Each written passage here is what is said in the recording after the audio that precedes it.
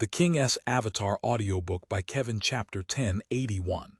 The 28 million transfer translator, Namyami editor, Namyami Sun Xiang and One Autumn Leaf.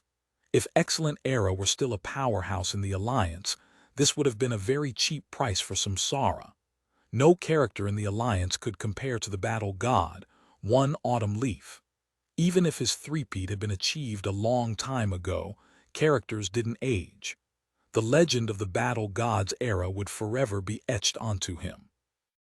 Along with his former owner Ye Xiu being excessively low profile, all of the people's hopes went onto the battle god's shoulders. No other glory character could compare in this manner. 28 million. If Excellent Era hadn't fallen so far, this price might not even be enough to buy One Autumn Leaf alone. Even if his prowess wasn't that much greater than the other god-level characters, One Autumn Leaf had always been the symbol of Glory's king. If you asked any Glory player which character was number one, everyone would answer One Autumn Leaf. There was no other answer. Even though Joe Zekai's Cloud Piercer had won 2 championships in a row, he didn't have the same legacy as One Autumn Leaf. In the past 2-3 years, he was the most popular among the new generation of players. However, even greater achievements had been accomplished by another in the past. In more people's eyes, number one still belonged to One Autumn Leaf. But now, Excellent Era had capsized. One Autumn Leaf hadn't stood at the top for a long time. In the end, One Autumn Leaf was abandoned along with the team by Tao Xuan. 20 million. This was the price that Ye Xiu had heard from Lu Guaning for One Autumn Leaf's price. Clearly, due to Excellent Era's current situation, One Autumn Leaf's value sunk along with the team. Of course, different teams might get different offers. For example, the price of 20 million given to Heavenly Swords might be different than what Samsara was offered. If the price was also 20 million, then Sun Xiang's transfer price would be 8 million. Compared to the price that Excellent Era had paid for him, it was higher instead of lower. That didn't make sense. Even though his talent and genius had been recognized by the scene, after Sun Xiang transferred, Excellent Era had been relegated. Then, after a year through the Challenger League, they ended up losing the finals. Even if these disastrous results weren't because of him, his value would still be greatly affected. Excellent Era was currently on a sale too. His value increasing instead of decreasing wasn't logical. Neither side revealed how this price had been negotiated. However, from the total price of 28 million and Excellent Era's current situation, Excellent Era had gotten a good price. Or perhaps Samsara hadn't negotiated too hard. It was also possible that there were many others wanting to buy, so with Samsara's ambitions, Samsara didn't negotiate too much and quickly slammed down the hammer. There were numerous guesses. In the end, most people thought it was because of this type of reason. After all, whether it was Sun Xiang or One Autumn Leaf, who wouldn't want them? Excellent Era might be in a difficult situation, but those two were very valuable. There was no need to worry that they could not be sold. The buyers had competition, so it was hard to avoid the price not being raised. If you thought about it like that, it was easy to see this current outcome. But in any case, this wasn't the focus of everyone's concern. Everyone cared more about the result itself. Samsara had taken in Sun Xiang and One Autumn Leaf. As the newly championed team, it was somewhat surprising to see them make such a huge move so quickly. Sun Xiang and One Autumn Leaf joining the Alliance again wasn't an easy decision to make for any team. A core-level god, the number one character, it was a huge transfer that could completely remake a team. However, Samsara had Joe Zekai, the indisputable number one player in the Alliance. No one believed that Joe Zekai would choose to leave the team. Even less people thought that Team Samsara would change their core that had brought them victory all this time. But now, there were 2 core players. How was Samsara planning on resolving this issue? It was a different situation than Tyranny. Tyranny's four ace players sounded even more problematic, but in reality it was different. For one, when Han Wenqing declared something, even the club's boss would retreat. His authority in tyranny was untouchable. What's more, Zhang Jiao and Lin Jingyan were at the ends of their career. They came to tyranny because their desire to be the champions had yet to die. As for their core position, they didn't care anymore. They had been the core for so many years and were done it with long ago. Champions. They wanted to be champions. Zhang Jiao had given up so much for that goal. Who cared about being the core? Samsara was different. Zhou Zekai's brilliance on stage might be spectacular, but he himself was like a piece of wood. He was a reliable ace player, but he definitely wasn't a good leader. Samsara's players were able to faithfully play alongside him, but what about Sun Xiang? He was a very prideful person. His addition to the team would be a huge challenge towards Zhou Zekai's weak leadership.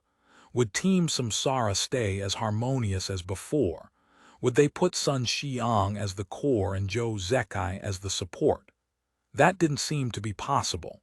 For one, a team had to consider the fans.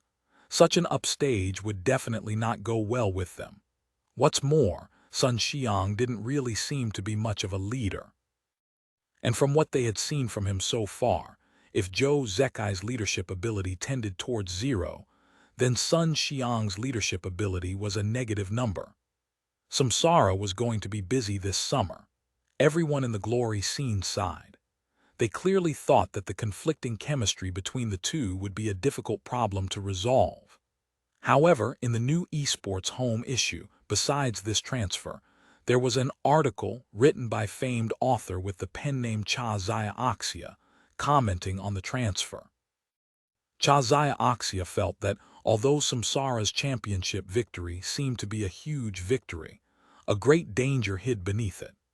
Tyranny's problem with their old players' stamina had given them an opportunity to win.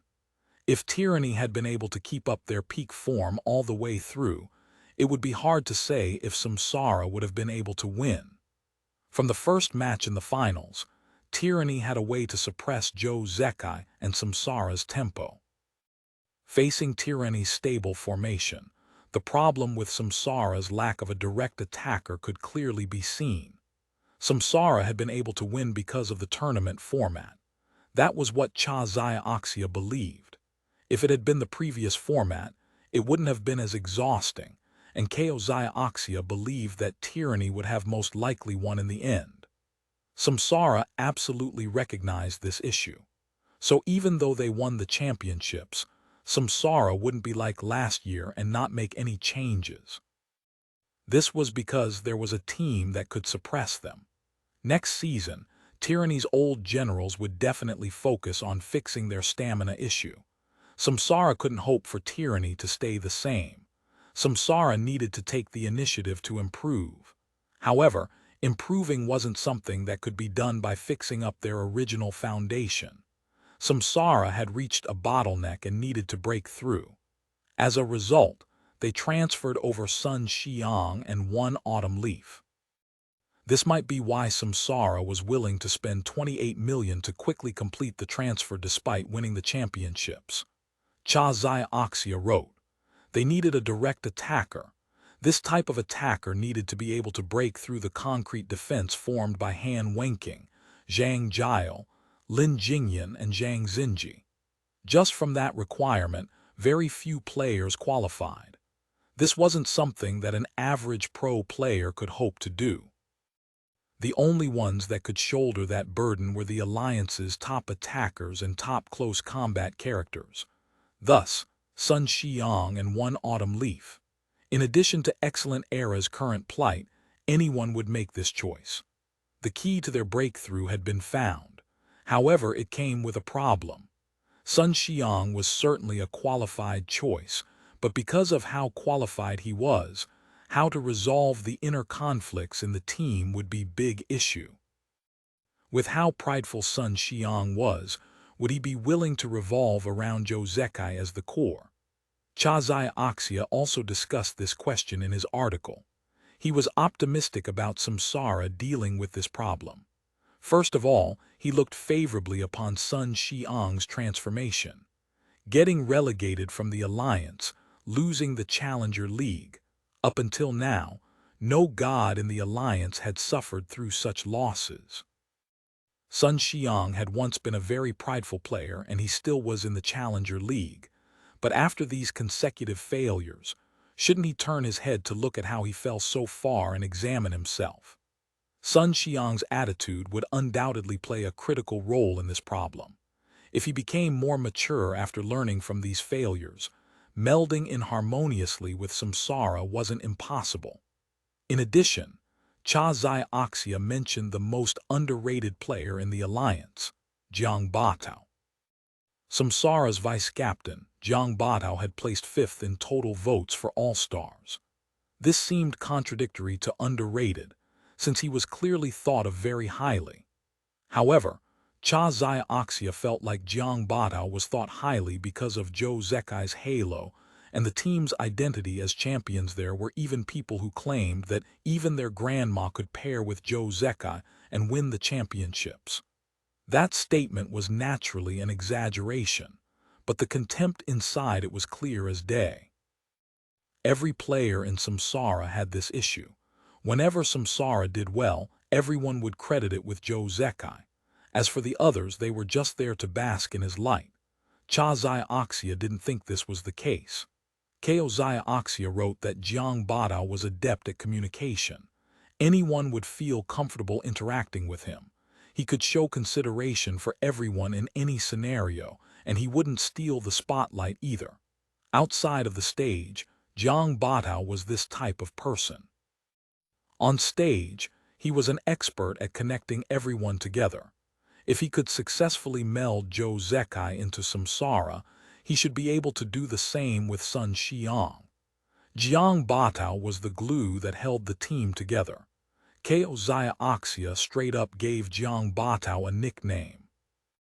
After excitedly analyzing the transfer and talking about his expectations for the Battle of Dragons between Tyranny and Samsara next season, he suddenly switched topics. People undoubtedly had high hopes for these two teams, but he felt like there was another team that shouldn't be ignored: the other champions this year, Team Happy. People are treating their declaration to win the championships next season as a joke, but I believe in them. What can I do? I'm already a Team Happy fanboy.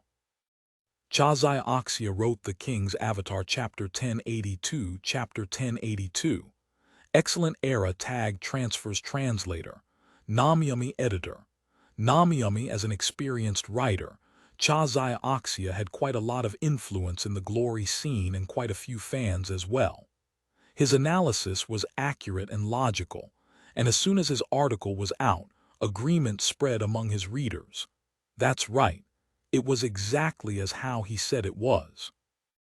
Then, with the last half-joking sentence about being a fanboy, many people began to take Happy more seriously. Happy's true strength immediately became a hot topic online, and many people were all eagerly anticipating an analysis of Happy's strength from Cha Zai Oxia. Apart from these hot topics, a few less eye-catching transfers were also happening in the background. During this time each year, there would definitely be a few free transfers. With everyone's attention on the golden generation, they had overlooked a few others. Among these free transfers, there was actually one rather well-known player, Liu Hao. The old excellent era vice-captain had come to Thunderclap in exchange for Zhao Shikin's transfer. In this season, Thunderclap performed rather well, hovering around the playoffs area throughout the entire season. Even though they didn't manage to get into the playoffs in the end, it wasn't someone people would look into. Thunderclap had also viewed Liu Hao as their core during this, although he never managed to do as well as Zhao Shikin had. Even so, Liu Hao had refused to renew his year-long contract with Thunderclap. He had never planned to stay in Thunderclap long. He had even planned on leaving during the winter transfer window. Who would have expected that the winter transfer window would coincide with the big update? All the teams in the market became cautious. No one wanted to fortify their strong teams during an uncertain time like just after a big update. As a result, Liu Hao's hopes were crushed. Now, he was a free player whose contract had expired. As the previous vice-captain of Excellent Era, Liu Hao's ability was quite outstanding. He hadn't managed to be voted into All-Stars, but he hadn't been too far from getting in either.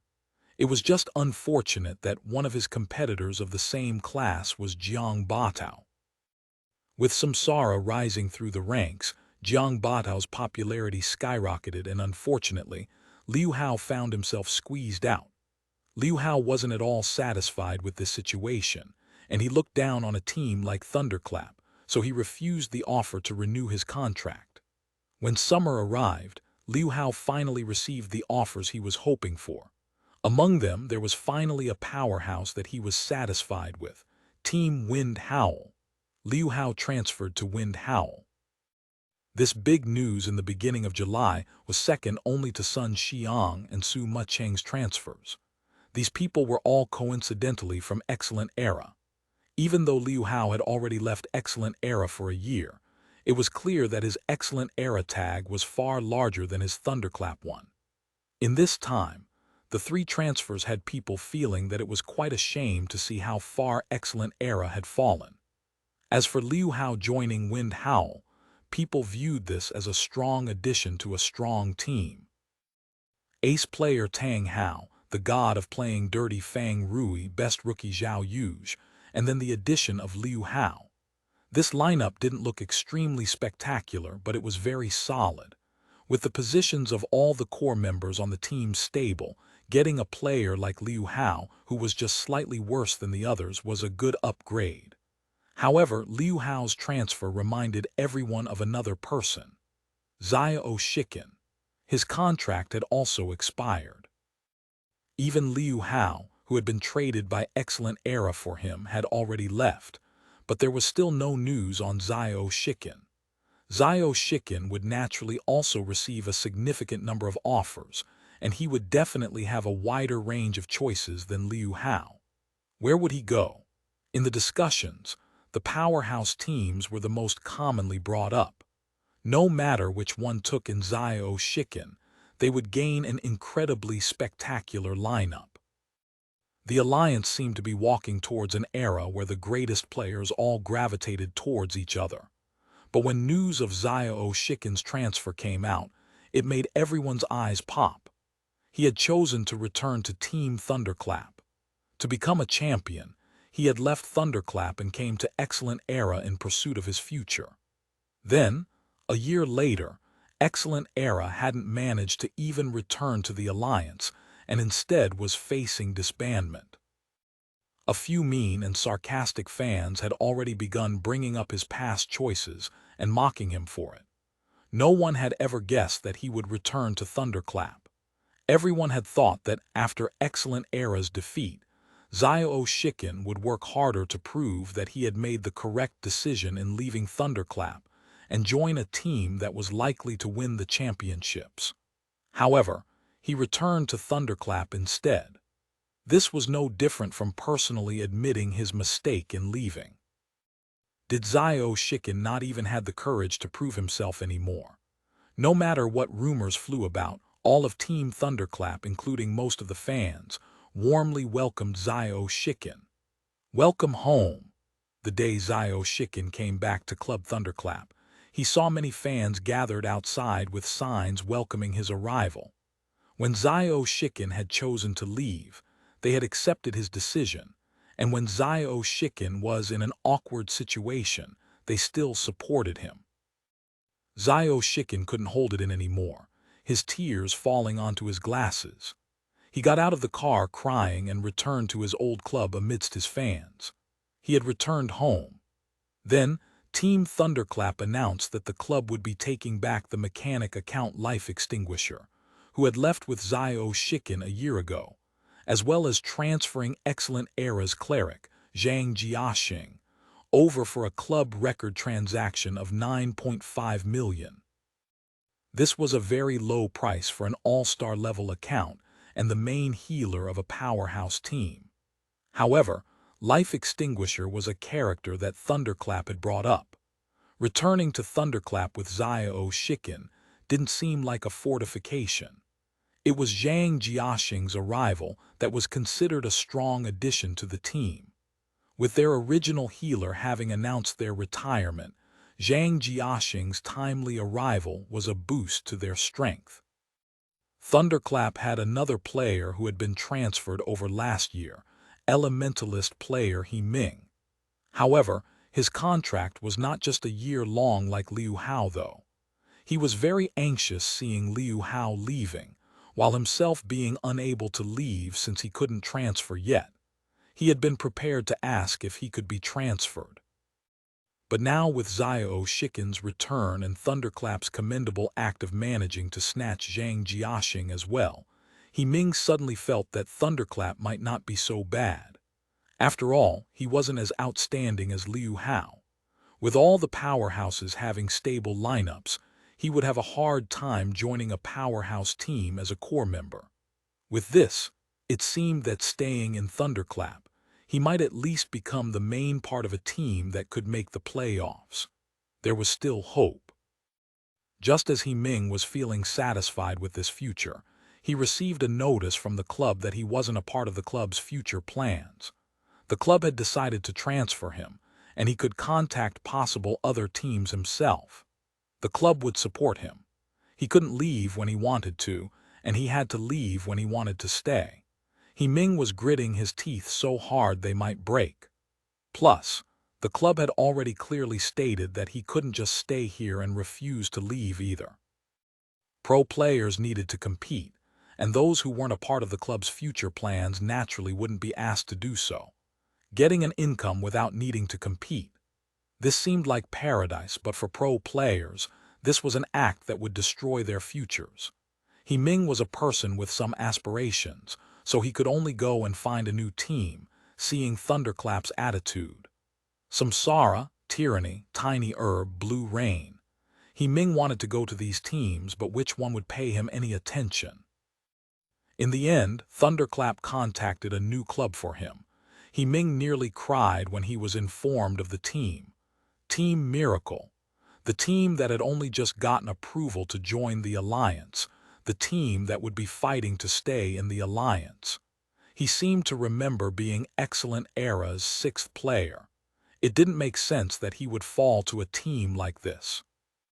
He Ming wanted to refuse, but after the successive rejections from powerhouse teams, his confidence had taken a hit, and he was a little afraid that no team would accept him. Just as he was hesitating, Miracle contacted him with all sorts of promises, such as how Miracle would continue to strengthen itself and definitely wouldn't accept being a team of the lowest tier. He Ming, seeing that no other team seemed to have any visible intentions to take him in, was rather moved by all that Miracle had promised him. He thought to himself, chicken head and phoenix tail. If he couldn't be the tail of a phoenix, it wouldn't be bad being the head of a chicken. At least he could enjoy the feeling of being a core member for once.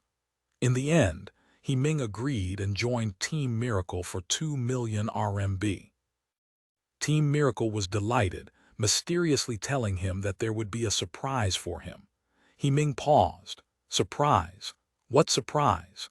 Could it be that Team Miracle was planning on poaching an all-star level account like Windy Rain for him to use? Soon enough, the surprise Miracle had planned came. Excellent Era players Shen Jian and Wang Zi transferred to Team Miracle for a total of 1.725 million. He Ming wanted to cry. This was the so-called surprise. When the manager of Team Miracle asked him cheerfully, "How does it feel to be reunited with your old pals?" he really wanted to kick the guy's face in. 1.725 million. Just the price made He Ming feel embarrassed for Team Miracle. Just the 20,000 tagging on was enough of a joke, but you even added another 5,000 to that. How much did you negotiate to bullshit a 5,000 at the end of a transfer worth over $1 million? He really had been overthinking it, wondering if the team had bought Windy Rain. Never mind Windy Rain. It would be good enough if they could even get back their original characters. But they didn't. Shen Jian and Wang Zi had already arrived at Miracle, and He Ming hadn't caught wind of any news of Miracle purchasing characters. The three old Excellent Era teammates looked at each other when they met in the practice room that reminded them of a mountain village primary school, speechless and feeling like they wanted to cry. The King's Avatar Chapter 10, 83-10-84 Chapter 10, 83. Excellent Era hasn't fallen. Translator. Namiyami Editor. Namiyami. The series of transfers at the beginning of July were practically all related to Excellent Era. Now, everyone was thoroughly convinced that the rumors of Excellent Era being put on the market weren't baseless. Even one autumn leaf had been renounced, shredding the last sliver of hope for the Excellent Era fans. No matter how much they protested, it would not be able to change Excellent Era's decision. Who can save Excellent Era? Questions like this appeared in every corner of the glory scene. Countless Excellent Era fans were signing a petition, but where were their hopes supposed to be sent to? Every Excellent Era was at a loss. They could only wait there foolishly. Then all they saw were players leaving and characters being sold. Suma Cheng, Sun Xiang, Zio Shikin, Zhang Xinji, Dancing Rain, One Autumn Leaf, Life Extinguisher. After that, Club Excellent Era's training center constantly had people conducting on-site inspections. For Excellent Era, this was their training center, but buildings didn't have life. With just a bit of renovation, this place could become an office, a shopping center, anything people needed. This portion of the sale seemed to be unrelated to glory. The team emblem on the club's main entrance had been removed. Everything related to glory was being erased. The only thing that had yet to change was Excellent Era's stadium. There were rather limited applications for this type of building. There wasn't much of a market for it, but with Excellent Era gone, the existence of this stadium was meaningless. Perhaps this stadium might turn into a place for sporting events, but the people would no longer be seeing their familiar team and their team's matches. What would Excellent Era's future be like? A better question might be, did Excellent Era still have a future? No one knew the answer, but what they did know was that things related to Excellent Era were disappearing bit by bit. Their players and characters were being transferred to other teams. Excellent Era's facilities were being renovated. In the game, Guild Excellent Dynasty members discovered that the resources in their guild storage were decreasing day by day. These were all the various materials that Guild Excellent Dynasty had accumulated after many years of work. It was the symbol of Excellent Era's prosperity. And now, these materials were disappearing to who knew where. The sale of these materials wouldn't be reported in too much detail. From these series of changes going on in Excellent Era, the media had determined that the end of Excellent Era was set in stone. At this point, Excellent Era's former opponents, even Tyranny's fans, were finally unable to continue mocking them. They wanted to see Excellent Era being beaten by them again and again, and hoped to see Excellent Era tumble over and over, but they had never wished for Excellent Era to completely die. Without Excellent Era, there would be a lot less brilliance. A sigh of sorrow from a Tyranny fan voiced out the thoughts and feelings of many. But so what? Regret, grievance, sorrow, these emotions wouldn't be able to solve any problems. At Happy, their second floor renovation was completed and now being used. The entire second floor had been divided into 5 sections: the practice room, strategy meeting room, research and development, Guild Happy, and the lobby. It was small but complete one. All of the core departments necessary in a pro team fit into this small second floor. Of course, if they expanded, they would also need departments such as human resources, financial affairs, external affairs, and so on. But for the current stage that Happy was at, Boss Chen alone would need to burden herself with these matters. What do you all think? Pretty nice, no? Chen Guo excitedly led everyone around to take a look. It totally feels like a secret base. It's like Robotech. Come on, don't deny it, Steamed Bun said. Everyone laughed. Research and development. Guan Rongfei stood outside the R&D room and read the plate on the door. He grabbed the door handle and opened the door. Right, this is where you... Bang. Chen Guo introduced the room while getting ready to let everyone take a look at their R&D department, but Guan Rongfei had already slammed the door closed, cutting off Chen Guo. Chen Guo was stunned. Fortunately, she had been in touch with Guan Rongfei for a while, so she had some understanding of him. After this guy got the data for the myriad manifestations umbrella, that was the only thing on his mind. Ye Xiu once asked if he could help him compile a practice routine, but this guy was unwilling to do it. It took a lot of effort to get him to agree. Once he started working, the materials that Happy had accumulated disappeared swiftly. Chen Guo wanted to die. Ye Xiu immediately reminded that guy, this is an excellent era. You can't squander these materials. Please try to be conservative and put more time into solidifying your theories. Don't just immediately start experimenting as soon as a tiny sliver of an idea appears in your mind. After that, his consumption of materials stabilized, but the materials were still disappearing at a heartbreaking rate. This let her understand that to raise a capable research developer, money was secondary. Whether or not you could provide enough resources for that developer was the main issue. The department under the most pressure was Wu Chen's guild department. These past few days had been sleepless nights. Taking advantage of the enormous amounts of attention towards Happy recently, he was pulling in players to join the guild like crazy, rapidly strengthening the guild. With more guild members, there were more small matters to deal with. Wu Chen didn't have a helper right now, so he had to do everything himself. Chen Guo saw him working and felt bad. A professional teams guild definitely shouldn't managed by a single person, so she talked with Wu Chen and started picking helpers from the guild. Chen Guo also allocated 2 million for Wu Chen to use. Those managing the guild wouldn't be doing it just for love. They needed a contractual obligation to do it too. Seeing Guan Rongfei shut himself in the R&D room, Wu Chen felt like he couldn't be slow either. He stepped in front of the door marked Guild Happy and asked, I'm here, right? Yeah. As soon as Chen Guo affirmed it, Wu Chen went inside. Chen Guo stood in the middle of the hallway stunned. Everyone else was stunned too, but not long afterwards those two came back. No internet.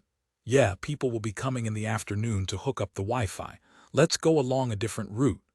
Chen Guo didn't know whether to laugh or cry. Guang Rongfei and Wu Chen were helpless. They could only follow along with the team again. This area is our strategy room. Come, let's all go in and take a look. Chen Guo led everyone into the strategy meeting room. The meeting room had a rather large window. The room itself was bright and clear. Right when they walked in, they suddenly heard a crash. What happened? Someone said in surprise. Following afterwards, everyone went to the window. The sound had come from outside. When they got to the window, everyone was silent. The noise had come from their neighbor across the street. Club Excellent Era's wall had been pushed over. This wasn't a riot. Excellent Era's facilities had clearly been sold already. It was probably the new owner renovating this piece of land. Excellent Era really has disbanded. Chen Guo felt moved. Her internet cafe had prospered thanks to Excellent Era. As the internet cafe across street from Club Excellent Era fans would naturally have an amicable feeling towards it and happily gathered here to play Glory. But after establishing Team Happy and challenging Excellent Era, the two had become enemies. Happy's business had been considerably impacted by that. In particular, many familiar faces stopped showing up at Happy. These people had almost been like friends to Chen Guo. And now, Happy was still here, but Excellent Era was gone. Where did those familiar faces go? When she finished thinking about all this, Excellent Era's wall had turned into a mess. Before anyone could say anything, an employee from the internet cafe suddenly called out, "Where's the boss? Someone's looking for her." "Who's looking for me?" Chen Gu said as she walked out. "He says his surname is Zia. He's waiting downstairs." The employee said, "Surname Zia?" Chen Gu was surprised. She didn't remember having any friends surnamed Zia. "I'll go down." Chen Gu called out and then went downstairs with the employee. There were quite a few people standing outside Happy Internet Cafe looking at the destroyed Excellent Era. "He's over there." The employee pointed at a figure. Chen Gu went over and was once again stunned. Surname Zia, it was actually Zia Zhangshan. "Zia, hi Mr. Zia," Chen Gu greeted. Zia Zhangshan turned his head and looked at Chen Gu. He nodded his head. "Hi." Chen Gu saw that there was a youth standing next to Zia Zhangshan. "Isn't he Excellent Era's Qiu Fei?" Chen Gu had already realized something. "Come in, let's go up and talk." Chen Gu was certain that he wasn't here just to say hello. He definitely had something to say. After telling them to go up, she told the employee, "Tell Ye Xiu to come over to the lobby." On the second floor, Ye Xiu was brought over by the employee. Right when he got to the lobby, he saw Chen Gu sitting together with Zia Zhangshan and Qiu Fei. He was also surprised. "Senior." This time, Qiu Fei greeted first. "Hi." Ye Xiu waved his hand and the four went into the lobby together. "I'll be taking over Excellent Era." Zia Zhangshan clearly wasn't someone who liked to mince his words. He immediately went straight to the point. "Oh, that's great," Ye Xiu smiled. "Congratulations." Chen Gu also said. Pointed outside the window. "What are you planning to do there?" "I'm only taking over Excellent Era. That stuff's not included," Zia Zhangshan said. "Ah," Chen Gu didn't understand. "Taking over Excellent Era is a personal matter. With my personal financial resources, I don't have the money to purchase Excellent Era's facilities. I can only guarantee that the name Excellent Era won't disappear," Zia Zhangshan said. "You've even got a player with a lot of potential." Ye Xiu smiled at Qiu Fei. Qiu Fei almost went to Tiny Herb. "Fortunately, I had already talked to Excellent Era and convinced him to stay," Zia Zhangshan said. "Amazing," Ye Xiu said. "Both of you are amazing. Praising us won't do. We'll definitely take revenge on Happy," Zia Zhangshan said. "HM. But this time I'll have to thank you for your suggestion last time, but Excellent Era won't be owing Happy," Zia Zhangshan said. He took out a document from his briefcase and handed it over. "This is something I've helped you win over. It's a 1.4 million RMB sponsorship by CHT Green. The formalities have already been arranged. All you need to do is sign it," Zia Zhangshan said. "Arranged." Ye Xiu skimmed through it. "What if we don't want it?" Zia Zhangshan's eyes jumped. Chen Gu hastily grabbed it from him. "He's just joking. We want it, we want it." She quickly signed it. "The contract is only for 1 year. Next year, whether it's renewed or not will depend on you," Zia Zhangshan said. "Us? Don't you mean you?" Ye Xiu smiled. "Me? I'm no longer a part of CHT Green. I'm going to lead Excellent Era and beat your Happy," Zia Zhangshan said. "You'll be playing on stage?" Ye Xiu asked. Zia Zhangshan's eyes jumped again. Unfortunately, he couldn't personally take revenge on Happy. He had been destroyed 10 times by Ye Xiu in just 5 minutes. "Senior, next time let's meet on stage." Seeing that they were going to be leaving, Qiu Fei called out to Ye Xiu. "I'll see you on stage," Ye Xiu smiled. "I'll be going." Zia Zhangshan was already at the door. "You're going to be leaving already. As a newbie, don't you want to learn from Happy's newly renovated center?" Ye Xiu said. Zia Zhangshan glanced at the tiny second-floor layout. After a long time, he squeezed out "not bad" and then left. Excellent Era hasn't fallen. Chapter 1084, Change Translator, Namyami Editor. Namyami someone was finally taking over for Excellent Era. The news came out on the day that Zia Zhangshan and Qiu Fei came to visit. The fans of Excellent Era, who had fallen into despair, were all suddenly brought back to life. Especially after they heard who had taken over, they were even more excited. Which City H person didn't know CHeen Green Tea's influence? But soon enough, in the press conference Excellent Era held, they found out the truth. The decision to buy Excellent Era was completely a personal decision made by Zia Zhangshan. It had nothing to do with Chin green tea. In addition, Chin green tea didn't intend to sponsor Excellent Era because of their relationship with Zia Zhongshan. The ones that they were sponsoring was Team Happy, who had defeated Excellent Era and joined the alliance. What was going on? The excited Excellent Era fans didn't have the calm to try and figure it out. It wasn't as wonderful as they first thought, but Excellent Era still existed, and there was nothing that was more of a delight than that. It was just a shame that one autumn leaf left them. They hoped that the symbol of Excellent Era would stay with them and fight beside them forever, but it was all too late for that.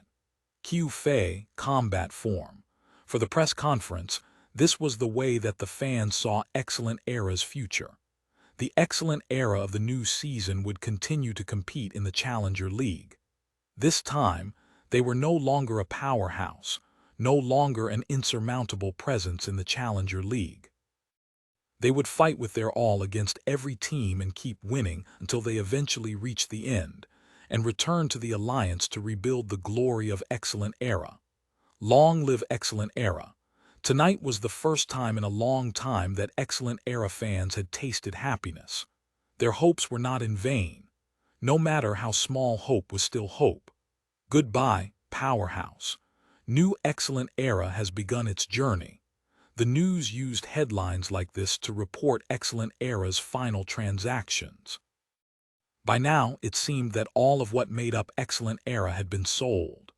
The old club Excellent Era had been completely reconstructed, and new Excellent Era had moved to the place 20 kilometers away next to Stone Road. Everything had become very simple and crude, but everything was still there. As for Happy, they had all settled into their new headquarters. Everyone had started doing what was done on holidays in their own rooms. Brother Yi, someone is looking for you. That was when one of the employees of the internet cafe came up to deliver this message. Since the upper floor was Happy's headquarters now, they naturally wouldn't let just anybody come up. Coming, Ye Xiu replied, leaving his computer. After exiting the training room, he took the chance to light a cigarette and took a few quick puffs. Smoking wasn't allowed in the training room. That was a rule that Chen Guo had took from the other clubs. This made Ye Xiu and Wei Chen extremely uncomfortable. However, the veterans of the team should be role models for the others, so the two had to endure it. What made things even more painful was that there was no point in them being role models because they were the only ones who smoked in the team. Who's looking for me? Ye Xiu took a few steps towards the internet cafe employee, and by then half his cigarette was already gone. He said his surname was Tao. The internet cafe employee said, "Surname Tao." Ye Xiu paused for a moment, looking down. It was Tao Xuan. "Want to come up and chat?" Ye Xiu asked. "That's not necessary, I'm about to leave," Tao Xuan replied. Ye Xiu noticed the luggage beside him. It seemed like he was going somewhere far away. After being exhausted for so long, I plan to go and enjoy myself," Tao Xuan said. "Where?" "Somewhere out of the country. All these years and I spent most of it locked up indoors. I want to go out of the country and experience what life has to offer," Tao Xuan said. "Oh. Are you going to check out foreign glory leagues and their glory teams?" Ye Xiu asked. Tao Xuan paused for a long while before nodding. "Maybe. I wish you success," Ye Xiu said. "And I you. Goodbye, goodbye." Cigarette burn out. In the time it took to smoke half a cigarette, Tao Xuan had left. He had come all this way to visit but left with just a few simple words.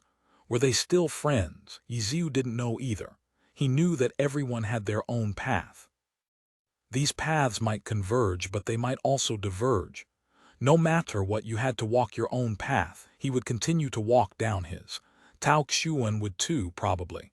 Ye Xiu threw the cigarette nub away, returning to the upper floor.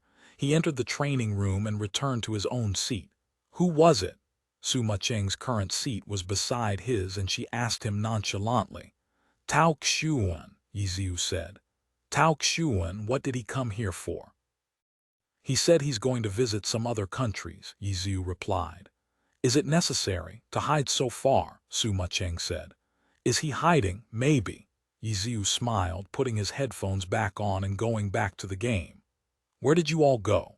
Ye Xiu sent the message into the guild chat, guild happy. They were still playing in the online game. Even though they had entered the alliance and become a pro team, for a grassroots team like Happy, their pro players couldn't leave the grunt work to others. They had to fight in the online game to deal with their lack of resources.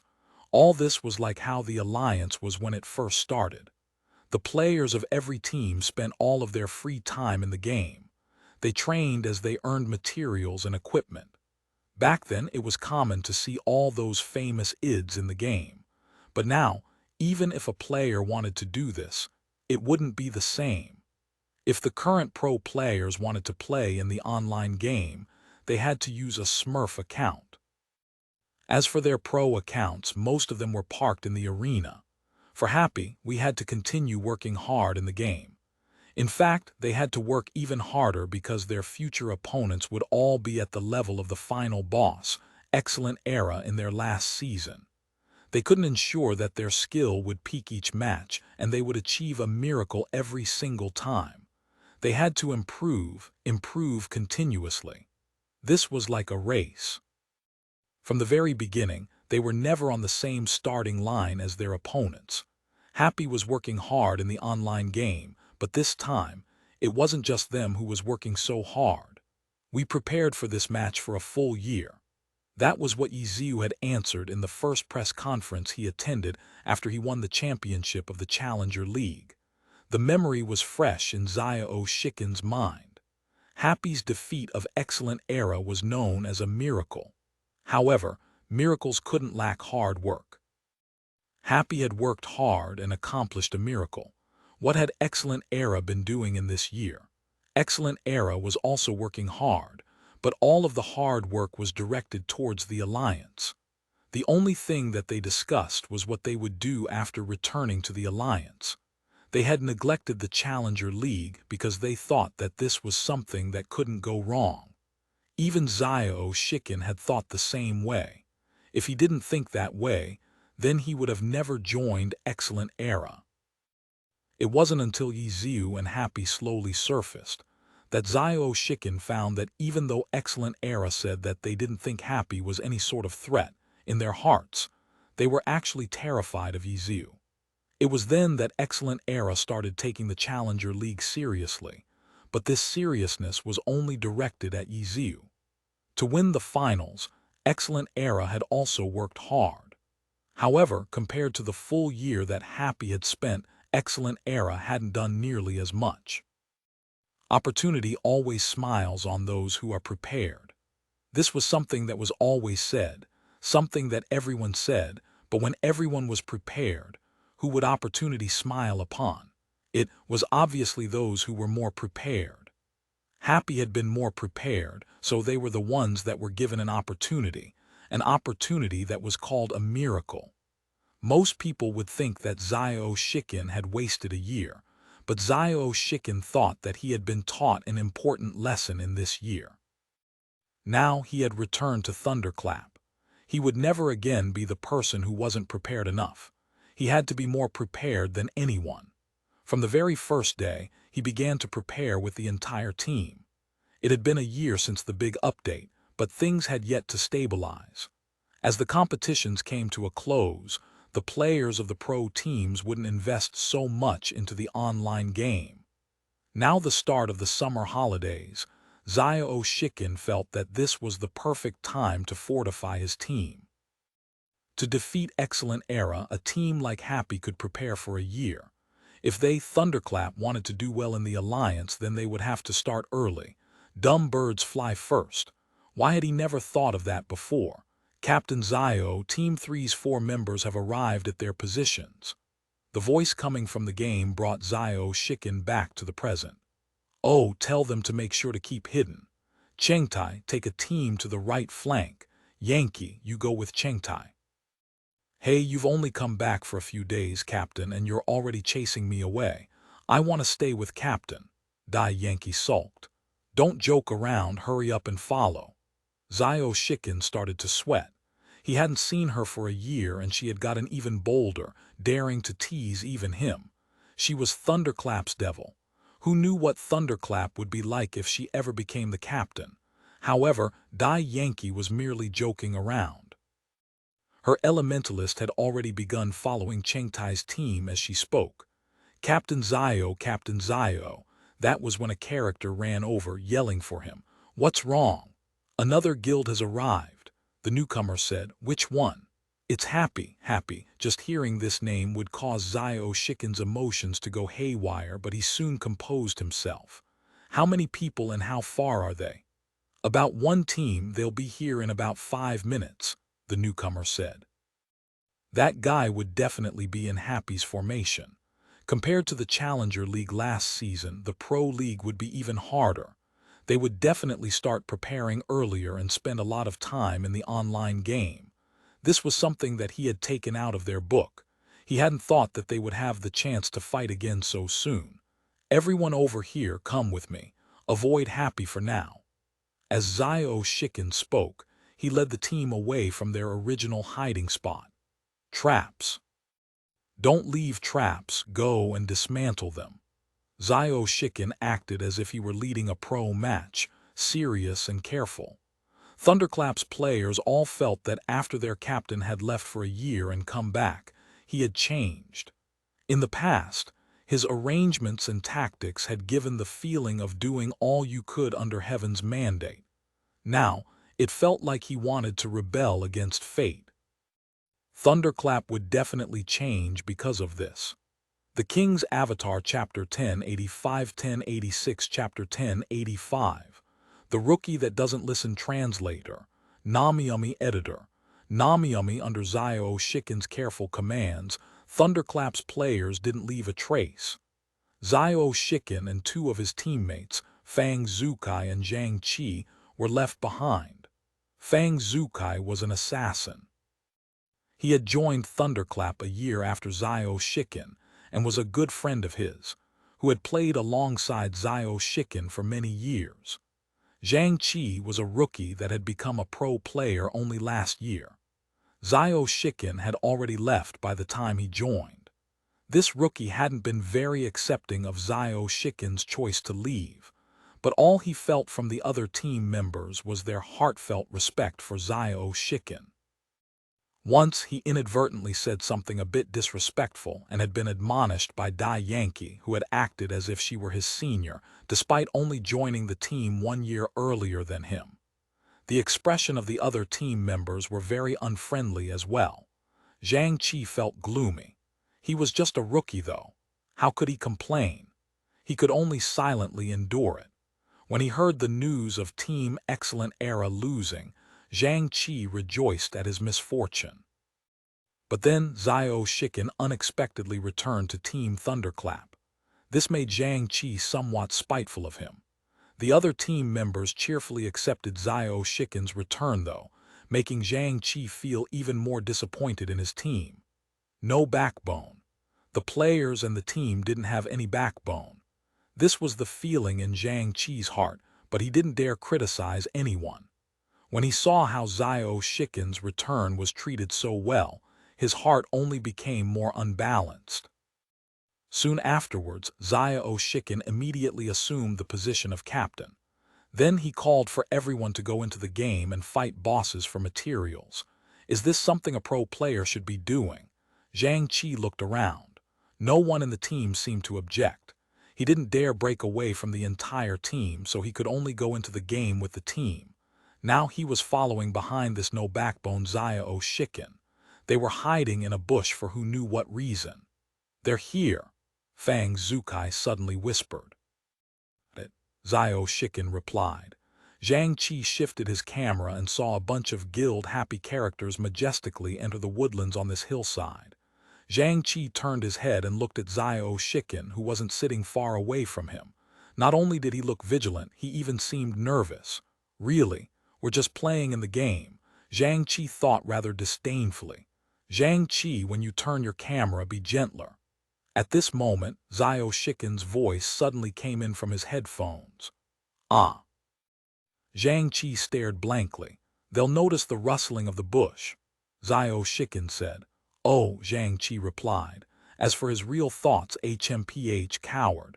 Zhang Qi didn't treat Xiao Shikin's warning seriously. He didn't think that this caution was necessary. After Happy's people arrived, they rapidly dispersed. Take note of each team's whereabouts. Xiao Shikin assigned this role to 3 players. Zhang Qi checked the direction that he was responsible for. Gently, gently, Xiao Shikin reminded again. Annoying. Zhang Qi nearly blurted it out, but he was able to stop himself. But under this urge, not only did he not turn gently, he turned even more roughly. Since he had already finished turning, it was too late for Xiao Shikin to say anything more. Xiao Shikin furrowed his brow but didn't say anything in the end. Zhang Qi was bored to death as he watched that direction attentively. Guild Happy had 2 teams coming this way. After coming to a certain distance from them, the 2 teams split up. One team continued straight at them while the other team moved diagonally to the left. What's there to look at? Zhang Qi was distracted. Suddenly he heard Xiao Shikin shout, "Not good, run!" Then he saw Xiao Shikin and Fang Zukai run out from the bushes at the same time. Their movements were extremely fast. Zhang Qi hadn't been very focused. He didn't respect Xiao Shikin's orders either. Whenever an order came out, he would always complain in his mind first before doing anything. That was practically a habit now. Now that an order required his immediate action, how could he not be slower than the others? A satellite beam descended from the skies, directly hitting this bush. Xiao Shikin and Fang Zukai had promptly escaped to dodge it, but Zhang Qi was hit because of that slight hesitation. FCK. Zhang Qi cursed as his character started wobbling away. But then the satellite beam split into 8 smaller pillars. He had taken the satellite beam straight to the face and now he was about to be hit twice. Where's the attack coming from? Zhang Qi was too busy to figure out the answer to that question. Escaping was more urgent. He saw a gap between 2 pillars and rushed towards it. Slow down, Xiao Shikin shouted. Only you would slow down. At a critical moment, Zhang Qi complained even faster. He completely ignored Xiao Shikin's warning to slow down. His character continued to sprint. Suddenly, he saw that gap flash and one of the pillars split into 2, filling up the gap. His character just happened to be caught by it. Zhang Qi turned pale with fright, but his character was already in a stunned state from this attack. Light pillar after light pillar smashed into his character. 8. No, there were clearly 12 of them. The satellite beam pillars that initially hit him weren't 2, but 3.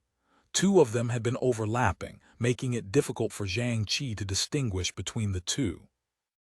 But Xiao Shikin had warned him to slow down. Could he have seen through it? Zhang Qi felt somewhat ashamed. Let alone anything else, just being hit by every single light pillar from satellite beam was shameful enough.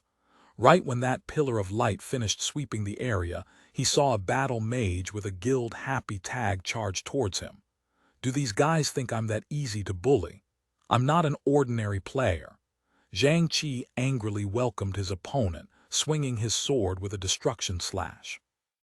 He was planning on giving this battle mage, who didn't know how high the heavens were, a lesson. But when his sword flashed, that battle mage didn't slow down and nimbly dodged it. The battle mage's spear thrust towards him at the same time. Zhang Qi's destruction slash wasn't completed yet. However, that battle mage's dragon tooth had already arrived. Zhang Qi was once again alarmed. It was too late to cancel his skill. Dragon tooth hit, and he was put into a stunned state. The other side used a sky strike to knock him into the air and then went behind him, sending him flying away with a falling flower palm. Bang! Zhang Qi's berserker tumbled in the air.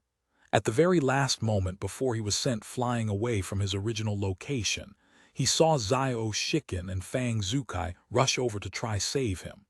That battle mage welcomed them fearlessly. Zhang Qi's berserker fell to the ground. He didn't forget to quick recover at least as his character got up. However, he soon discovered that he was trapped.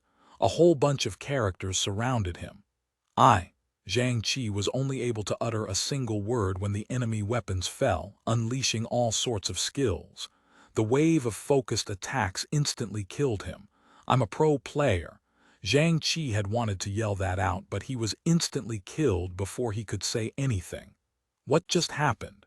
Zhang Qi had trouble regaining his composure. Everything had happened too quickly. A few seconds ago, he had been waiting in a bush, throwing insults at Xiao Shiken in his head. A few seconds later, he was a corpse lying on the streets. Are you joking? He had never died so quickly even on the pro stage. Zhang Qi was stunned. The ghost world was deathly silent. Everything on the battlefield had nothing to do with him. But Zhang Qi could hear sound Xiao Shiken's voice. He was giving orders. He and Fang Zukai were crossing swords with the other side. Zhang Qi turned his head to look over. Xiao Shiken looked focused and also nervous. What's there to be nervous about? Those were his thoughts a few seconds ago. Now the not nervous him was already dead. Zhang Qi prepared to revive. Suddenly a notification flashed. Cleric Harrier has cast resurrection on you. Do you want to revive or not? Zhang Qi immediately clicked yes. His character stood up and then pounced forward. What are you doing? Zhang Jiaxing's voice came from the practice room. Zhang Qi was at a complete loss. He discovered that all of his teammates were looking at him as if he were an idiot. Wait until the right opportunity to revive. Zhang Jiaxing mumbled to himself. He was a newcomer after all. For Thunderclap, he was even newer than Zhang Qi. If this were excellent era, he wouldn't let this matter go with just a word or two. A healer's status in the team was quite high. Zhang Qi finally woke up. He actually chose to revive while trapped in the enemy ranks. This decision was extremely stupid. Trying to deny it would be stupid. Sorry, my bad, Zhang Qi said. Zhang Qi, pay attention to orders. Fang Zukai followed up. Okay, Zhang Qi replied dumbly. If he had listened to orders, would things have turned out differently? Zhang Qi couldn't help but glance at Xiao Shiken. He was the same as ever, focused but also nervous. Team 1, don't advance, retreat 5 coordinates. Team 4, take the place of Team 3. Team 5, hold on. Support will be arriving soon. Team 6's healers support Team 5. Thunderclap's support hurried over, clashing with Happy. Xiao Shiken didn't plan on deciding the winner here though. He noted their goal, to kill the boss, not to win versus any other guild. Fighting Happy was out of helplessness. However, he soon realized that Happy's offensive wasn't that fierce. It seemed like they were also clear-headed. They also knew that this battle was pointless. The leaders of the two sides had a mutual understanding. With neither side suffering too heavy casualties, the troops on both sides started to retreat. Not long afterwards, the battle stopped. Amidst Happy's troops, a battle mage walked out with a spear on his shoulders. You're working hard. Xiao Shiken saw that it was the battle mage that sent Zhang Qi's berserker flying. So it was you, Xiao Shiken said. Who'd you think it was? Ye Xiu said. Who else could it have been? Xiao Shiken said. Apart from Ye Xiu, there was only Tang Ru. If it were her, she wouldn't have been so low profile. Ye Xiu smiled. Xiao Shiken suddenly thought of Tang Ru's dragon breaks the ranks. For her battle mage, the image of that skill gave the deepest impression. Where was she hiding now though? The previous battle hadn't been too intense. Xiao Shiken hadn't found Happy's other players yet. As a result, he could only instruct his troops. When we fight again in a bit, pay attention to that battle mage. Kill him in one wave.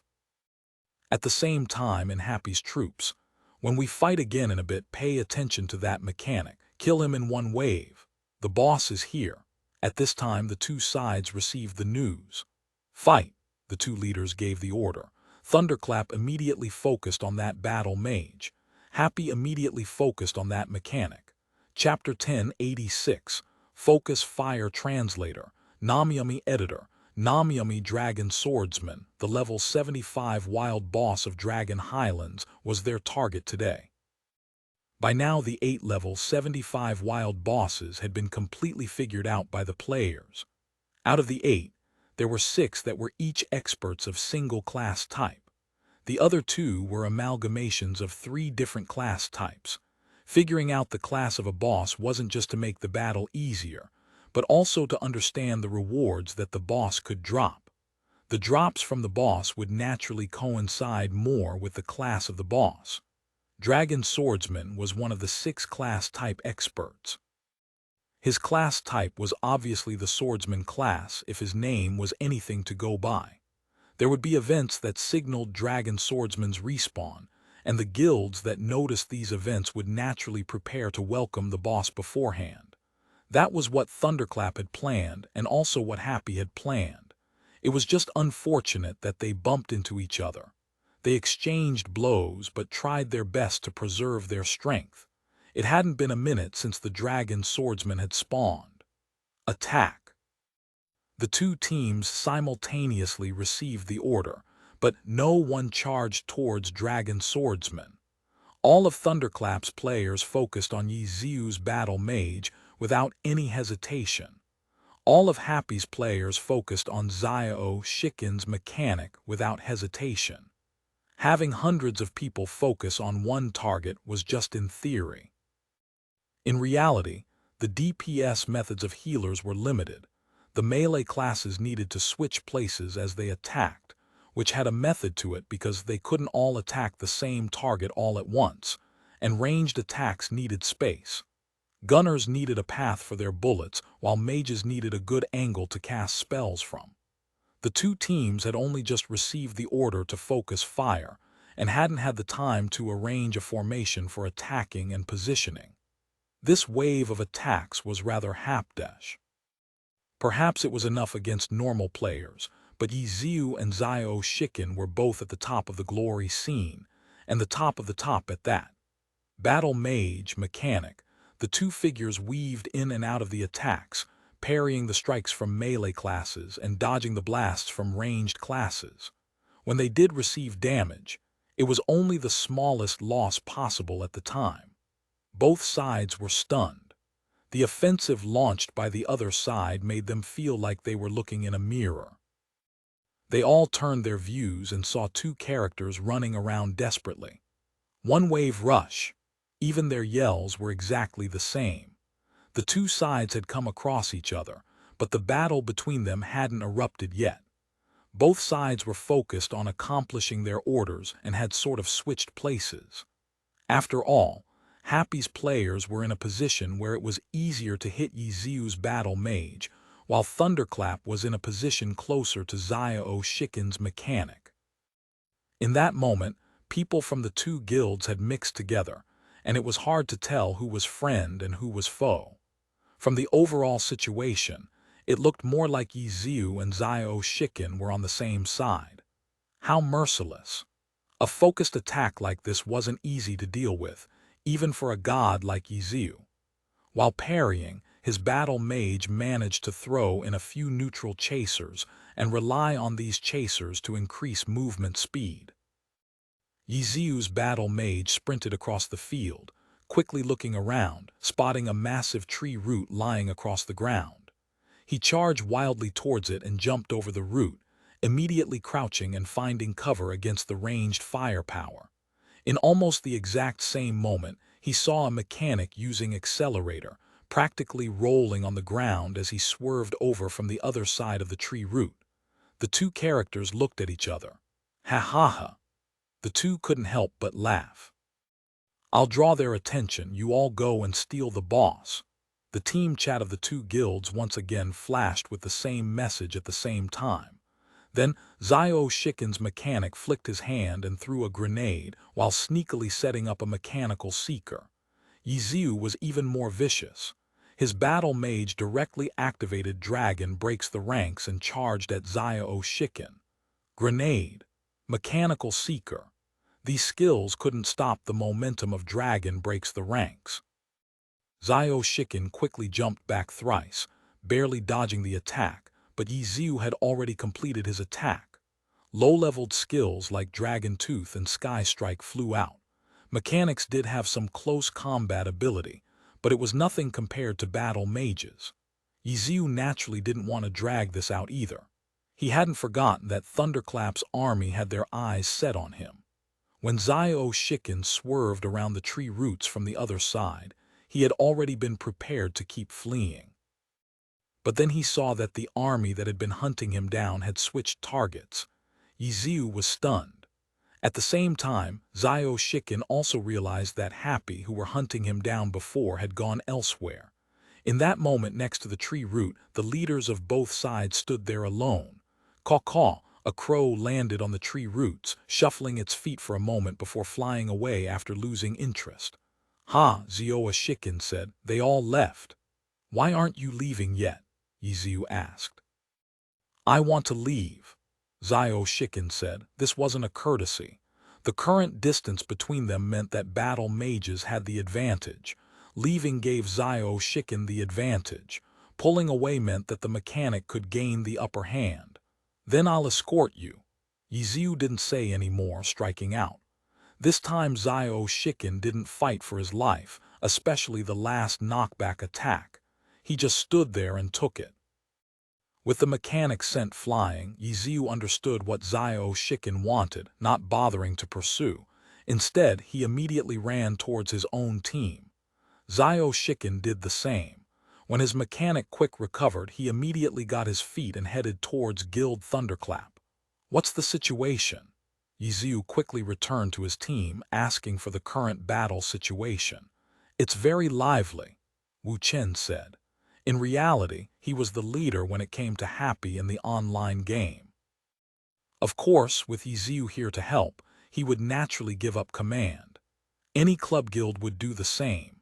Ye Xiu looked around. As expected, it was very lively. With Dragon Swordsman's spawn method having warnings, it gave the players plenty of time to prepare. Usually, by the time he spawned, several guilds would have already arrived.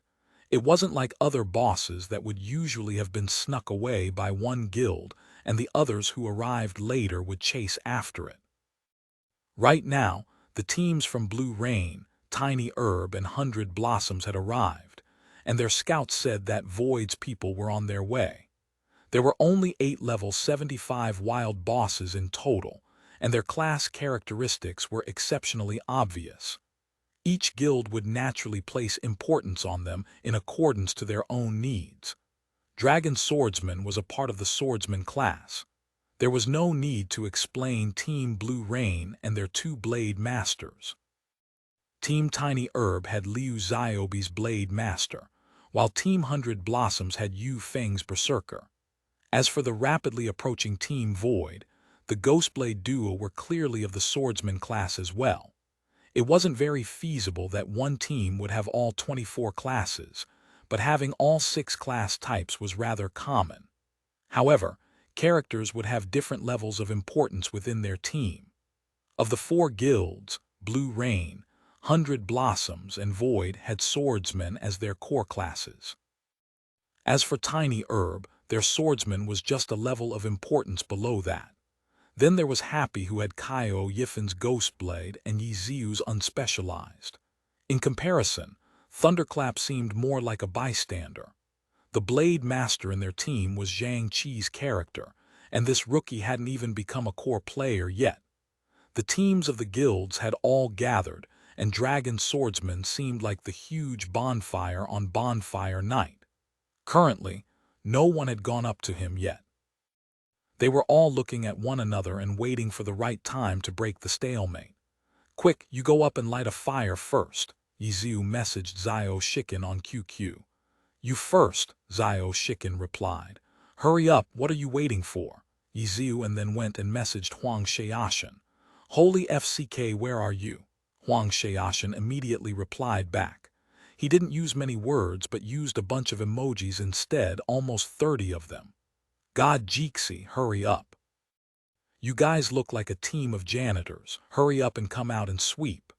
Ye Xiu then went to bother Tiny Herb's Wang Jixi. There's plenty of time. Wang Jixi was very calm. Tiny Herb did have quite a few witches and they were all holding brooms. Janitors. Wang Jixi looked around. Come on.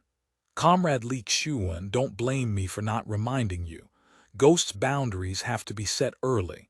If you throw down a bunch now, you'll definitely come out on top. Ye Xiu then sent a message to Void's Li Xiuwen. Are you trying to fool ghosts? Li Xiuwen replied. I'm not joking. But we're not even there yet, really. Then you don't need to come, it's already finished, seriously. Tiny Herb's janitors are already sweeping up the remains, Ye Xiu said. Ha ha ha ha, Li Xiuwen sent back. There was also 100 blossoms. Ye Xiu glanced over his QQ friend list but didn't immediately see anyone. He wasn't very close to 100 blossoms, Yu Feng. Has anyone else not arrived yet? Ye Xiu yelled. Old Yi, where are you? Come out, I hear your voice. Blade Master stepped out of the crowd on Blue Rain's side, swinging around his sword and showing off. It's Huang Xiaoshan, quick, don't hesitate, kill him, Ye Xiu yelled. Boom, boom, boom. The guilds really didn't hesitate. They were all throwing attacks at Huang Xiaoshan's Blade Master, and most of them were ranged attacks. For a moment, it looked like Blue Rain was having a fireworks party. Ye Xiu, fuck you, I'm going to kill you. Huang Xiaoshan ran around, desperately dodging the attacks. Blue Rain's entire team had to back away as well. All the attacks were focused on Huang Xiaoshan's Blade Master, but they weren't that accurate, especially not the Aya ones. Amongst these, Tiny Herb's members were the most outrageous. All the witches threw a bunch of lava flasks over, covering the ground with lava like a volcanic eruption. Shot with sorrow is Ye Xiu, don't hesitate, focus your fire on that battle mage. That was when yelling erupted from Thunderclap's formation, and it seemed like it wasn't just one person. Don't fall for it, everyone, I have 8 computers and I'm logged onto 8 alts. If I die, I'll just switch alts, so killing me is a waste of time. Don't fall for the enemy's lies, Ye Xiu yelled back. Enemy's lies, my ass. We're all enemies anyways. Huang Xiaoshan, having been focus fired, somehow hadn't died and had hidden into some corner but refused to give up the chance to speak. In Happy's training room, everyone was glancing at each other. What 8 computers? Whenever you open your mouth, all you say is bullshit, and you manage to shit it out so fluently too. Peace breaker is Xiao Shikin. Don't hesitate, everyone. Focus that mechanic, Happy yelled in revenge. Don't fall for it, everyone. I have 10 computers and I'm logged onto 10 alts, Xiao Shikin yelled back. Ha ha ha ha, Xiao Shikin, are you trying to fool Void's Ghostblade duo? Your Thunderclap doesn't have enough extra computers for you. Ye Xiu laughed. The pro players that had visited Thunderclap before thought for a moment. That was right. Thunderclap's training room didn't have so many free computers, so let's hurry and focus him. In that moment, there were some attacking Ye Xiu, some attacking Xiao Shikin, and some continuing to attack Huang Xiaoshan. Under this situation, pro players were a target. Translators thought Namyami Tien. Chinese letter, fooling ghosts, means to lie or speak nonsense.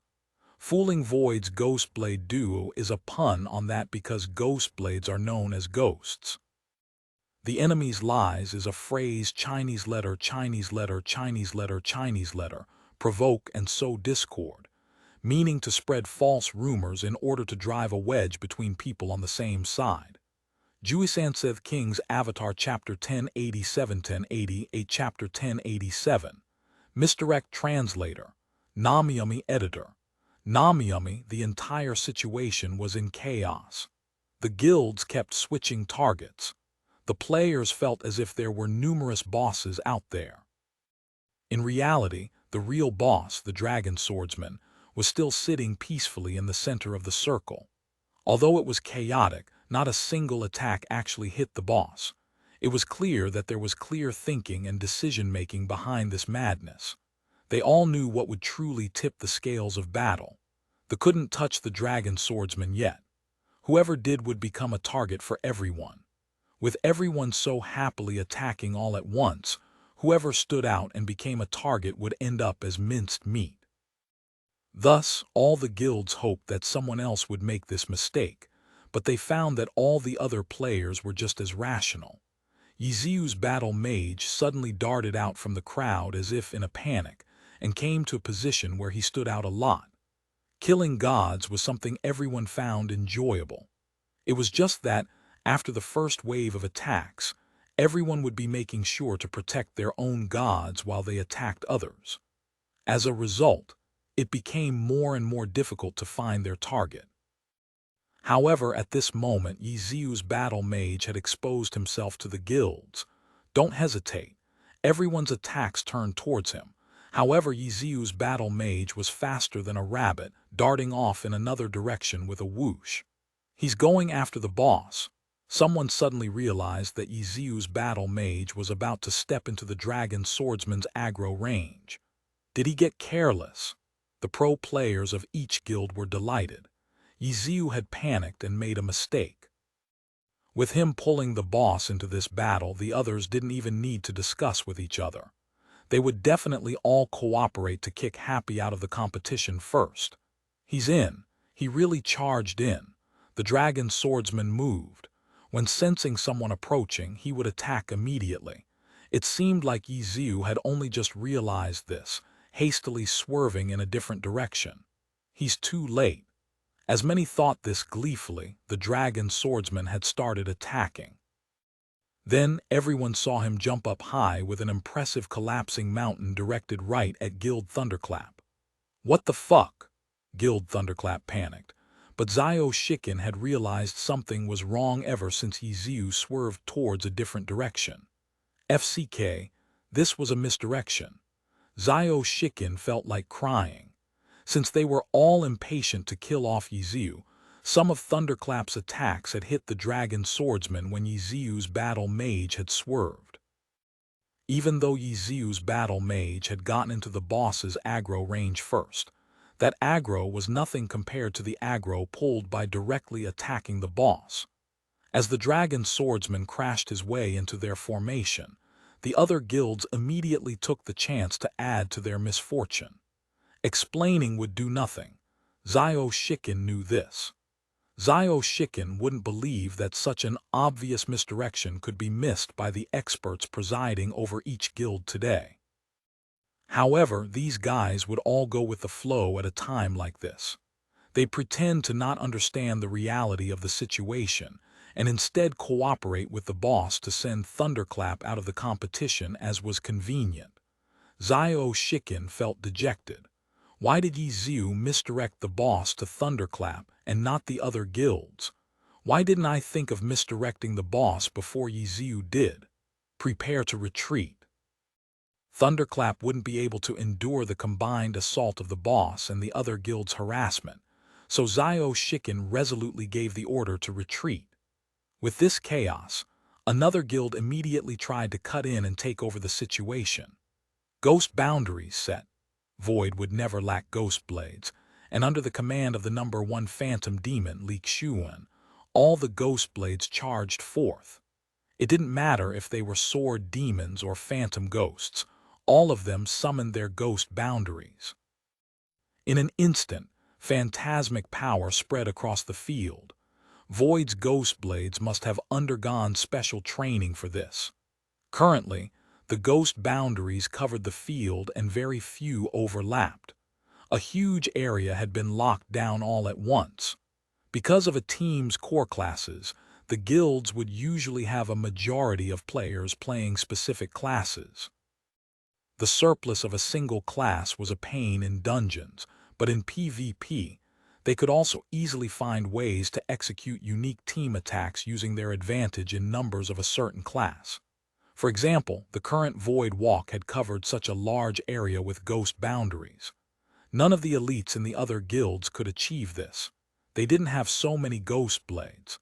Although they might not have ghost blades, they had other classes.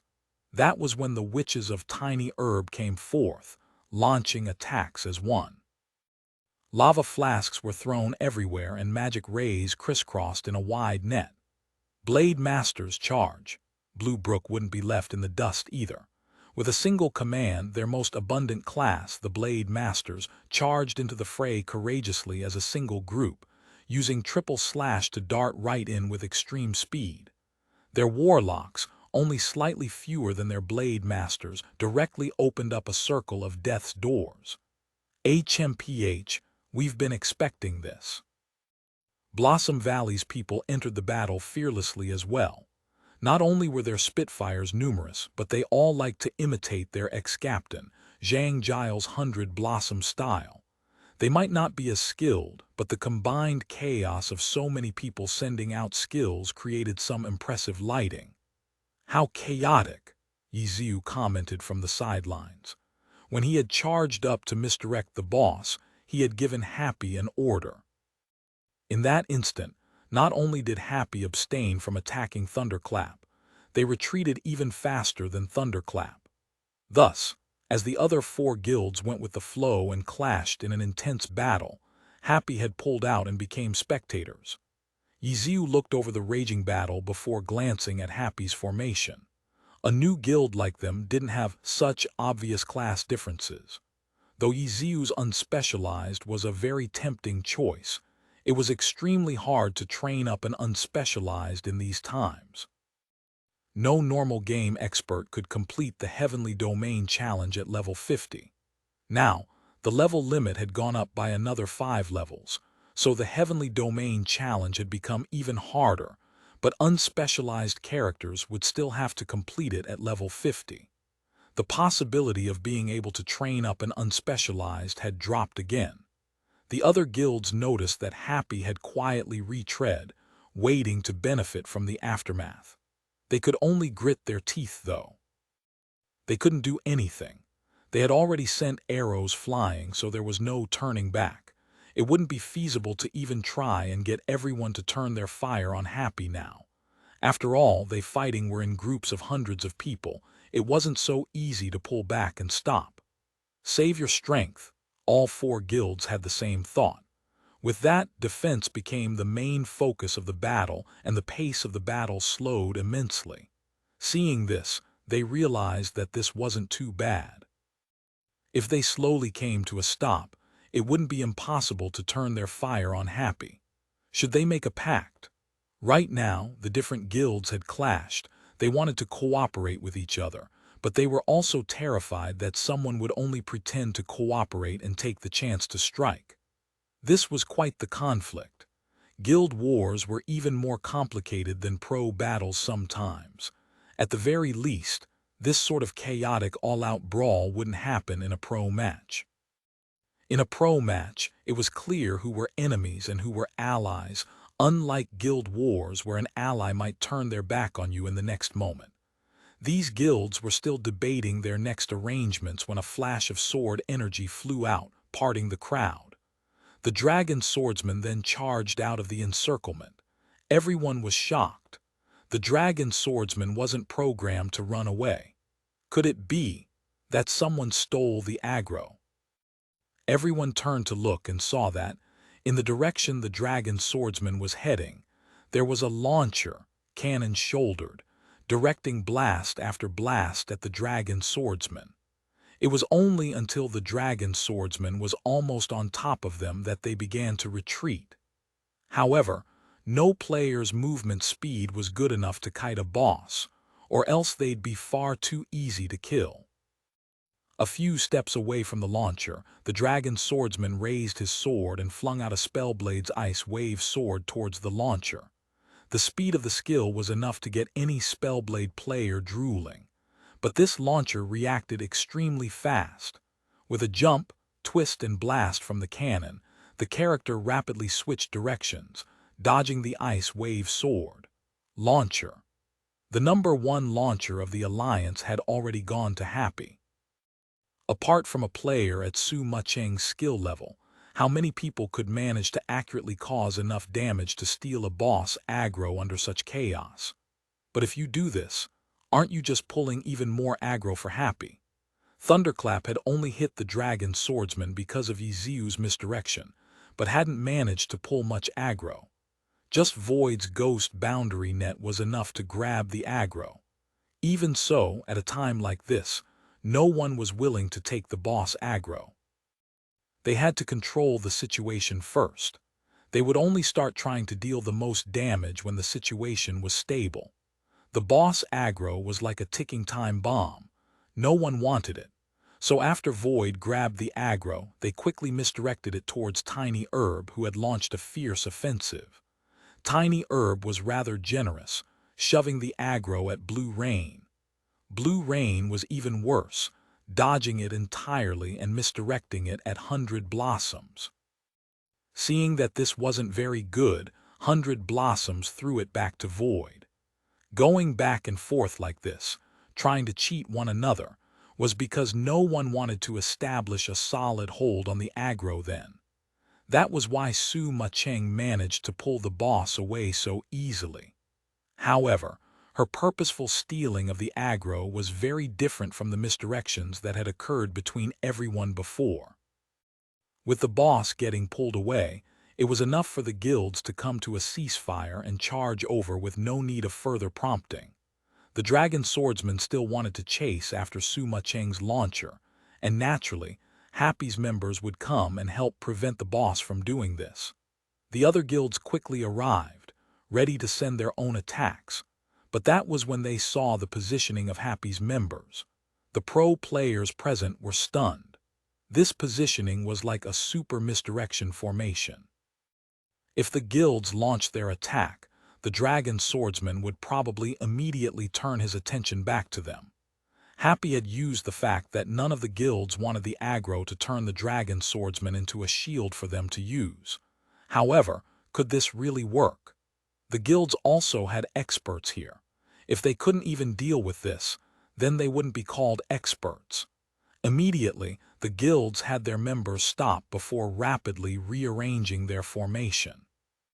But that was when Happy's members scattered and the dragon swordsman began to charge over like an uncaged tiger.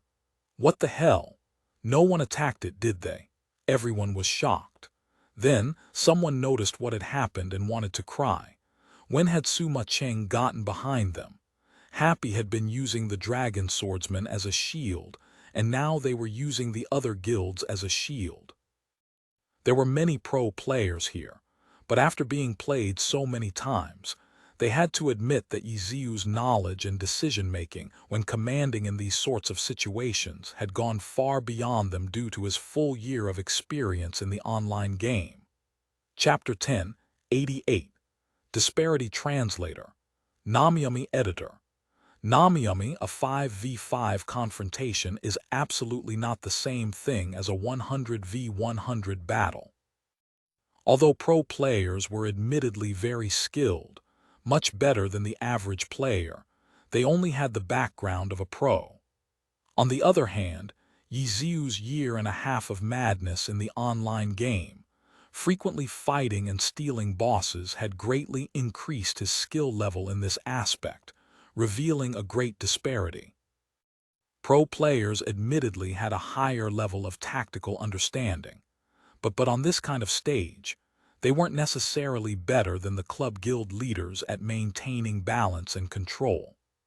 In situations like these, pro players relied more on their overwhelming ability in order to stop their opponents from seeing their plans to fruition, and using their skill to directly tear their enemies apart. Except now, hidden within the opponent's army was an individual of unparalleled skill in online battles, Ye Xiu. This gap was one that they had no way of closing at the moment. Dragon Swordsman Knight directly charged at Su Macheng's launcher, charging into a few groups of guild troops. As they charged, their hands did not stay still, instead swinging their swords wildly left and right. It was as if these few guilds had drawn the aggro of an odied boss. What made this more awkward was the fact that, although they had no way of controlling this situation, they also couldn't just sit around and do nothing. Su Macheng's launcher was still moving, leading the dragon swordsman through the opposing armies to dish out damage and kill. Focus fire on Su Macheng. It wasn't as if they hadn't thought of this, but launchers possessed the greatest range. It wouldn't be easy to focus fire on her location. Furthermore, with a controller as skilled as Su Macheng, this wasn't really realistic. Charge at Happy. At this moment, no one was sure who suddenly came forth with this idea, directly shouting this out from within the crowd. The people who heard it thought it sounded reasonable. They immediately ignored He Dragon Swordsman and charged towards the players of Guild Happy. However, Happy's players had long prepared for this. As soon as they saw that several of the guilds were planning to join forces to attack them, they immediately turned and ran without another word. Moreover, they split up as they ran. Their entire army had dispersed at a moment's notice, throwing everything into disorder. At a time like this, should they chase or not chase? Who should they chase? How far should they chase? All of the pro players once again felt very confused, not knowing what to do. It was the guild leaders of the various guilds who, incomparably experienced when it came to these battles, seeing that Happy appeared to want to lure them away, immediately frantically went to check on the location of the boss. Because of the careful avoidance of these few guilds, the dragon swordsman charged outwards from amidst their troops, continuing to throw himself straight at Su Mucheng's launcher. As for Su Mucheng's launcher, at this moment she had indeed run very far away. Sure enough, she was trying to bring the boss away. Watch the boss pull it back. Every single one of the large guilds panicked. They hadn't come here to battle with Happy. What was the point of fighting for this long if the boss was going to be stolen away like this? This was the bad thing about wild bosses. They weren't like normal bosses, which were restricted to a certain area. Those bosses, if brought too far away, would automatically reset and return to their areas. But for wild bosses, the whole map could be seen as their permitted movement area. If you had the capability to continuously drag the boss around without being hacked to death, then you could take it to travel the entire world. Once the various guilds noticed that Happy was trying to steal Dragon Swordsman, how could they just ignore it? Outputting damage to pull back the aggro wasn't something that could be done in just the blink of an eye. At a time like this, they obviously had to rely on Knight's aggro skills to forcefully control the boss. For a moment, Knights charged forward from every guild, all using Provoke against the Dragon Swordsman. The effects of Provoke could override another instance of the same skill. All of these players fired off this skill at once, and for a moment, no one could tell whose skill had ultimately taken effect. In short, Dragon Swordsman charged back like a fiend.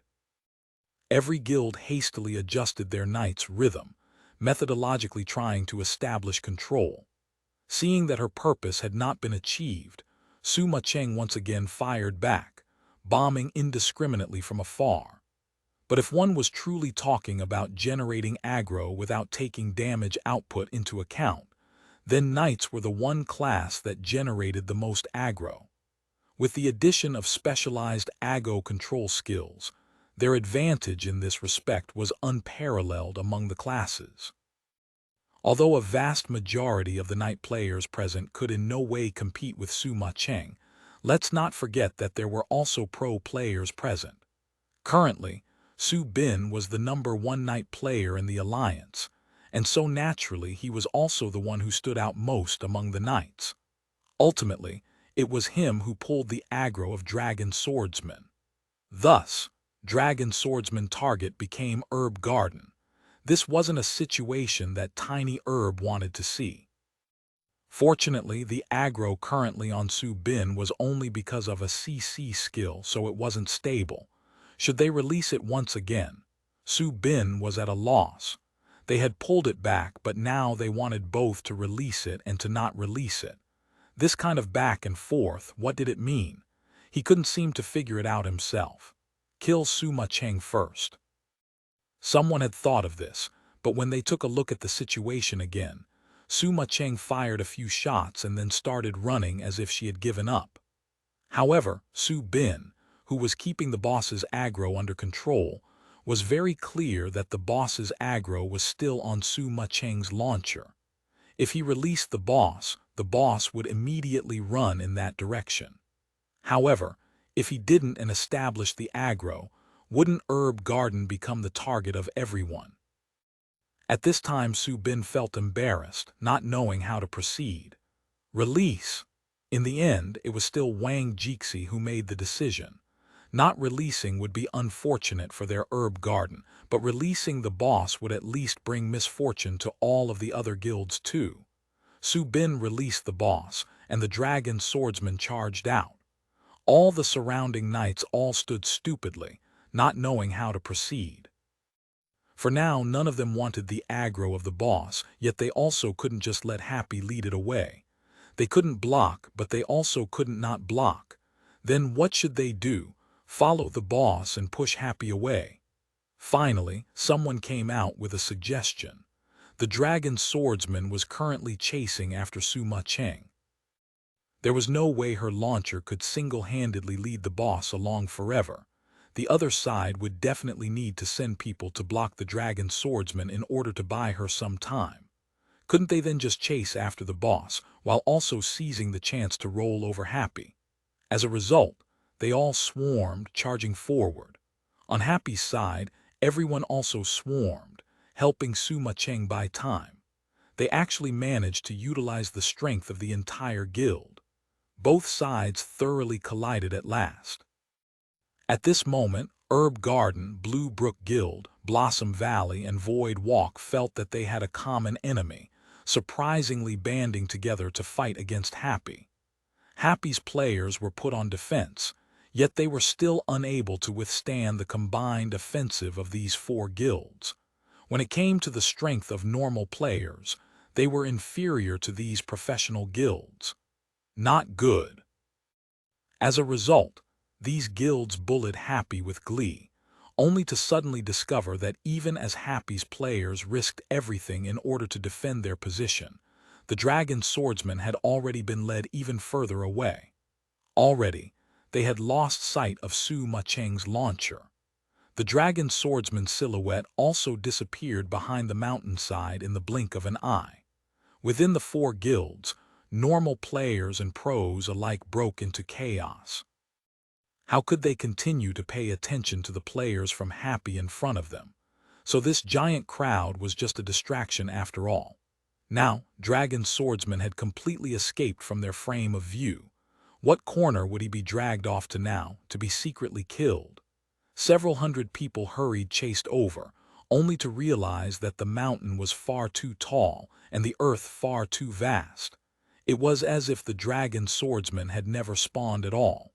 Where would they even begin to search?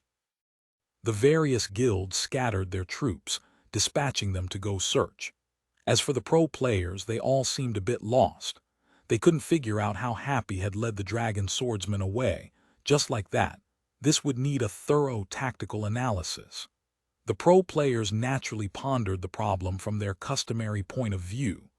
Just like when they carefully reviewed their opponent's strategies after a match, they felt that the situation that had just come to pass should also be analyzed thus. The online game was extremely easy for pro players since they didn't have any opponents at their level.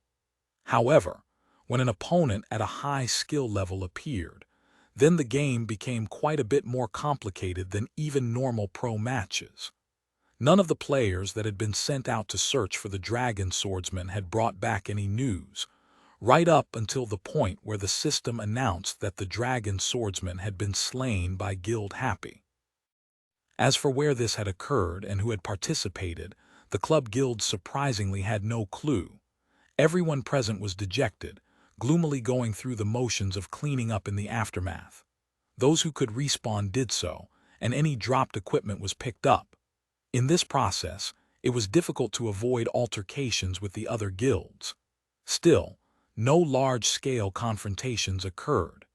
These players all had habits acquired through years of works, and they normally wouldn't argue over such small issues.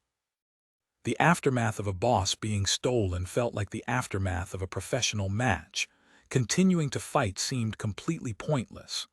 After all, they were all guilds that had grown so large. Killing each other wasn't going to destroy a guild. For example, after Samsara's championship victory last year, Blue Brook Guild and Guild Samsara had engaged in a brutal conflict, the fires of war spreading throughout the world of glory from guild members to wild fans alike. The result: It could only be said that both sides had suffered. After all, this was an online game. A character that died could respawn in the blink of an eye.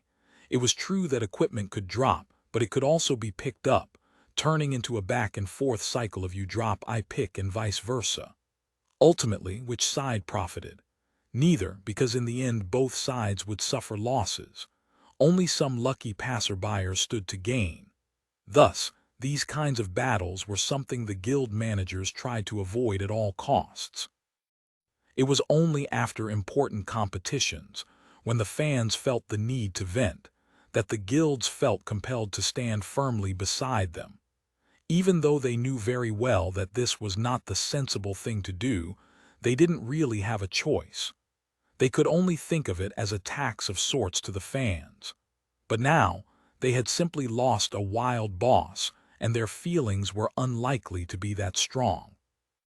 The various players all felt a bit like they couldn't really compete against Ye Xiu, yet the guild leaders were all desensitized at this point. Bringing in the cream of the crop to compete against Ye Xiu, and still losing the wild boss to Happy, wasn't this just another day in glory? Except, their guild had now brought pro players into the game as well. How come Happy could still so easily carry out their plans? This question was one that the various players from the club guilds couldn't really find an answer to. In their eyes, pro players were in a completely different league. Whether they hadn't played the online game for a long time, or had only played a little, Ye Xiu's presence for the past year and a half was a very valid reason for their failures. But they had completely neglected this battle. Just when would they win? The King's Avatar Chapter 10 89-1090 Chapter 10 89 Dragon Spine Marrow Translator Namyami Editor Namyami What dropped? An elite member from Happy's guild gave the last hit to kill the boss, Dragon Swordsman. At this moment, he was standing around the Dragon Swordsman's corpse, looking nervously and expectantly at the materials scattered all over the ground. Guan Rongfei's addition to the team put Happy's equipment development in the right track. Although he wanted to focus more on the myriad manifestations umbrella, after being in this line of work for so many years, he was still very clear on what his responsibilities were. All of Happy's silver equipment would be developed by him alone. Guan Rongfei had already come up with several ideas based on Happy's current materials, and Happy's vast amounts of level 75 uncommon materials broadened his horizons. Happy couldn't compare with excellent era in terms of level 70 and below materials. Happy couldn't compare with other club guilds in terms of level 75 normal materials either. However, for level 75 uncommon materials, Happy instantly stood out. In the level 75 update, Happy had established their position in the Heavenly Domain Wild Bosses battlefield. Their allies, Heavenly Justice, Radiant, Parade, and Conquering Clouds, had considerably fatter guild storages as well. And once Wu Chen joined and the guild had gradually grown, the guild drew less and less from the other four guilds, focusing on enriching their own guild storage. For the other guilds, their materials were like a pyramid. The more high-end the material, the fewer there was. But for Happy, it couldn't be said that it was completely the opposite, but at least relatively speaking, their guild storage outdid the other club guilds. A professional like Guan Rongfei knew very clearly what this implied. This meant that, although the overall number of silver equipment possessed by Happy might not be able to catch up to the powerhouses in a short amount of time, Happy might not lose to any other guild in terms of level 75 silver equipment. Don't look at how the other guilds already had level 75 silver equipment, while Happy had none. That was only because Happy didn't have many level 70 silver equipment. Happy also didn't have a professional like Guan Rongfei working for them, Wei Chen and Ye Xiu. Wei Chen's knowledge was mostly limited to his warlock class. Most of it was through experience. He lacked the theoretical foundation, so it was difficult for him to deduce many things from one case. As for Ye Xiu, his knowledge base was broader than Wei Chen's, but his time was limited. Just a single myriad manifestations umbrella was already making his head dizzy. He also needed to study strategies, watch over the growth of his players, and deal with in-game matters. He really couldn't handle everything. As a result, for their level 75 silver equipment, Ye Xiu just didn't bother spending any of his time and efforts into this area. But with Quan Rongfei here, Ye Xiu was now completely free from this area. With a professional like him, the progress towards their equipment sped up considerably. After Quan Rongfei received the information on the myriad manifestations umbrella, he really wanted to hurry up and upgrade this equipment. He had all sorts of other crazy ideas too. For this dragon swordsman, Quan Rongfei had a clear request: dragon spine marrow. This was the name of the material that Quan Rongfei requested. Happy originally had 4 pieces of this material, but Quan Rongfei had expressed that the amount was far from enough. 4 isn't enough. How many do you need? Ye Xiu asked. The umbrella ribs, Quan Rongfei replied. Umbrella ribs. Quan Rongfei's boldness surpassed Ye Xiu's imagination. The umbrella ribs were the frame that supported the umbrella. It required a rather high quantity of materials. This part had always been made using normal materials. However, Quan Rongfei was domineering. This guy actually wanted to use uncommon materials here. Was he planning on using only level 75 uncommon materials for every part of the myriad manifestations umbrella? Isn't that too extravagant? Is there a need? Ye Xiu was a bit doubtful. Uncommon materials were usually used for a few important parts of a silver equipment. There had never been a case where a silver equipment was completely made up of only uncommon material. It has to be. Quan Rongfei was certain. The structure of this piece of equipment is extremely complex. It can't compare to other equipment. Along the way, you've probably already noticed that it needed more uncommon materials at higher levels. This is because if the quality of the material isn't raised, getting such a complex structure to improve to a higher level isn't possible. Are you sure this is the only reason? And not because our level 75 uncommon material reserves are still good, so you wanted to create a beautiful piece of silver equipment composed of entirely uncommon materials? Ye Xiu asked questioningly. That's only the third reason, Quan Rongfei said. Third reason. This guy really had this kind of thought. Ye Xiu really wanted to very politely give this guy a scolding, but Quan Rongfei followed. There's the second reason. This way is relatively economical. Economical. Ye Xiu felt like he had heard wrong. Yes, if you insist on using common materials, that's fine too, but this will undoubtedly require more research into the other options. The amount of materials needed for the myriad manifestations umbrella is already several times that of other equipment. The other options make things even more complicated. There are far more types of common material than uncommon material. If the choice of a common material turns out to be a mistake, then the amount of waste produced overall will be many times greater than other equipment. Quan Rongfei spoke frankly and confidently when he talked about equipment. It was a completely different attitude than when he talked about anything else. Ye Xiu felt like this was very logical. In the end, it was because level 75 materials had only been around for half a year, not like level 70 materials that had been studied for 3 years now. In addition, the myriad manifestations umbrella was exceptionally complex. An unprecedented upgrade like for this umbrella was much more difficult. However, is it really necessary to use all uncommon materials? Ye Xiu said. I think it's more dependable this way, Quan Rongfei said. Are there enough level 75 materials to upgrade the myriad manifestations umbrella? Ye Xiu asked. There were currently 8 level 75 wild bosses. No matter how high their efficiency was, their production rate wouldn't be able to compare with level 70 uncommon materials. There were around 20 level 70 wild bosses. Don't look down on uncommon materials, Guan Rongfei said solemnly. Then I'll listen to you. What are your thoughts right now? Ye Xiu asked. As a result, Ye Xiu received a list of materials that Guan Rongfei needed. Because of their half a year of accumulation, they already met quite a few of the requirements. It was just this dragon spine marrow. 12. When Guan Rongfei said he needed 12, it was as if this task was as easy as obtaining 12 lighters. Shouldn't there only be 8 umbrella ribs? Ye Xiu asked. But if it's dragon spine marrow, then I need 12.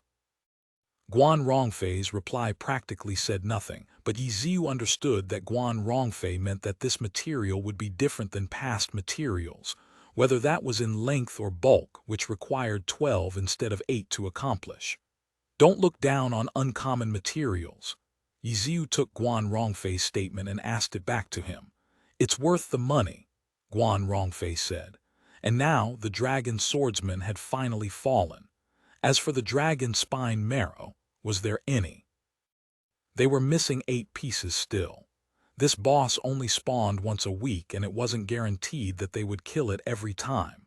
Even if they did, it wasn't a guaranteed drop. How long had it been since Ye Xiu had looked forward to boss drops? This time, he deeply felt it. Materials were scattered all over the ground. Wu Chen sucked in a deep breath of air and then began picking up the drops. Right now, he was a permanent resident of the game. The others only logged onto alternates and joined when they were needed. More often than not, they were on their mains and practicing in the arena. Several practice routines had been implemented into the dedicated program that Guan Rongfei had created. Compared to the past, they didn't need to go into the game and look for the correct environment anymore. Item after item flashed in the team chat every time he picked up a drop. Jade cloud sand, burning heaven cloth, mountain and sea ice. Drop after drop jumped up in Evyon's eyes.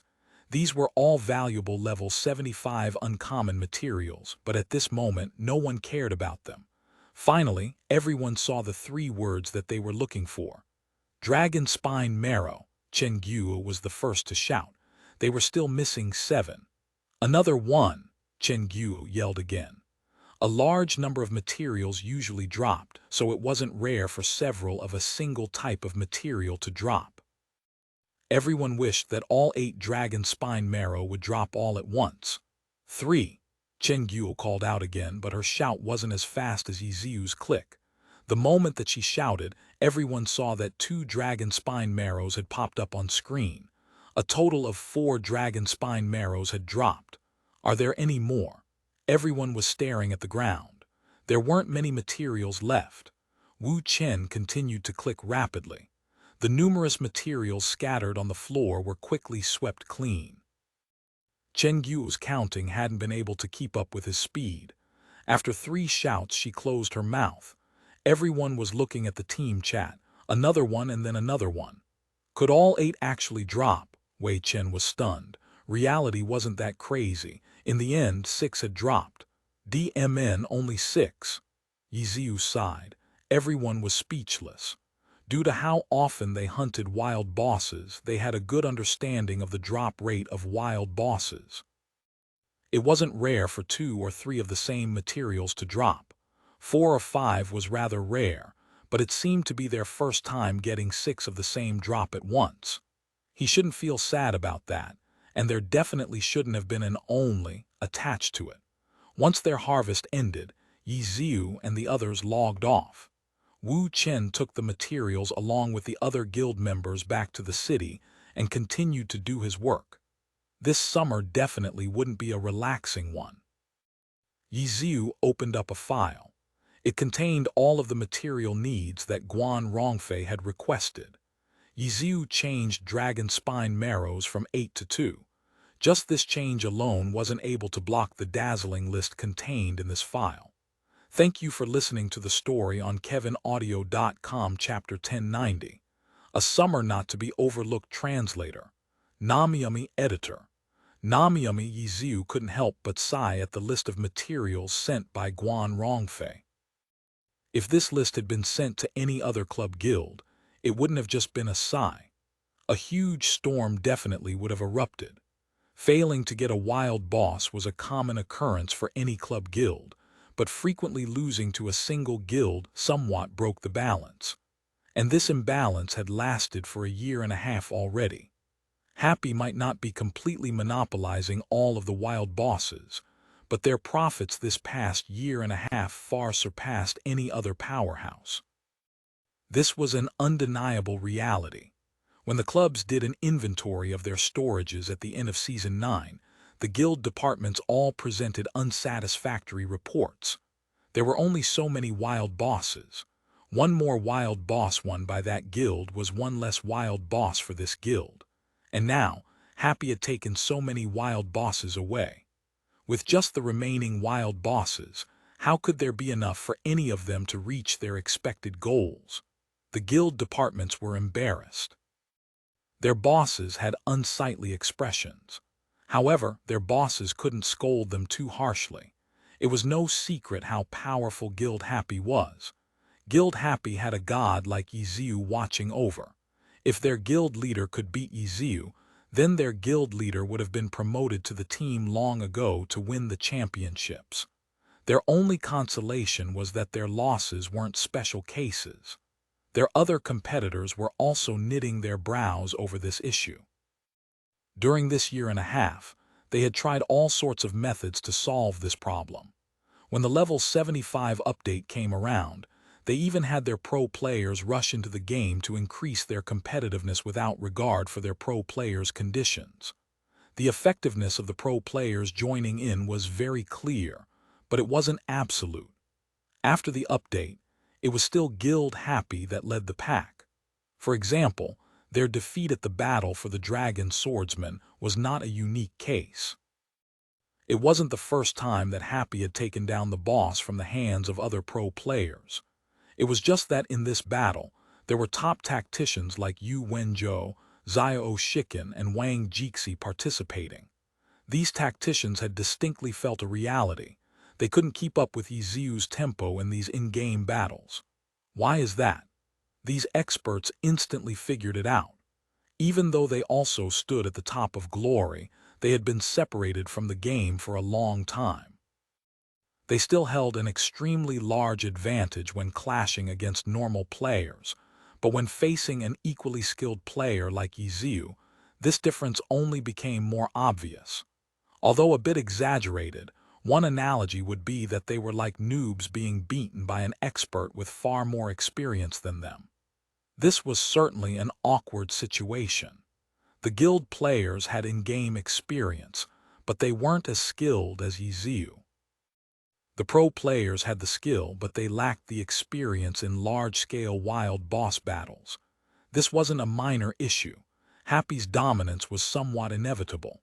After the Dragon Swordsman battle, the participating guilds were all deeply reflecting on this issue. Right now, it was summer break in the league. For the pro players, this break was an official holiday. The clubs didn't have the legal right to demand them to do anything. They also had no obligation to undertake these in-game tasks. Even more importantly, helping out in the game was to improve their team's strength. However, with the summer transfer window open, players might very well switch to another team. Consequently, players without too stable of a position would find it difficult to improve their team's hardware. They would rather improve their own individual skill and improve what could be regarded as their software. Every player had their own thoughts, but no matter the case, every player was chasing after their dream for glory.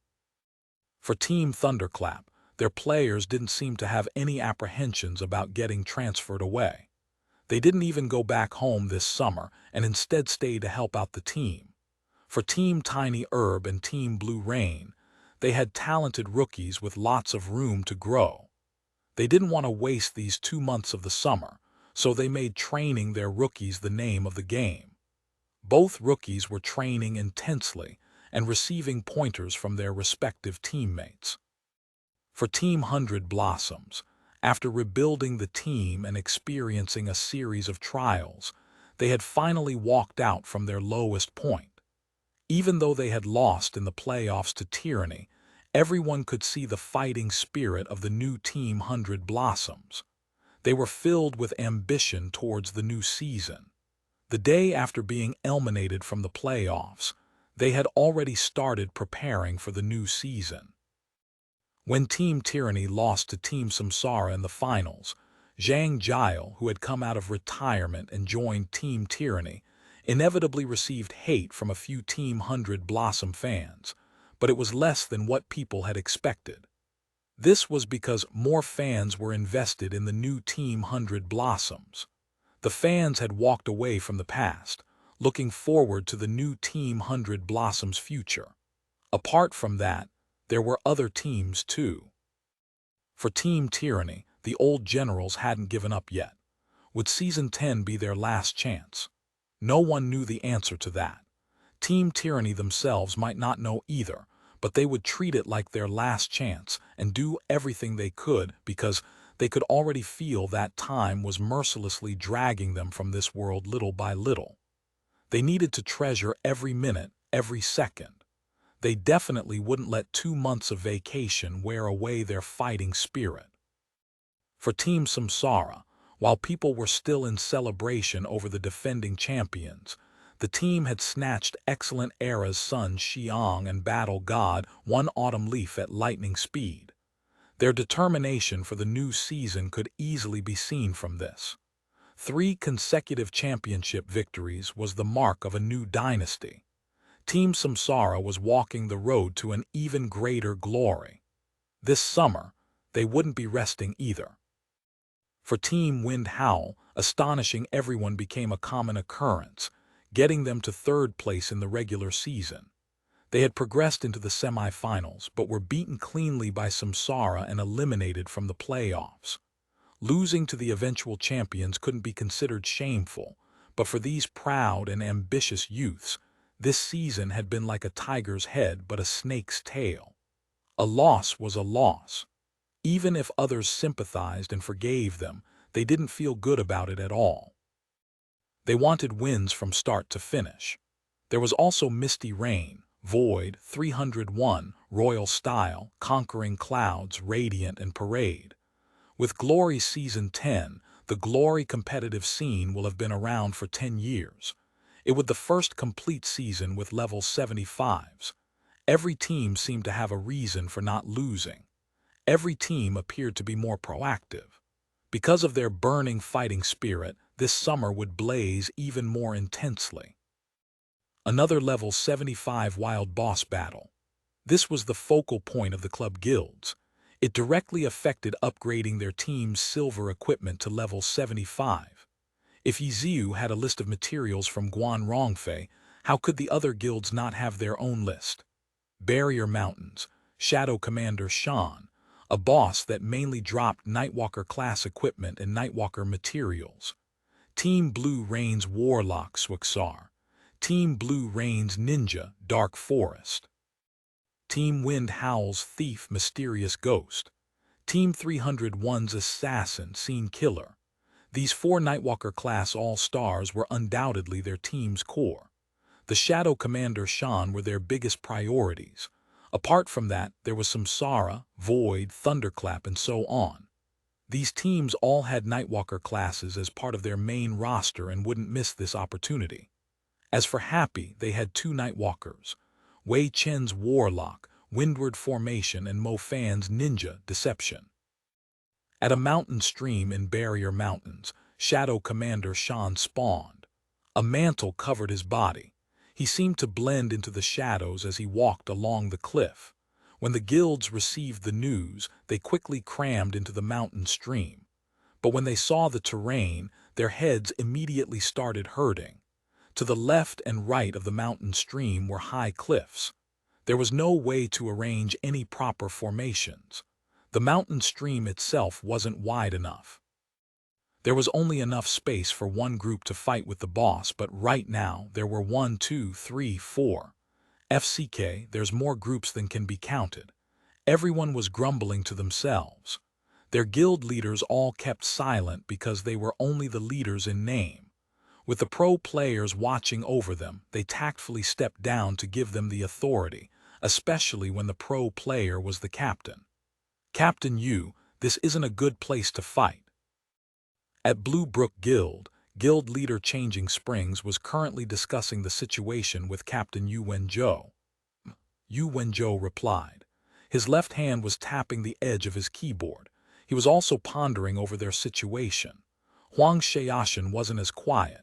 He had dragged along Lu Hanwen, and the two blade masters had gone into hiding to who knew here. The only thing that Yu Wenzhou could hear was Huang Xiaoshan's voice rattling on from outside the game. This time, we have to stay calm. We can't reveal our identities so easily. Ye Xiu is a very despicable player. As soon as he finds out it's us, he'll definitely try to kill us as fast as possible. It's just like last time, you know. Huang Xiaoshan was currently lecturing Lu Hanwen. Senior, last time it was just you who revealed yourself, no? Who are you talking about when you say we? Lu Hanwen asked.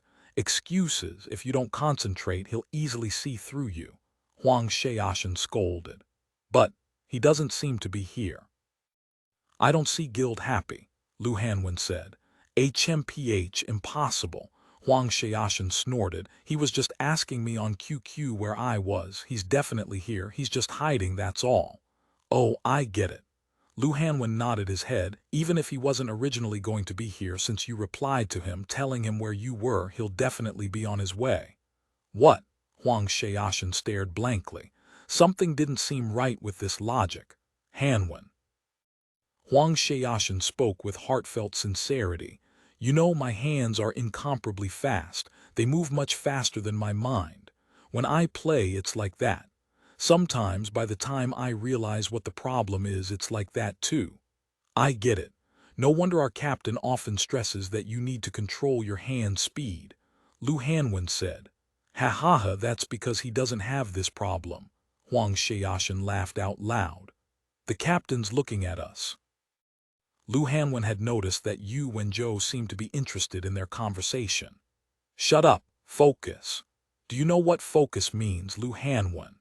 Huang Xiaoshan shouted loudly. The King's Avatar 1091 Chapter 1091, before he arrives. Translator. Namyami Editor. Namyami, because of the dangerous terrain, even though the guilds could jump into battle at any moment, for now they could only huddle together. Everyone looked around at each other, secretly preparing their skills and targets. Once their leaders gave the order, they could instantly and accurately launch their attacks. Yu Wenzhou had also originally wanted to play it safe, but after hearing Huang Xiaoshan and Lu Hanwen's conversation, he agreed with Lu Hanwen's judgment. Ye Xiu and his team hadn't heard the news about Shadow Commander Shan's spawn. They'd only casually asked about Huang Xiaoshan's location. But now with Huang Xiaoshan's reply, they were exposed. Aside from a boss spawn, there was no reason for Huang Xiaoshan to run to Barrier Mountains. Team Happy needs many things, Yu Wenzhou thought to himself. He was very clear about the roster of that grassroots team, and knew that they had two Nightwalker classes, especially Windward Formation, who had history with Blue Rain. Yu Wenzhou's current account Swixar was originally that person's account after all. But right now, Yu Wenzhou was using an alt anyway, and so he didn't let himself dwell on the past. The thought just crossed his mind briefly, and then he began to ponder how best to combat Ye Xiu. Ye Xiu was undoubtedly the #1 enemy.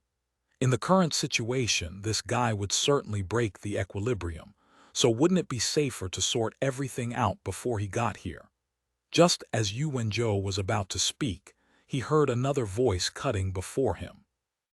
I say, to make this easier, how about we negotiate a plan? The sound seemed to come from Thunderclap's area. Yu Wenzhou was fairly sure who the speaker was, so he smiled and casually said, You're in a rush. Before that guy arrives, I'm sure everyone understands what I mean, said Zio Shikin. Agreed. From Misty Rain came a woman's voice. Misty Rain's captain, Chu Yunxiu. HMPH. From Wind Howl there was a disdainful cough. Tang Hao knew to whom these people were referring and was unimpressed by their fear. What kind of plan? Someone asked from 301 degrees. It was their captain Yang Kong. 301's strength here was slightly weaker compared to the others. If this became a direct battle, they would certainly be disadvantaged, so they were particularly interested in reaching some sort of agreement through negotiation to solve this problem. Right now, the groups present were Blue Rain, Thunderclap, Misty Rain, Wind Howl, and 301 degrees, with each team's respective captains present. Tang Hao's scoff wasn't quite an agreement to negotiations, but it at least wasn't a clear refusal, so he was automatically included in the talks. Let's each send a representative to 1v1. Yu Wenzhou was the first to propose a solution. Opposed. Xiao Shikin immediately objected. 1v1 at first glance seemed to be fair. But it depended on each side's members and who they could send up. Blue Rain had Huang Xiaoshan, an absolute titan at 1v1s. He had a high chance of winning. Thunderclap could put up a fight. It wasn't like they'd be instantly crushed by Huang Xiaoshan, but their chances of winning would definitely be smaller. As for the other teams, they were probably in a similar situation. Yu Wenzhou's suggestion appeared to be fair, but it was definitely biased toward Blue Rain. Opposed. As expected, Misty Rain's Chu Yunxiu also expressed her dissent, following the same train of thought as Xiao Shikin. You want a 1v1, then let's 1v1. On the other hand, Tang Hao was unafraid and boldly accepted the proposition. Yang Kong hesitated. When it came to 1v1, his chances of winning were similarly low. But compared to a battle between the full forces of all sides, a 1v1 definitely increased 301's chances of success. Huang Xiaoshan, Tang Hao, and the others were much bigger players than he was. But in a 1v1, no one would dare say for sure that a win or loss was guaranteed. Well, we can't play a group battle that wastes too much time. Yu Wenzhou chuckled. Seeing 2 votes against him, he knew that his suggestion definitely wouldn't be accepted. Then to be fast, let's just roll for it, Xiao Shikin said. Relying on luck to decide, that's absurd. This should be decided by strength. Tang Hao immediately expressed his objection toward this plan. Ha ha ha, I remember hearing that Tang Hao was especially bad at rolling. I heard that he almost always gets less than 50, isn't that right? From Blue Brook Guild's side came another person's voice. The fact that Huang Xiaoshan had managed to stay quiet until now was already quite a remarkable feat. Originally, this was a captain-level conversation, and the other players were careful to maintain silence as they watched. Once Huang Xiaoshan spoke up, there were suddenly whispers everywhere. It was clear that this was a never-before-heard piece of gossip. What kind of skill is rolling? Tang Hao fumed. Haven't you heard that luck is also a part of strength? For example, what about this? Chu Yunxiu ruthlessly interrupted Huang Xiaoshan. By the time they waited for that guy to finish, Ye Xiu probably would have already slaughtered his way here. Each of us can send out a few people and attack the boss in teams. Whichever team has the highest damage output can have the boss, Chu Yunxiu said. That's not a bad plan. Yu Wenzhou was the first to agree. It's all right. That way I think 5 people per team would be enough, Xiao Shikin said. Who's controlling the aggro? What about healing? Tang Hao asked. We'll specially designate people to control the aggro and not count that in the damage output. Each side will be responsible for their own healing, and if they cause an ought, then they're disqualified. Chu Yunxiu efficiently laid out the details of her plan. If we do that, then I think sending 3 people per side would be enough. If there are more, then there'd be too much conflict. We'd get in each other's way, Yu Wenzhou said. If each side sent 5 people, then that'd be a large 25-person team attacking the boss. If the team was composed of all long-ranged classes, then it'd be a little better, but if there were more close-ranged classes, then that'd require careful coordination of position. But this was supposed to be a competition. There was no way that someone else would willingly give up their position for you, and so there'd definitely be a lot of clashing. Even if everyone was on the same team and couldn't damage each other, there could still be plenty of intentional interference with other players' attacks. Exactly. Competition keep things interesting, said Chu Yunxiu. Yu Wenzhou felt a shiver. This woman, she didn't have some deeper plan, did she? At the same time, he saw Xiao Shikin's mechanic glance toward his warlock. These are in-game characters. We don't need to meet each other's eyes, do we? But it seems like you also have reservations about Chu Yunxiu's plan. Yu Wenzhou quietly thought to himself, but he truly couldn't find any reason to oppose her plan. At least, unlike his proposal of 1v1, the plan didn't obviously favor one side over another. Then let's hurry up and begin. From Wind Howl, players had already jumped forward. Just by looking at their classes, it was clear that they were all members of Wind Howl's professional team. Once he saw the classes of those characters, Yu Wenzhou suddenly realized what game Chu Yunxiu was playing. Team Misty Rain had many long-ranged attackers.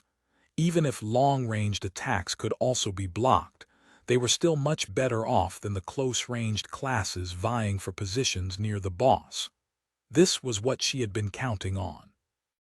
Then what should Blue Brook do? For this battle, they couldn't just rely on the skill of the pro players, they also had to consider which classes would complement each other the best in this situation. Truly a competition of tactics. This was shaping up to be quite interesting. Yu Wenzhou thought and eventually decided on a suitable team. They didn't all have to be pro players. Here, the class composition mattered more. But just as he was about to call out names, he heard someone in the group shout, "What's that?" Where? Above. Yu Wenzhou raised his camera and saw the shadow of a character falling from the mountain's cliffside. This is. Yu Wenzhou startled, but there were already others with sharper eyes than his, who could see the id on top of that shadow's head. Lord Grimm, an infamous name in their circles, Ye Xiu's unspecialized Lord Grimm. Free falling at an acceleration at 9.8 ms, Lord Grimm seemed like he was about to crash into the mountain stream, but no one believed that this guy would just slip and fall to his death. At this moment, 3 shots of gunfire sounded. Lord Grimm pulled out his myriad manifestation umbrella, sending an anti-tank missile attack toward Shadow Commander Shan. The 3 shots fired one after another, 3 shots worth of recoil that slowed Lord Grimm's body. And then the myriad manifestation umbrella opened, and with the mechanic's skill rotor wing, Lord Grimm flew back up into the sky.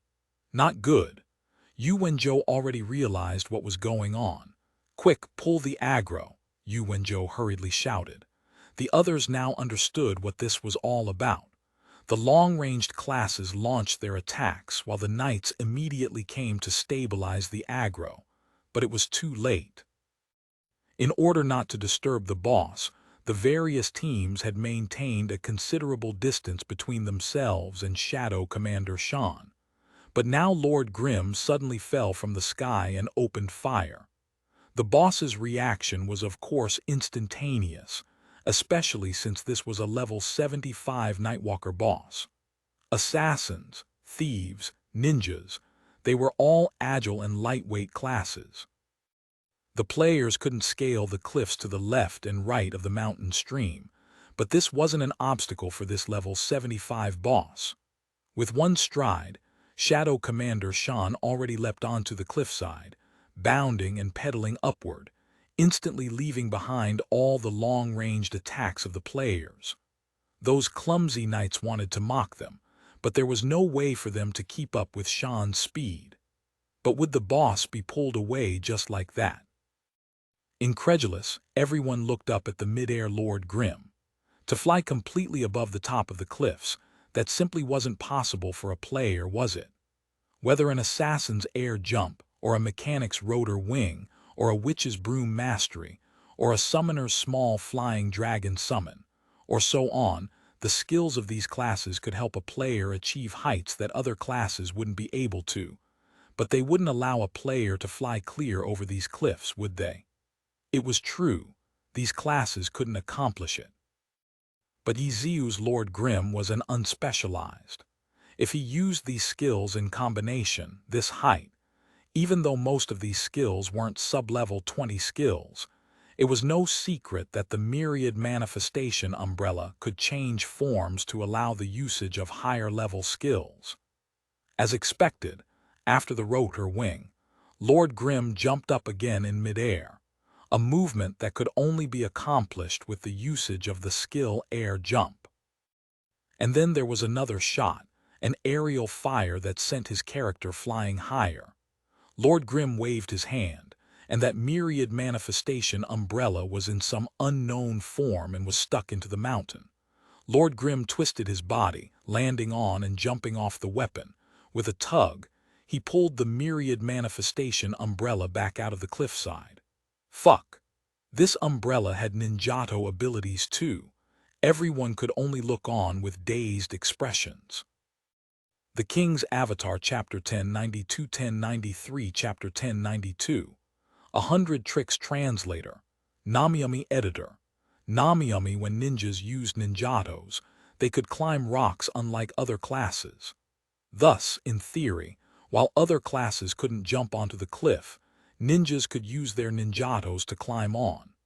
The other classes could only sit there and watch, while the ninjas from the various guilds rushed out, brandishing their ninjatos in preparation to scale the cliff.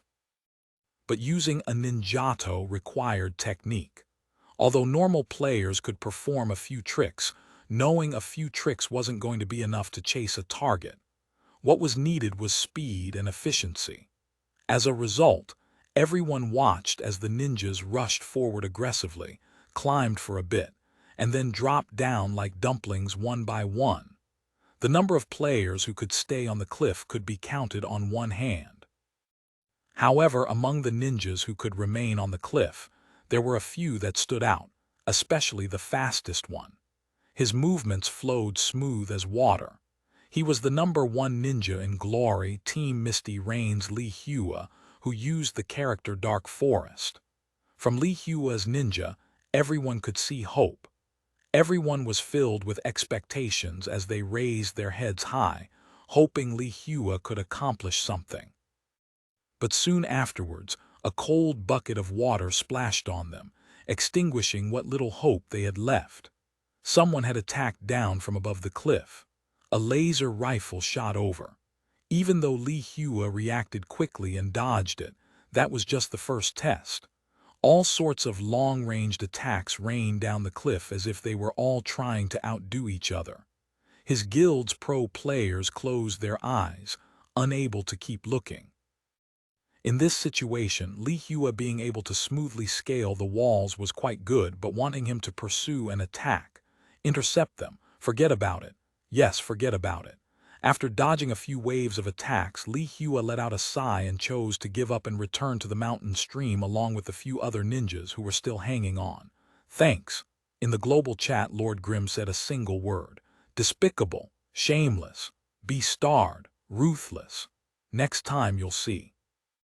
After Lord Grimm said thanks, replies came one after the other. The reactions and hand speed of the pro players were worthy of their reputation. The conversation in the global chat caused a commotion for the players. Everyone knew who Lord Grimm was, but who were the guys replying back? No one had heard of them, yet they dared to challenge Lord Grimm. Did these idiots not know who Lord Grimm was? FCK, where'd so many idiots come from? Someone felt indignant at the injustice and made a remark. Yeah, do you guys not know who Lord Grimm is? If they knew, they'd probably shit their pants. Haha, stupid noobs. They don't even know who Lord Grimm is. Go back to school. Trash talk came one after the other. The normal players might not be able to compare to pro players in fighting, but there was no lack of talented trash talkers. In an instant, words filled the screen. Everyone in the pro teams didn't know whether to laugh or cry and couldn't help but be at a loss for words. You guys don't even know the situation and you're bombing the screen. Who doesn't know that Lord Grimm is Ye Xiu? You guys need to get your facts straight first. Don't you know how many people you've hurt with that screen bomb? It's best if you don't know. If you guys knew, you'd probably be crying tears.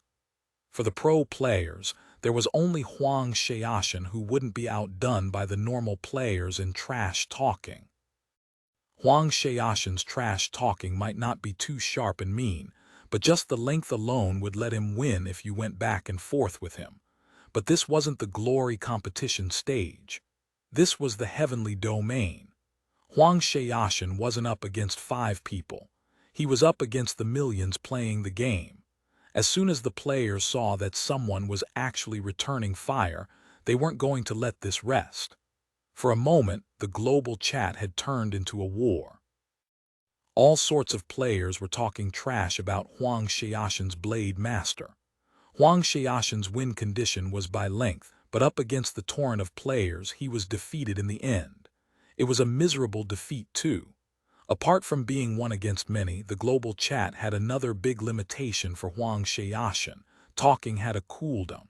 They're pissing me off. Because of the cooldown, he could only watch as people talked trash about him. For Huang Xiaoshan, there was nothing more hellish than this. You guys are all talk. 1v1 me. Does anyone dare to? Let's take this to the arena. Fighting 100 of you pieces of wood wouldn't be a problem. When Huang Xiaoshan realized that trash talking in the global chat was unwise, he tried to shift it to PvP. How could the players retreat? People immediately replied. Some even ran over to create a room for Huang Xiaoshan to hurry up and bow down to them. That's enough. Do you plan on making next week's headlines? Seeing that Huang Xiaoshan was actually intent on going to the arena and have a bloody battle with these players, Yu Wenzhou finally spoke up. In the end, Huang Xiaoshan didn't go to the arena. The players who had opened up rooms, waiting for him, waited and waited but didn't see him. How could there not scorching remarks fired at him? Fortunately, everyone in Team Blue Rain, including Huang Xiaoshan, had already logged off. Shadow Commander Shan was taken away by Happy just like this. If the guilds wanted to chase, they would have to go all the way around the cliff. There clearly wasn't enough time, so their only choice was to give up. Dragon Swordsman, then Shadow Commander Shan. Blue Rain and Thunderclap had been thoroughly beaten by Happy 2 times in a row. The first time, their loss was fine. Ye Xiu had shown that he was more familiar and experienced at large-scale in-game battles than them. But the second time, everyone had clearly gotten there first, but Ye Xiu seemed to have descended from the heavens, relying on his shameless, unspecialized class to steal the boss. That made them furious.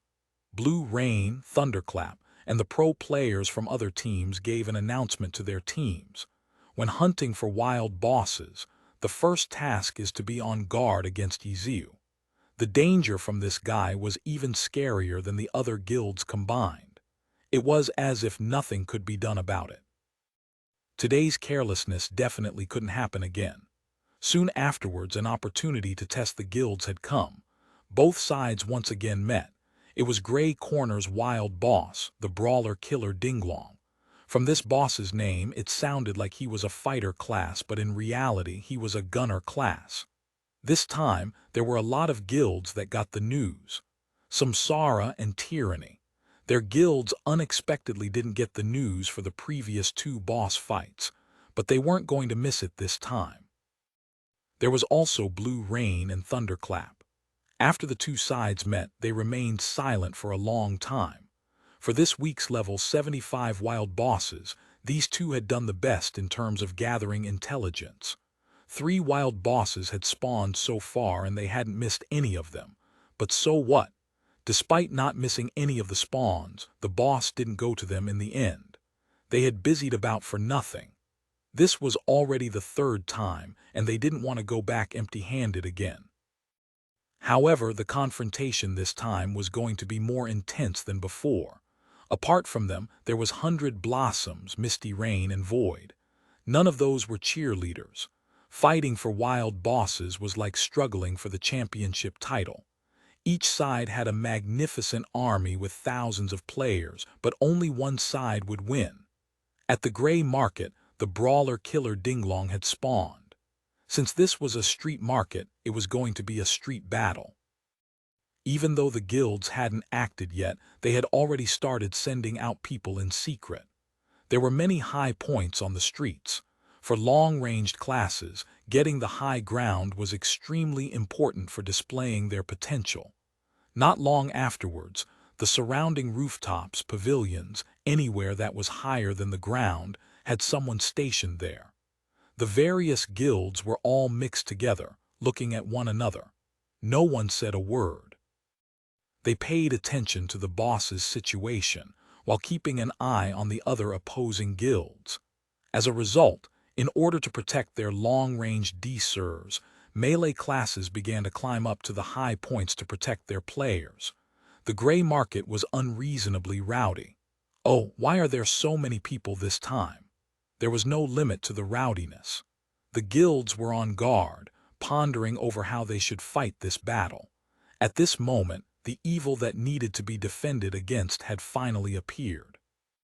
They hadn't found his character yet, but they could hear his voice. Happy had come. This news was like the news of an important person's death. The news was being spread everywhere. But when they tried looking for Happy, they were all in a daze. It wasn't Happy. Heavenly justice, radiant, parade, conquering clouds. This group, the guilds weren't strangers to them. In reality, for a long time, Happy hadn't been fighting alone. They would always be bunched together with these guilds, allying together to compete with the big guilds for the bosses.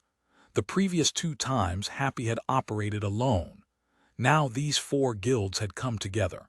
Happy had already grown to such a level. Did they still need this alliance? These guilds alone couldn't compare with the powerhouses, but together their strength was evident. The pro players from the various guilds were almost about to collapse. This Ye Xiu. When there weren't too many people, he would play tactics with you. When the terrain wasn't easy to fight in, he would play his class against you. This time, there were numerous guilds participating. The competition was intense, so now he was playing the numbers game. No matter what the scenario, he had something prepared for you. The powerhouses wouldn't be lacking in numbers either, but those responsible for undertaking an important task like fighting for wild bosses couldn't be ordinary fans. The elite players needed to be organized and disciplined. They had to guarantee that they would be ready to form a group at any moment. The guilds had to ensure that there were always 2 or 3 groups ready. Normal players might occasionally have some time to spare and would participate and have some fun. But if you truly wanted to be like these elite players and be ready on call tens of times a week, how many people could endure it? Normal players played the game for fun. Elite players played the game as if it were work. As a result, even though powerhouses had many players for fighting wild bosses, which needed to be done tens of times a week, it wasn't possible to have their entire guild come and fight. The number advantage that Ye Xiu and his allied guilds had was truly troublesome. It wasn't easy to gather more elite helpers to face this type of alliance. For this alliance, if they saw that the situation wasn't looking good, they could just leave. But the guild's elite troops were an official establishment. They couldn't just kick people out. That would damage their image. Chapter 1093, Diversion Translator, Namiyami Editor. Namiyami, if you counted the 5-guild alliance, the wild boss of the Gray Corner, Brawler King Dinglong, had attracted 12 guilds. This was discounting those who might have gotten the message and were on their way. With 12 guilds, there would be at least 1 elite team from each guild, making it a total of over 1,000 characters clustered in this corner of the Gray Corner black market. There were quite a lot of people, but since it was a market, the terrain was full of stereoscopic buildings. The characters were scattered inside the buildings, outside the buildings, some on higher levels and some on lower ones. Even so, the place was still filled with characters. No space was left for the 5-guild alliance that had arrived a little late, and what aggro they had. As soon as they arrived, almost all the characters there had turned to look at them, prepared to fight. "What's this? Did you all form an alliance or something?" Ye Xiu asked loudly. It would have been better had he not asked, but now that he had, everyone was going with it. "That's right, we're getting rid of you first." It wasn't clear who exactly replied, but if they could represent the group to speak up, then they would have to be someone whose opinion was respected in the group. "Do you even know where I am?" Ye Xiu mocked. Looking around, the crowd realized that they really didn't know. Although pro players were skilled and had good audition skills, everyone was standing in clusters right now. While they could figure out the general area where Ye Xiu's voice was coming from, they couldn't find Ye Xiu's exact location. Ye Xiu wasn't like them, who used their main class on their alts. This guy was an unspecialized now, the combination of all 24 classes. This made his alt account situation rather complicated too. "Who cares where you are? If anyone dares come any further, we'll kill them all." Another unknown person spoke up with a threat this time. However, considering how things were looking right now, it didn't seem like an empty threat. They were very united even if it was forced. "All right then, we won't go any further. We'll just stand and watch. You all go ahead," Ye Xiu said. Over 1,000 people simultaneously sent a sweat emoji, and the speech bubbles that popped up covered a huge area at once. It was an impressive sight to say the least. "Old Yi, you can't just do that." Someone jumped out of the crowd to speak. Everyone looked over. It was a Spitfire from Tyranny fiddling with the automatic handgun in his hand. "Yo, it's you. How have you been?" "Good," Ye Xiu asked. "I'm very well, thank you," Zhang Jiao said. "Did you cry?" "Fuck off," Zhang Jiao erupted. "I told you ages ago, tyranny isn't good enough. If you want to win the championships, you should have come to Happy," Ye Xiu said. Boos immediately rose from the crowd. Even though this was God Ye Xiu, who had the most championship titles under his belt, everyone felt that this sort of boast was just crazy. "Who are you calling not good enough?" A striker walked out of Tyranny's formation. After talking so much, Ye Xiu's character had been exposed. This time he was using a launcher. Old Hand came too. "How lively. I like it. I feel like we pro players should come in game more often when we're free to spar together, improve together, advance together," Ye Xiu said in a serious tone. "Stop spewing bullshit and disappear already. Or do you want us to send you off?" A blade master from Blue Brook also came out. Just from the speed at which he talked, it was doubtlessly Huang Xiaoshan. Zhang Jiao, Han Wenqing, Huang Xiaoshan. The three surrounded Ye Xiu ready to attack. This face-off alone was enough to have many people gasping. This was a face-off that would only ever be seen in All-Stars. Not only that, the show at All-Stars wasn't as intense or serious as the competition for bosses. "What are you doing? Trying to bully me with numbers?" Ye Xiu had his character back away as the elite teams of the 5 guilds behind him stepped forward threateningly. "Either way, don't even think of causing trouble this time." Thunderclap's Xiao Shiken had come over as well. Seeing that the situation wasn't bad, what with everyone so aggressively against Ye Xiu's presence, he didn't want to waste the chance to cooperate and kick Ye Xiu out of the competition. "I'm not causing trouble. Can't I even take a walk here now? What do you want? Are you big guilds clearing the place, having your pro players bully others?" Ye Xiu yelled. Hearing this, the crowd's fuse was blown. This guy was just being shameless. "Why are we talking with this guy? Just kill him," someone yelled. "Who dares speak to me like that?" Ye Xiu yelled back. With so many people and so many voices, no one could immediately tell who it was that spoke, but no one cared either. However, with 5 guild elite teams standing behind him, Han Wenqing and the others didn't dare charge over. Otherwise, that guy would definitely order the 500 people behind him to drown them in people. Hoping that he would come out and 1v3 them was a naive thought. As a result, not only was the attention of pro players turned over this way, the elite teams were as well. Everyone began to advance as one. This time it wasn't just Ye Xiu's character but all of the 5 guilds behind him who began to retreat. "What are you doing? You want to fight, huh? You aren't even going after the boss and you want a PK. That's unfair, Ye Xiu said. If you don't want to fight, then leave. We won't let you have this, boss. You think we're so easy to scare, Ye Xiu called out. If you continue, it won't be good for anyone. Why don't you just take your people and leave? Yu Wenzhou said from Blue Rain's side. Why do we have to go and not you? Ye Xiu asked. Because you have no chance of winning. Yu Wenzhou continued to chat with Ye Xiu patiently. Heh, we might not have a chance of winning in a fight, but are we here to fight? Ye Xiu suddenly laughed. Him. This reply had Yu Wenzhou lost for words. Then he looked around, only to see that all the players from the guilds were facing off against the 5-guild alliance aggressively, cracking their fists and ready to fight at any time. Boss! Yu Wenzhou, who was usually very composed, called out suddenly, his tone a little pained. At the same time, someone at their rear yelled out, Boss! As well. That's right, boss. Everyone's aggro had turned to Ye Xiu, and everyone had forgotten that they were here to fight for a wild boss and not for Ye Xiu. Thus, when everyone's attention was elsewhere, a small team appeared at the other end of the corner. They had no guild tags above their heads like a normal passing team of players.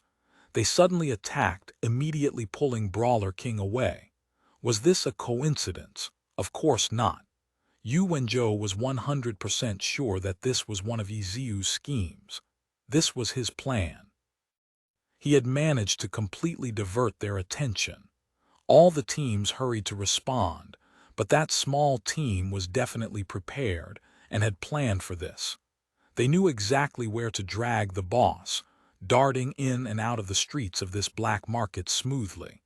It was the elite teams of the guild that were having a lot of trouble.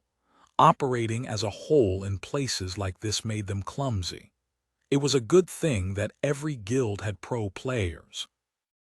They didn't have the time to take care of their entire team and all rushed out individually, using their own judgment and methods to search for the boss. Huang Xiaoshan, who had been at the front lines of the face-off against Ye Xiu, had managed to get his blade master to the front lines of their hunt for the wild boss in the blink of an eye. With Yu Wenzhou's calm and clear analysis and arrangements, he quickly caught up. Where do you think you're going? Huang Xiaoshan yelled, his blade master jumping down from a roof nearby and using sword draw midair. A flash of sword energy gathered on his blade and flew out. The attack seemed about to knock down a bunch of people, but then someone in the team suddenly charged out, their spear swinging up and dispersing the light. The sword draw had been parried. Having to parry when only able to see the flash of light caused by the sword energy from the attack, and not the blade itself, was something you could do if you relied on mechanics alone. Huang Xiaoshan hadn't expected that his strike would be unsuccessful. Out of Happy's members, only Ye Xiu would be able to this. So who was this person? Huang Xiaoshan had no time to wonder. The battle mage struck out with his spear once again, and Huang Xiaoshan hurriedly pulled back his sword to guard in midair. He had wanted to use this strike to glide through the air and continue to chase the boss, but he hadn't expected that the other would realize his intentions and switch from a stab to a upwards flick. Huang Xiaoshan's blade master wasn't knocked to one side by this attack and was instead flicked upwards. Who are you? Huang Xiaoshan was shocked. The battle mage's mechanics weren't what was shocking, but rather his understanding of his intentions and judgments. This definitely wasn't something that Happy's rookies could do. Who do you think? The other retorted. Holy crap, how did you get here? Weren't you a launcher? How did you become a battle mage? Huang Xiaoshan yelled in surprise. I said, didn't I? I have 8 computers open, logged into 8 alts. Didn't you believe me? Ye Xiu said, his spear once again striking towards Huang Xiaoshan's blade master, but this time he directly used an ultimate furious dragon strikes the heart. Huang Xiaoshan's guard skill was on cooldown, so he couldn't block the attack. Instead, he used a rising dragon slash to pull his character higher in the air and dodge the attack. Then he saw that Ye Xiu's battle mage had long since cancelled the skill and left him in the air to run back to his team. "Fuck, don't you dare run," Huang Xiaoshan hollered. "Who's running?" Ye Xiu replied. Huang Xiaoshan looked over again. Ye Xiu hadn't run. It was just that his battle mage had darted over by a body unit and blocked off Huang Xiaoshan's path beforehand. He had never planned to leave with his team but stay and stall Huang Xiaoshan. "Fuck!" Huang Xiaoshan immediately understood his intentions. By the time he was finished with Ye Xiu, who knew where the boss would be. "Why are you such a slippery bastard?" Huang Xiaoshan yelled. "Ha ha ha, you should learn from me." Ye Xiu didn't mind chatting with Huang Xiaoshan some more. However, would a thing like speaking interfere with Huang Xiaoshan's combat ability? Of course not. He kept chattering on and on even as he charged forwards. His intention wasn't to fight Ye Xiu to the death, but to charge past him. But Lu Hanwen's Blade Master arrived, Zhang Xuan's Spitfire arrived, and Yu Wenzhou's Warlock also arrived. Huang Xiaoshan had worked hard to find the boss, so obviously he'd only share his intel with his own people and not the other guilds. The ones who had gotten his memo and came were all Blue Rain's people. Yet when they arrived, they found Huang Xiaoshan still here facing off against Ye Xiu. Where was the boss? It had left this street ages ago. "It went that way. Don't worry about me, you just hurry and chase after it," Huang Xiaoshan called out. "You think I'm not here or something? Senior, you want to block us four on your own?" Lu Hanwen asked in shock. "Don't listen to his bullshit. Hurry and give chase, little guy," Huang Xiaoshan yelled. "I'm really worried for your ick. You think you're the only one who knows how to call reinforcements." As his words fell, Blue Rain's 4 pros were instantly surrounded. Translators thoughts Namyami wow, TKA is super popular in China. A picture was released commemorating the 2 OVA episodes reaching 200 million views. https://imgur.com/a/qswh52 Oth King's Avatar Chapter 1094 Chapter 1094. There's no harm in cooperating. Translator. Namyami Editor. Namyami Yu Wenzhou looked left and right. They were surrounded by tens of players. With this sort of encirclement, even if they were able to break away through their superior skill, they wouldn't be able to pursue the boss anymore. Yu Wenzhou sighed. This encirclement wasn't really a trap, but rather an opening from them. He had analyzed which direction the boss could have been pulled away and then assigned people to chase after the boss. Sure enough, Huang Xiaoshan found the boss. In this type of situation, they obviously wouldn't be sharing this info with the other guilds. Not only would they not be sharing the info, they had to protect this news from leaking. Thus, Yu Wenzhou didn't immediately dispatch Blue Brook Guild elite troops to throw themselves at the boss. Such an obvious movement would definitely attract the attention of others. Yu Wenzhou didn't want to block Ye Xiu off from the boss, while also bringing along a bunch of competitors. As a result, Yu Wenzhou instructed his elite troops to continue spreading out as if they were still searching for their target in an attempt to mislead the other guilds. In the meantime, their pro players would get together and go over.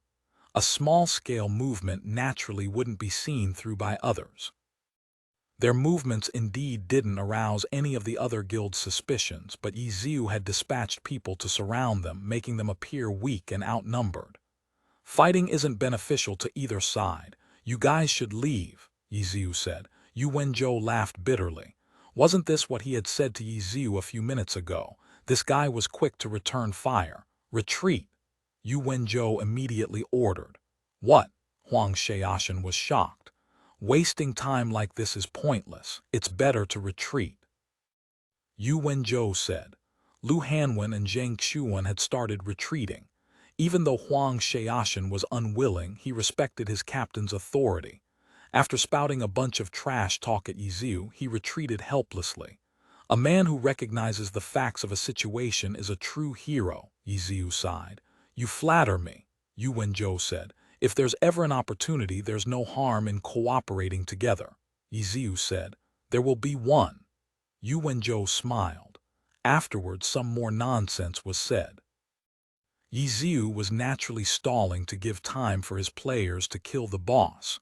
As for Yu Wenzhou, he had already given up. After personally participating in numerous wild boss battles, he now thoroughly recognized just how complicated these battles were. Several guilds, sometimes more than 10, fought against each other in a chaotic war. There was no way to predict anything. Yu Wenzhou had carefully studied Blue Brook Guild's reports. He clearly saw that no matter which guild it was, their results were very inconsistent, following no patterns. It was possible that one week one guild would succeed several times, while the next week, the guild failed to get anything. Whether it was Blue Brook Guild or Herb Garden or any other powerhouse, it was the same. Because of how chaotic the wars were, all sorts of impossible to predict events decided the outcome each time. There was no absolute logic in any of these. However, when Ye Xiu led Happy, the outcome was more consistent. Compared to the constant ups and downs of the other guilds, their relatively flat and smooth line was astonishing. Without a doubt, Ye Xiu was able to minimize the chaos happening in these battles, which meant that Ye Xiu's way of conducting battles was very valuable as a reference. From what Yu Wenzhou saw, Ye Xiu's tactical skill was certainly one aspect, but more importantly, he was able to accurately grasp the conflicts and balance between the guilds during these boss battles, allowing him to direct the overall direction of the battle. His tactical arrangements didn't stop at just purely battle aspects such as movements, focusing targets, switching targets. Doing this wasn't easy. Yu Wenzhou could see the painstaking amount of work that Ye Xiu put into this. It seemed even more difficult than them playing in competitive matches. There was only one match a week, but there were tens of wild boss battles every week. Just how much effort did it take him to do all this homework? Therefore, when Ye Xiu suggested that they cooperate when an opportunity arose, Yu Wenzhou didn't hesitate to agree. He didn't mind Ye Xiu utilizing their guild's resources because, in his eyes, Ye Xiu was a huge resource too.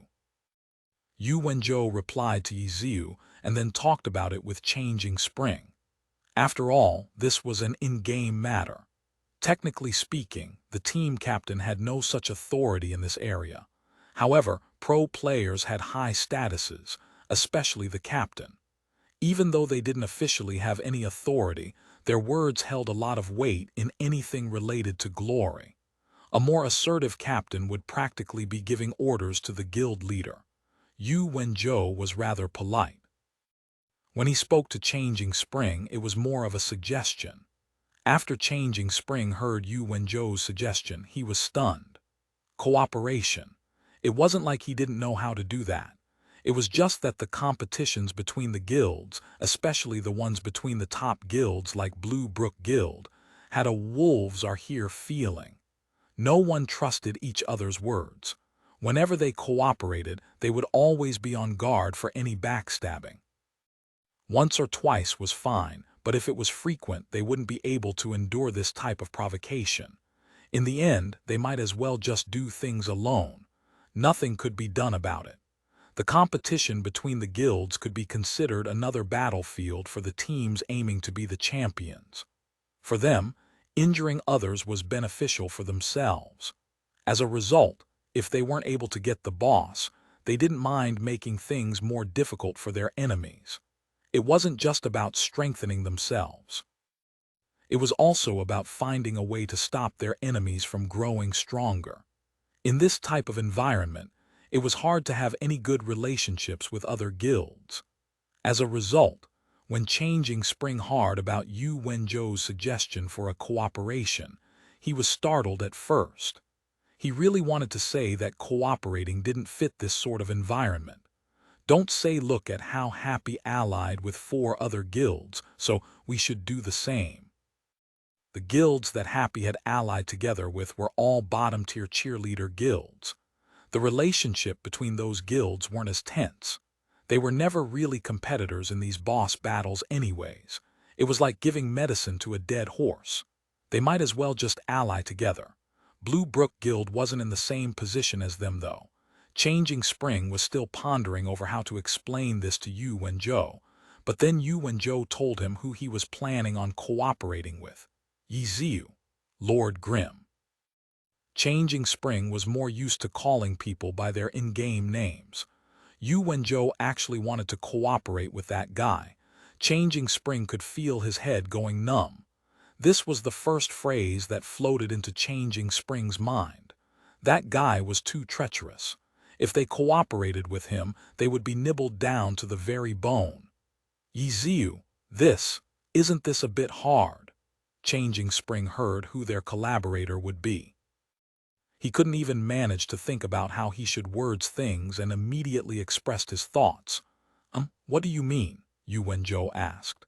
According to our experiences interacting with him, he isn't very trustworthy. Changing Spring's head shook like a rattled drum. Really? His reputation is that poor? Yu Wenzhou laughed. More like there isn't anything good to say about it. Changing Spring grit his teeth. As one of his competitors, of course you wouldn't feel anything good from him. Have you ever seriously cooperated with him before? Yu Wenzhou said. Changing Spring hesitated. When Ye Xiu's Lord Grimm entered the heavenly domain, they were already huge enemies. They had been trying to stop him the entire time. Cooperate. Changing Spring felt his face turn red. In the beginning, he didn't know that this person was God Ye Xiu. Most of their thinking had been on how to recruit him.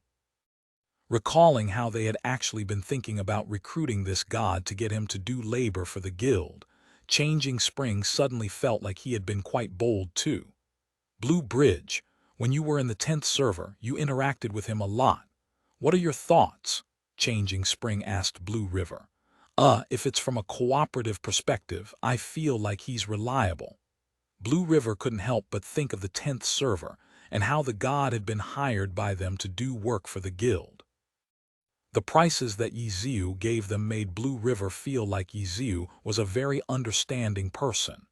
He wasn't trying to cheat them, and it was best not to try cheat him either.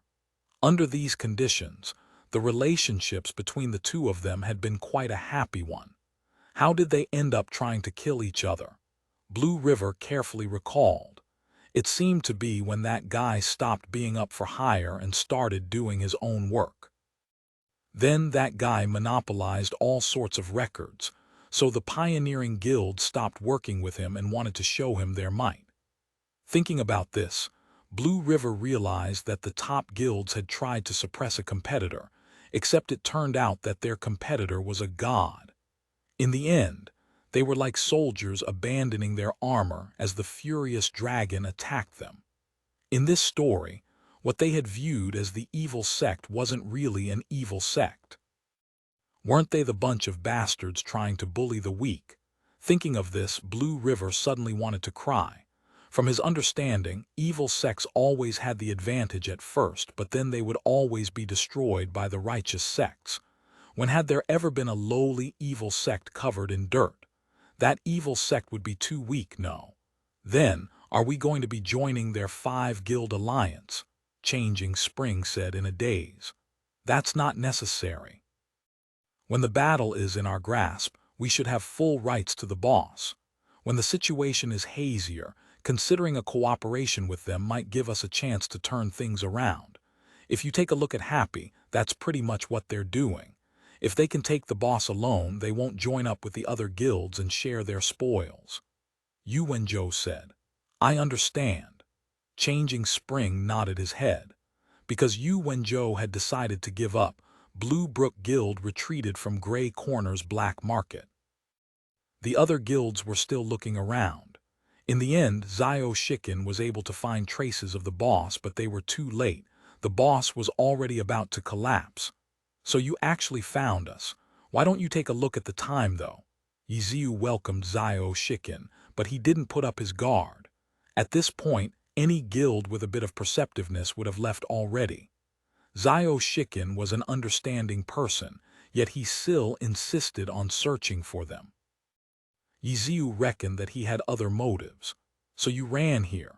Xiao Shikin sighed. What, are you studying my tactics? Ye Xiu said. Ha ha, Xiao Shikin laughed but didn't answer back. If there's ever an opportunity, there's no harm in cooperating together, Ye Xiu said. That sounds good, Xiao Shikin said and sent a friend request. No need to add me as a friend. If anything comes up, just message me on QQ. This bro's got tens of alternates. How would you know which alt I'm using? Ye Xiu didn't hesitate to reject it. The King's Avatar, Chapter 1095, 1096, Chapter 1095. Immortals Fighting Translator. Namyami Editor. Namyami, another announcement for Happy Killing. The level 75 Wild Boss Brawler Killer Dinglong was issued. Even though the vast majority of players had no way of participating in wild boss battles, that didn't mean they didn't care, especially the veterans. They were fully aware that wild boss battles directly affected a team's strength. It could be considered as the second battlefield for pros outside the league. And this week, of the level 75 bosses, Happy had already taken down 3 of them. Such might made the other guilds feel gloomy, while shocking the rest of the players. But in reality, this time's brawler killer Dinglong didn't solely belong to Happy. Their guild name was the one that appeared on TV, but Heavenly Justice, Parade, Radiant, and Conquering Clouds had participated too. Even though those 4 guilds had been a part of the backdrop, having a vast number of troops had been extremely crucial. The amount of work that they put in might not be much, but their contributions were essential. Ye Xiu's generous treatment towards his alliance buddies made the 4 alliance guild leaders feel very embarrassed. They stubbornly insisted that he take a greater share, while they split the rest evenly amongst themselves. After splitting up the spoils, the 4 guilds promptly expressed their wishes. The representative for these 4 guilds was Heavenly Justice's guild leader, Team Heavenly Swords team captain, and Club Heavenly Swords boss, Lu Guaning. The Holy Trinity was too tyrannical. In the Alliance, only Lu Guaning possessed such status. God, why didn't you call us for the last 2 bosses? Don't forget about us. Lu Guaning said. Yeah. Those 3 guild leaders immediately added in their voices. Happy had enjoyed the last 2 wild bosses alone, putting these 4 guilds into a state of panic. As Happy advanced through the Challenger League to beating Excellent Era to win the finals, their popularity had risen to new heights. In the end, they were also able to establish quite a powerful guild. Moreover, new guilds that developed along with the team were the most passionate and energetic. It was easy for guild members to disregard their own gains and losses, putting their efforts into strengthening the team. As a result, the 4 allied guilds felt like the importance of their alliance was dropping. In fact, Happy had already taken down 2 wild bosses on their own without their help. 5 guilds cooperating together meant splitting the boss's spoils into 5.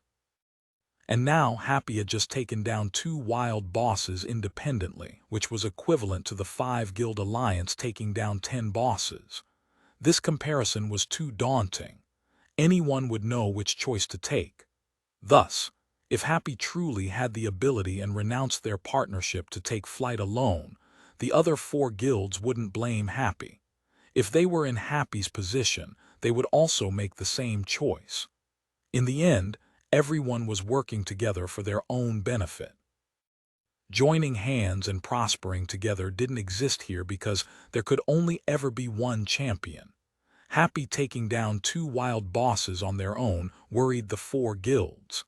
Lu Guaning had been looking for an opportunity to communicate this with Ye Xiu. Then, after another boss spawned, Ye Xiu called over the alliance to gather.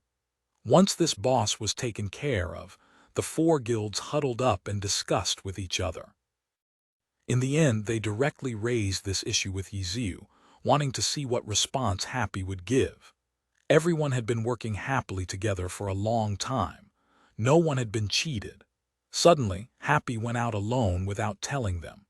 There were definitely unspoken criticism from them, but the problem was that they had never agreed that if a wild boss came, they must share it. The agreement was just that if the opportunity arose, everyone could work together, that's all. As a result, the four guilds had no grounds to criticize him, so Lu Guaning asked half-jokingly, hinting to Ye Xiu what their thoughts were. How could Ye Xiu not understand the meaning behind his words? He laughed. Is there really a need for me to say it? You all understand. After all, no team ever helps another for the fun of it, no. Lu Guaning heard his response and wanted to cry. He was so direct. It was as if he were stating the obvious, and the four of them asking this question really made them seem foolish and naive. It went without saying. Everyone was fully aware. Not laying it bare could be considered as leaving them some face, but now that they had insisted on an answer, look how awkward the atmosphere is. Fortunately, Lu Guaning and the other guild leaders were familiar with Ye Xiu. They immediately composed themselves and laughed. You're right. If an opportunity arises in the future, don't forget to call us. Of course, Ye Xiu smiled. In fact, he had called them over to kill Brawler Killer Dinglong for this very reason. Lu Guaning had nothing else to say.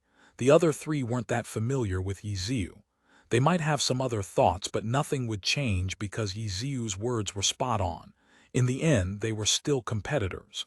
No team helped another for the fun of it.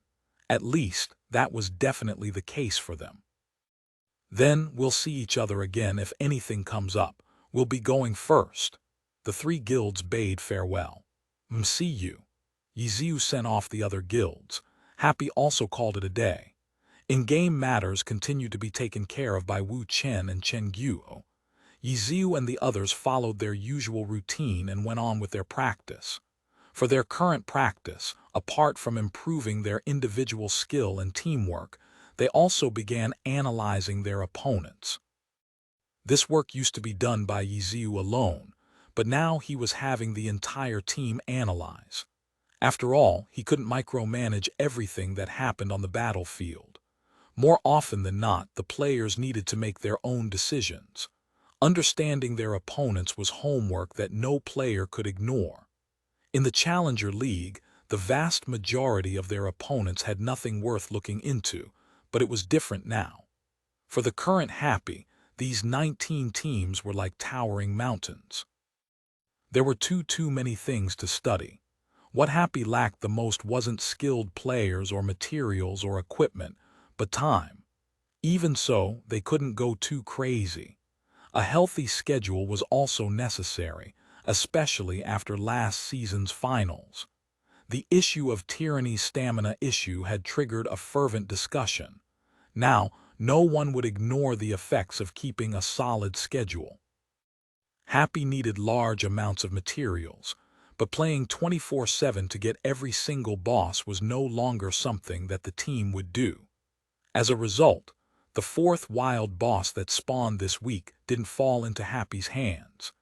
Guild Happy had gotten the message and went to participate. Without Ye Xiu watching over, their competitiveness instantly fell.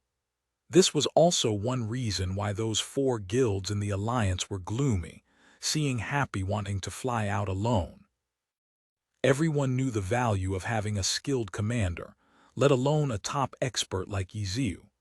After a chaotic battle, the fourth wild boss this week, Gray Corner's Underground Dark Hand, a fighter, gunner, and Nightwalker specialized boss, was snatched by tyrannical ambition. No pro players participated in this scuffle. According to the participants in this fight, this time's boss competition gave them an almost serene feeling. This type of serenity was quite rare. Tomorrow, when the sun came out, the pro players would pour onto the battlefield. The pro players on vacation were more free. At least, they weren't required to practice during vacation.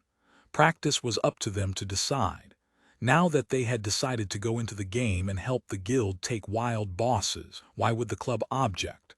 During the day, various battles bloomed where the bosses spawned. At night, the biggest topic in the Glory forums came from an anonymous post. What type of summer is this? This summer, the number of pro players playing in the game had to be a record. In the early days, Glory was small. The number of pro players back then couldn't compare to the number of pro players today. In this post, the original poster listed all of the pro players that he had seen during this week's wild boss battles. From this, it could be seen that this poster was definitely an elite member of a top guild. An ordinary player wouldn't have had the chance to participate in so many of these battles. And from how the description in the post was practically incoherent, it was evident that this elite player was on the verge of collapse. Just a while before, these elite players were existences that everyone admired, even though their roles were like jobs and they were under pressure that many players wouldn't understand. These elite players did it in exchange for glory that ordinary players would never be able to obtain. But everything had changed now. The pro players pouring in made them. Or at least for this poster, it had resulted in a huge psychological blow to him. He didn't know what he could do or what he could achieve. He was the fodder when immortals fought. The post was pretty much just him crying and complaining the entire time. His choice to go anonymous seemed to be the last shred of clear-headedness in him.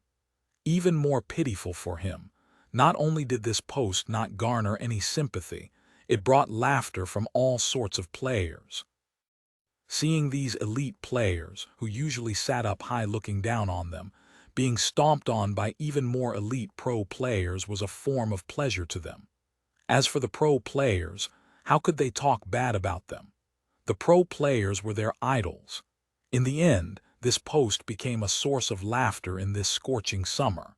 It had no impact on the situation. The teams were using this summer to do everything they could to strengthen themselves. They weren't going to change just because of a single guild elite player's complaints. None of their plans changed. At this moment, the official Glory company made an announcement. Glory would be releasing a summer carnival event. The players instantly knew what this meant, plenty of rewards. And the pro teams also woke up. For pro teams, events were also great opportunities to obtain generous rewards. But as per usual, if all they did was participate, the rewards would just be ordinary.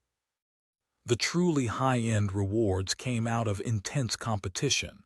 It was similar to dungeon records and wild boss battles. These types of competitions had always been what the game was about, and every event embodied this style too. Carnival. What type of competition would it be? And this time, there were so many passionate pro players participating. Just how fierce would the competition be? Chapter 1096, Ghost Parade Translator, Namiyami Editor. Namiyami seeing the announcement, everyone naturally clicked on it to check the details and see just how much of a party it would be for it to be called a carnival. But when they clicked on the page for this carnival, all they saw was a sinister ghost eerily staring back at them. The sound coming from their headphones was also the sound of evil winds. The less courageous players nearly had their hearts leap out of their throats. It was the scorching summer, but what arose from their hearts was a cold chill. Summer Carnival, Ghost Parade, Scarlet Red words jumped out at them. At this moment, how could any of the players still felt like this was going to be a party? This event was clearly horror-themed. Looking at the details, the event itself was actually quite simple. It was catching ghosts. It was a different approach to last year's Christmas event of catching Christmas thieves, but the end result was the same. However, the event rules this time were more detailed and complicated. After all, it didn't coincide with a holiday. The Ghost Parade would last 1 week. The system would release a certain amount of ghosts every day. The players just needed to find and kill these ghosts. The ghosts themselves gave experience, gold, materials, equipment, and so on. As for the more high-end rewards, those would be given out the same as always, through the leaderboard. The leaderboard wasn't as simple as the number of ghosts killed, because the ghosts released could grow. As these ghosts killed players, they would grow stronger. Stronger ghosts gave more points. The total points obtained was how the leaderboard calculated rankings. In the normal servers, there was a clear separation between level ranges. The heavenly domain was much simpler since everyone was level 75. Apart from the points leaderboard, there were other titles that gave out rewards. It was similar to Dungeon First Clears. Only the first player to accomplish the feat was entitled to a reward. Experienced players understood enough of it with just a few glances. Glory events tended not to be too complicated. Their main feature was competition. Only rewards obtained through competing against others gave the most beautiful rewards. As for the rewards from killing ghosts, those could just be considered as participatory rewards. Normal players didn't have any hopes of making it to the top of the leaderboard. As per convention, Glory gave out final rewards depending on the player's position on the leaderboard. No matter what ranking you got, there would be an equivalent reward for you, so no matter what, everyone would be trying their hardest. Moving up a few ranks on the leaderboards meant better rewards. The Ghost Parade would start on 7/7, the second Monday of July. After the update, when the players logged on, the Glory world became similar to the event page, dark and murky. Dense black fog covered the sky. Not a single ray of light shone, yet there was no rain either.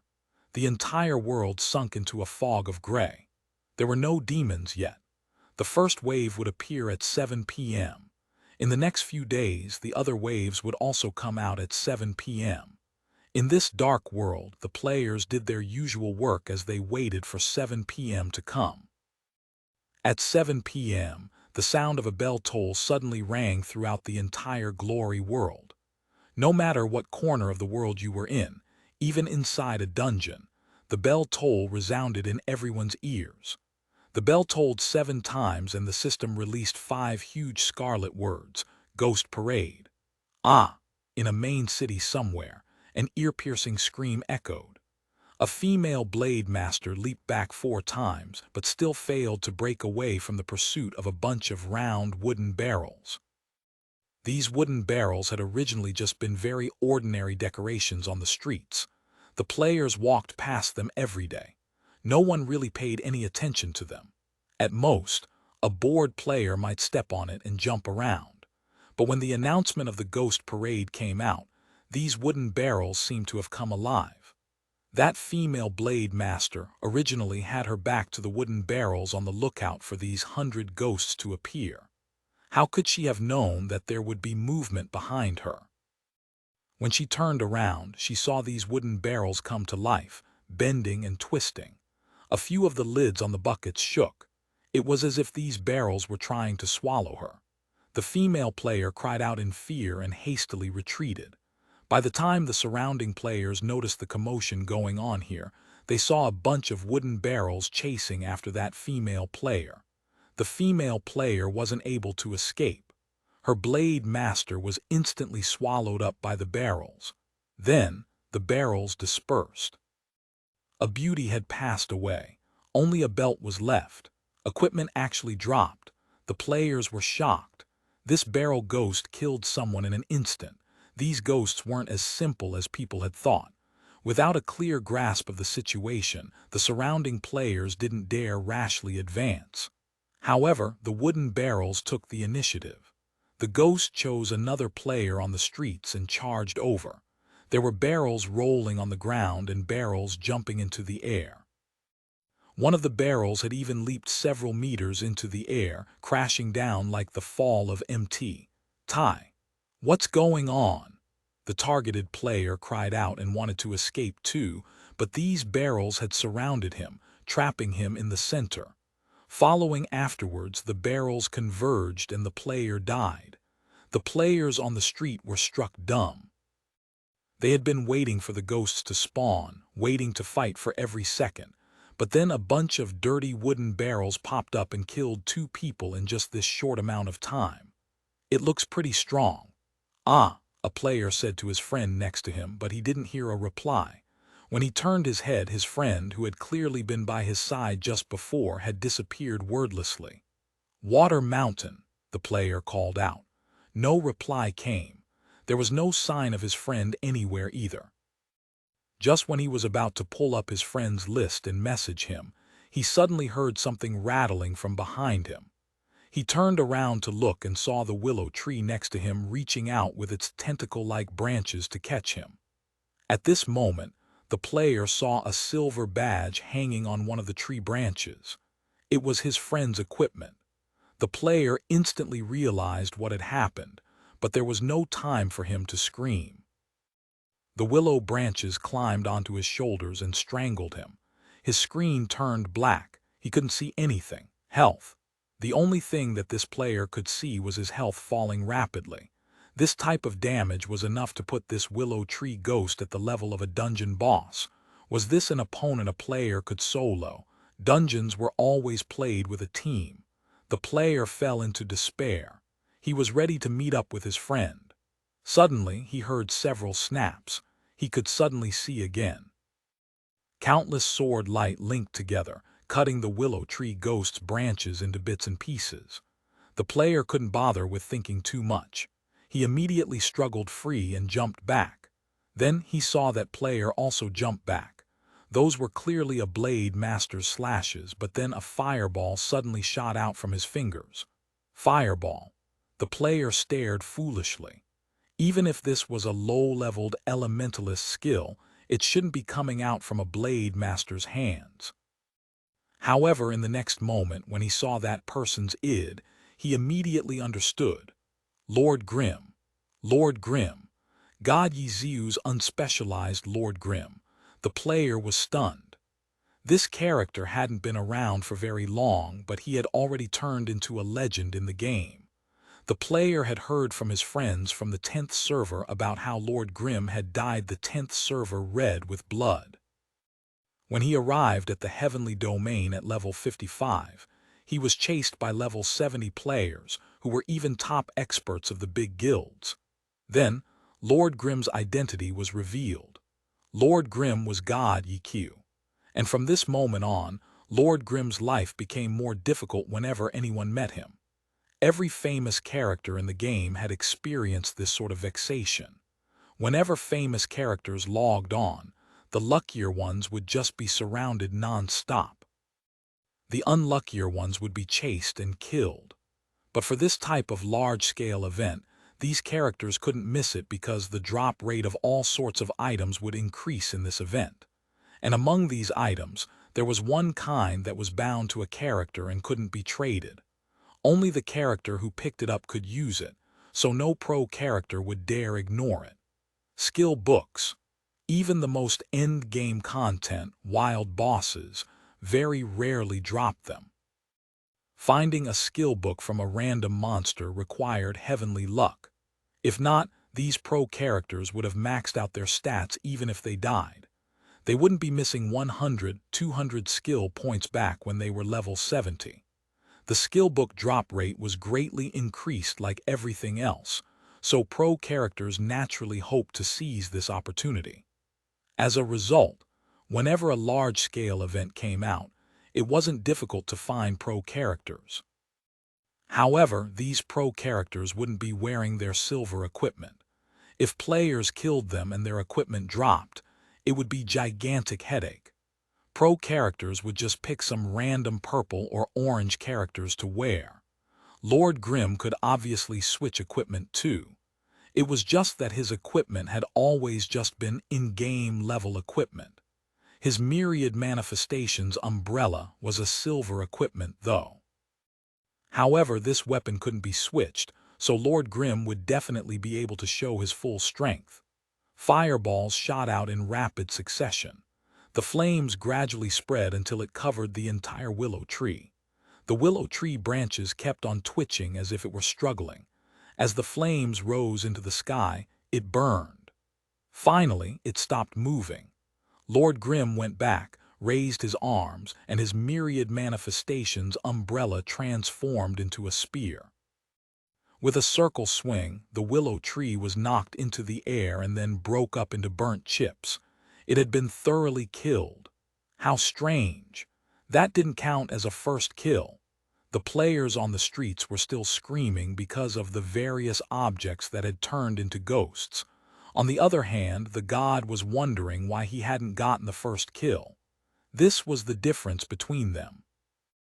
The King's Avatar, Chapter 1097, Chapter 1097. Intense Competition Translator. Namyami Editor. Namyami, the ghosts appeared so suddenly and unexpectedly, catching countless players off guard. As a result, Ye Xiu killing a ghost so easily and calmly made him seem that much more imposing. It wasn't just the player that Ye Xiu had saved. The entire street of players quickly realized that someone over there had successfully killed a ghost. It didn't seem like all that much. This scene made the confidence of the players skyrocket. Quite a few immediately took out their weapons and charged at these strange phantasms. Their spirited shouts quickly turned into cries of despair.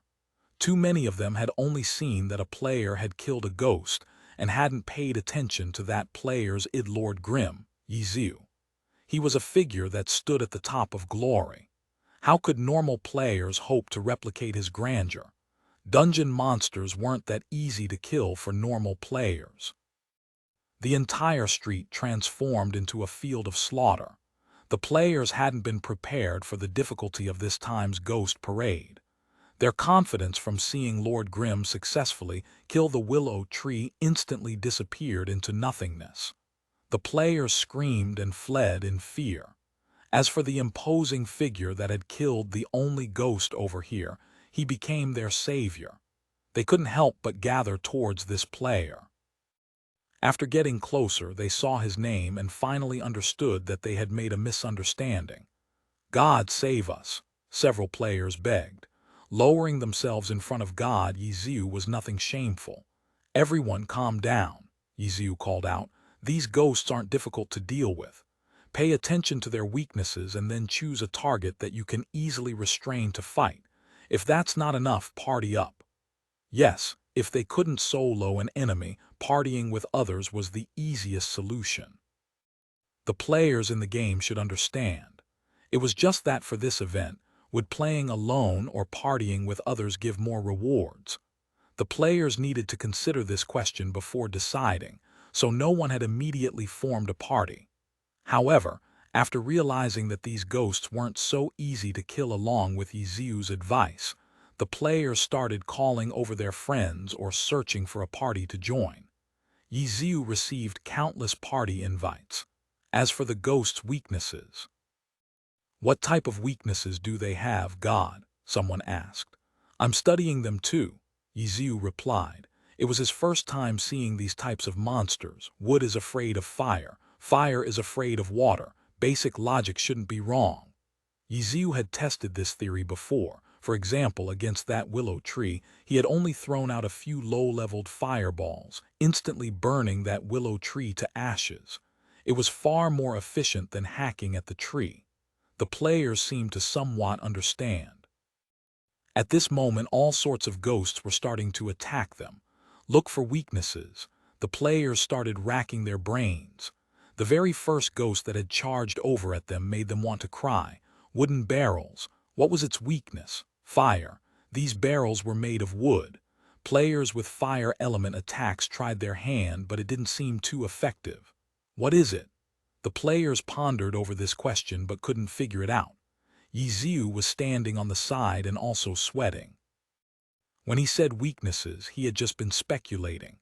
Who knew if all these ghosts had weaknesses? However, right now the players were bitterly searching for one as if they were following an imperial decree. Ye Xiu suddenly felt like there was a lot of pressure on him. Amidst the chaos, someone suddenly yelled in pleasant surprise, "Attack the bottom! Attack the bottom of these barrels! The lower you go, the lower their defense." Everyone was startled but quickly responded. If a barrel didn't have a bottom, then it couldn't be used, so the bottom of the barrel was the weakness. It was quite logical, but anyone who thought of such an answer had to be a bit crazy. After finding this weakness, the players discovered that these buckets weren't that difficult. A bunch of wooden barrel bottoms were destroyed. These wooden barrels instantly lost their liveliness. They fell to the ground and rolled around powerlessly. Kill! Their morals had truly risen this time. After figuring out the trick, they suddenly became fearless. As for Ye Xiu, his goals weren't so low. As he looked for monsters to kill, he checked the leaderboards. The leaderboards were dazzling to the eyes. The event had just begun, but the pro players were already displaying what true strength was. The first 10 and even as far as the first 20 places were occupied by pro players. Troubling Rain, Vacaria, Cloud Piercer, Dazzling 100 Blossoms, Desert Dust, Demon Subduer. The previous events also had leaderboards, but they weren't fully occupied by pro characters because if it wasn't an event taking place during a holiday, pro players wouldn't usually be the ones playing on these characters. It was usually someone from the guild department playing in their place. The staff members of the guild department could be considered elite experts in the game, but they were far from possessing the dominating skill of pro players. However, the Ghost Parade happened to take place during the summer. The pro players personally took up the task, resulting in them sweeping the leaderboards. Ye Xiu looked at his ranking. He wasn't in the top 10, but he wasn't too far away either. He was currently ranked 16. Surrounding him were a bunch of pro characters. The points were constantly fluctuating. A few moments later, he dropped from 16 to 18, overtaken by Flying Sword and Blossoming Chaos. Everyone's working hard. Ye Xiu mumbled. He couldn't relax either. The street that he was on had quite a few ghosts, but there were also quite a few players. Everyone was fighting over them.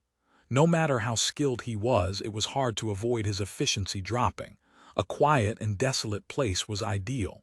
Unfortunately, when Ye Xiu logged on, he couldn't find any good places. He could only blame it on his bad luck. Yes, luck.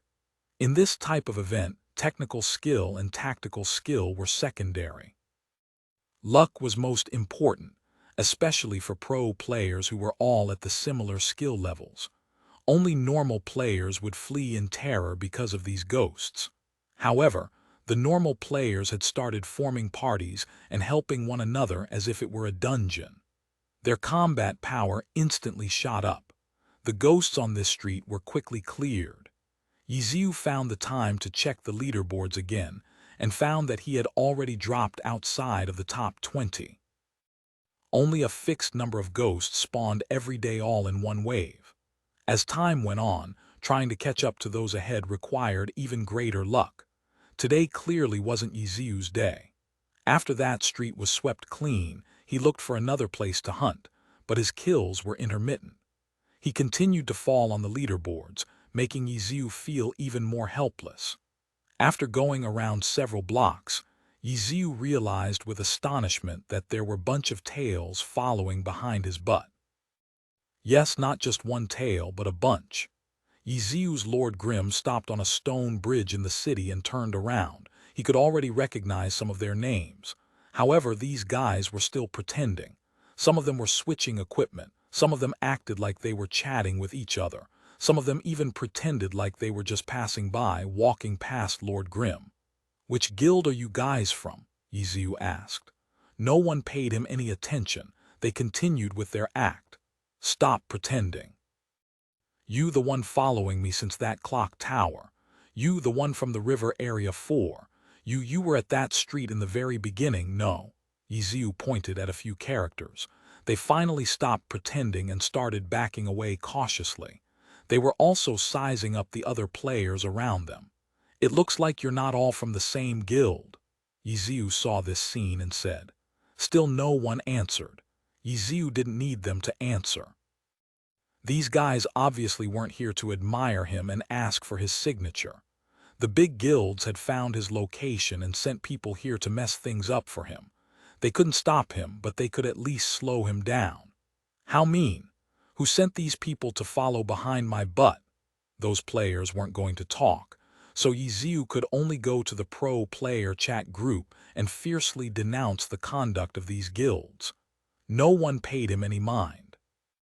Everyone was playing the game, and the pro player chat group was unexpectedly dead. How long had it been in the pro scene since everyone had gone into the game? Ye Xiu felt a bit dazed. "Wu Chen, have our guild members take note of where the other pro characters are located." Ye Xiu returned to the game and messaged Wu Chen. His Lord Grim was also in guild happy. Any orders that he gave in the guild would naturally be followed. However, their guild leader was still Wu Chen, and since this was a new guild, establishing a guild leader's authority was very important. Pro players abusing their statuses to do certain things in the guild was harmful to the guild's management. "Oh, okay." Wu Chen replied back and then announced it to the guild. Guild Happy had also reached max capacity. There were certainly spies from other guilds inside. 5 minutes hadn't even passed since Wu Chen's announcement and the pro player chat group started livening up again. "Revenge breeds revenge," Wang Jixi said. "There will never be an end to it." Huang Xiaoshan finished the saying, but a sentence was too short, so he added in his own personal opinion, "Old Yi, do you really need to do that? Insisting on a going an eye for an eye is too unsightly." "Exactly. Events like this don't come often. Let's all be friends." Samsara's Jiang Batao also spoke his opinion. "Then why don't you guys tell your guilds to withdraw the people tailing me?" Ye Xiu said. "Yes, yes, yes," the pro players expressed. Not long afterwards, the anonymous stalkers gradually dispersed. "Okay, there's nothing wrong now, right? Let's all have a friendly competition. Old Yi, you've got to work harder. When I check the leaderboards, I can't even see you," Huang Xiaoshan said. His troubling reign was currently #1 on the leaderboards. It was a rare chance for him to gloat, but in time it took for him to type out these few words, the leaderboard suddenly changed. "Fuck, fuck, fuck, fuck, fuck, fuck," Huang Xiaoshan roared in the chat group. Zhou Zekai's Cloud Piercer had jumped from 3rd to 1st, pushing troubling reign down to 2nd. "Huh?" Zhou Zekai rarely spoke in the chat group, and he only said one word. Translator's thoughts: Namiyami Chinese letter Chinese letter Chinese letter Chinese letter Chinese letter Chinese letter Chinese letter. One translation I found was, "If revenge breeds revenge, will there ever be an end to it?" On the other hand, Beidou says the meaning should be, "Don't go to extremes. Leave some leeway. Understanding and misunderstanding are mutual." Then, it says that the original text is Chinese letter Chinese letter Chinese letter Chinese letter Chinese letter Chinese letter Chinese letter Chinese letter Chinese letter Chinese letter Chinese letter Chinese letter Chinese letter Chinese letter. The second line, Chinese letter Chinese letter Chinese letter Chinese letter Chinese letter Chinese letter Chinese letter, translates to, "Where it is possible to let people off, one should forgive them." But it also says that it comes from a song poet, Yu Wenbao. Chinese letter Chinese letter Chinese letter Chinese letter Chinese letter Chinese letter Chinese letter Chinese letter Chinese letter Chinese letter Chinese letter Chinese letter Chinese letter Chinese letter, which doesn't even have the line in it. For this two-part verse, the first part refers to a sequence of Chinese chess moves. The deeper I go, the more confused I get. The King's Avatar Chapter 1098 1099 Chapter 1098 Seaweed Monster Translator Namiyami Editor Namiyami Huang Xiaoshan wouldn't be Huang Xiaoshan if he didn't shoot back. However, Ye Xiu wasn't in the mood to admire his trash talking. He might have gotten rid of his tails, but his placing on the rankings hadn't changed. 32. That was his current placing. The street he began on had helped him stay in the top 20, but after leaving the street, Ye Xiu's luck wasn't very good. He didn't meet enough monsters to let him keep his position. His current 32nd place was temporary, and considering how peaceful the street that he was on was, his placing would probably fall even more when he reached the end of the road. No matter what, he couldn't just stay there and not move. The ghosts spawned at the same time. If they weren't there, they weren't there. It wasn't like you could wait at their respawn point for them to respawn. Ye Xiu had Lord Grim walk over the stone bridge and ended up at a crossroads with a left, middle, and right path. However, all three choices seemed equally peaceful. Ye Xiu wanted to cry. Why was he so unfortunate today? Let's just keep walking. Ye Xiu thought to himself as Lord Grim stepped onto the bridge. He was about to continue walking when, suddenly, he realized that he couldn't step forward. Next, his character's view spun and Lord Grim was thrown to the ground. Where did this attack come from? Ye Xiu was stunned. The moment Lord Grim was about to hit the ground, he hastily quick recovered, but it didn't work. The strike had been a grab, but it somehow managed to close in on Ye Xiu without him noticing, striking a direct hit. It was only after his character had been pulled to the ground that Ye Xiu saw what had hit him as he turned Lord Grim's view. Something had tangled itself around Lord Grim's ankle. What was it? Ye Xiu didn't even have the time to look at it clearly when it suddenly yanked backwards. Ye Xiu slashed at it as it moved and Lord Grim's sword struck an accurate hit, but nothing happened. The thing shrank and then, with a flick, pulled Lord Grim upwards into the air. With this, Ye Xiu had a clear view. This weird thing that came out of nowhere had crept out of the lake under the stone bridge. Seaweed covered the lake's surface, almost entirely, and it was impossible to see what was actually at the bottom of the lake. Lord Grim switched the myriad manifestations umbrella to its gun form and sent a Gatling gun towards this unknown monster. Water splashed everywhere and seaweed flew into the air, but this thing was still unaffected, just like when he slashed at it. Ye Xiu still couldn't tell what was under the lake. Then, with a splash, Lord Grim was pulled under the water. Where is it? As soon as he went under, Ye Xiu looked around but didn't find anything. The thing around Lord Grim's ankle was still there. Ye Xiu followed it upwards with his eyes and suddenly realized how come it was coming from above the water now. What monster was this? Ye Xiu could feel a headache coming on. If there was any difficulty in the ghost parade, then for Ye Xiu, it would be what he was currently experiencing. The ghosts were all completely new NPCs. He had never previously encountered any of them in-game, so he didn't know any of their characteristics or skills. Even gods were newbies when up against these completely new monsters. And now, Ye Xiu had encountered a very tricky one. Although he had confidence he could defeat his target, every minute spent on it was a minute lost. Just look, he had already fallen to 35 in this short span of time. Ye Xiu was still in the claws of this monster, but he still had time to check the rankings, finding he had fallen by another 3 places already. In that instant, the monster finally launched another attack, and this time, Ye Xiu finally figured out what it was. It was seaweed. The seaweed that covered the entire surface of the lake, green like something that had been vomited out, was the true form of this monster. No wonder it had seemed to come from under the water at first, but later seemed to come from above. This thing was on the water's surface. It had taken Ye Xiu quite a while to figure out what he was fighting, and the seaweed monster had already began to attack him by then. The seaweed that had been floating on the surface suddenly sunk in clusters, like will-o-wisps. Ye Xiu didn't know what kind of attack this was, but he wouldn't let it hit him so easily. He hastily had Lord Grim swim further down. However, something tightened around his foot. The seaweed was still tangled around Lord Grim's ankle. What a long CC! Ye Xiu was shocked. Even if it was an NPC, their skills still couldn't diverge from Glory's design. Offensive attacks dealt damage and crowd control effects lasted a duration of time. No matter if it was damage or duration, there had to be a limit. How long had this seaweed been restricting Lord Grim's movement? How was it still doing this? How long did this ghost's skills last for? Ye Xiu didn't have the energy to spare on complaining because the will-o-wisp seaweed that had sunk down had attacked. Their attack was very basic, just throwing themselves at Lord Grim in an attempt to hit him.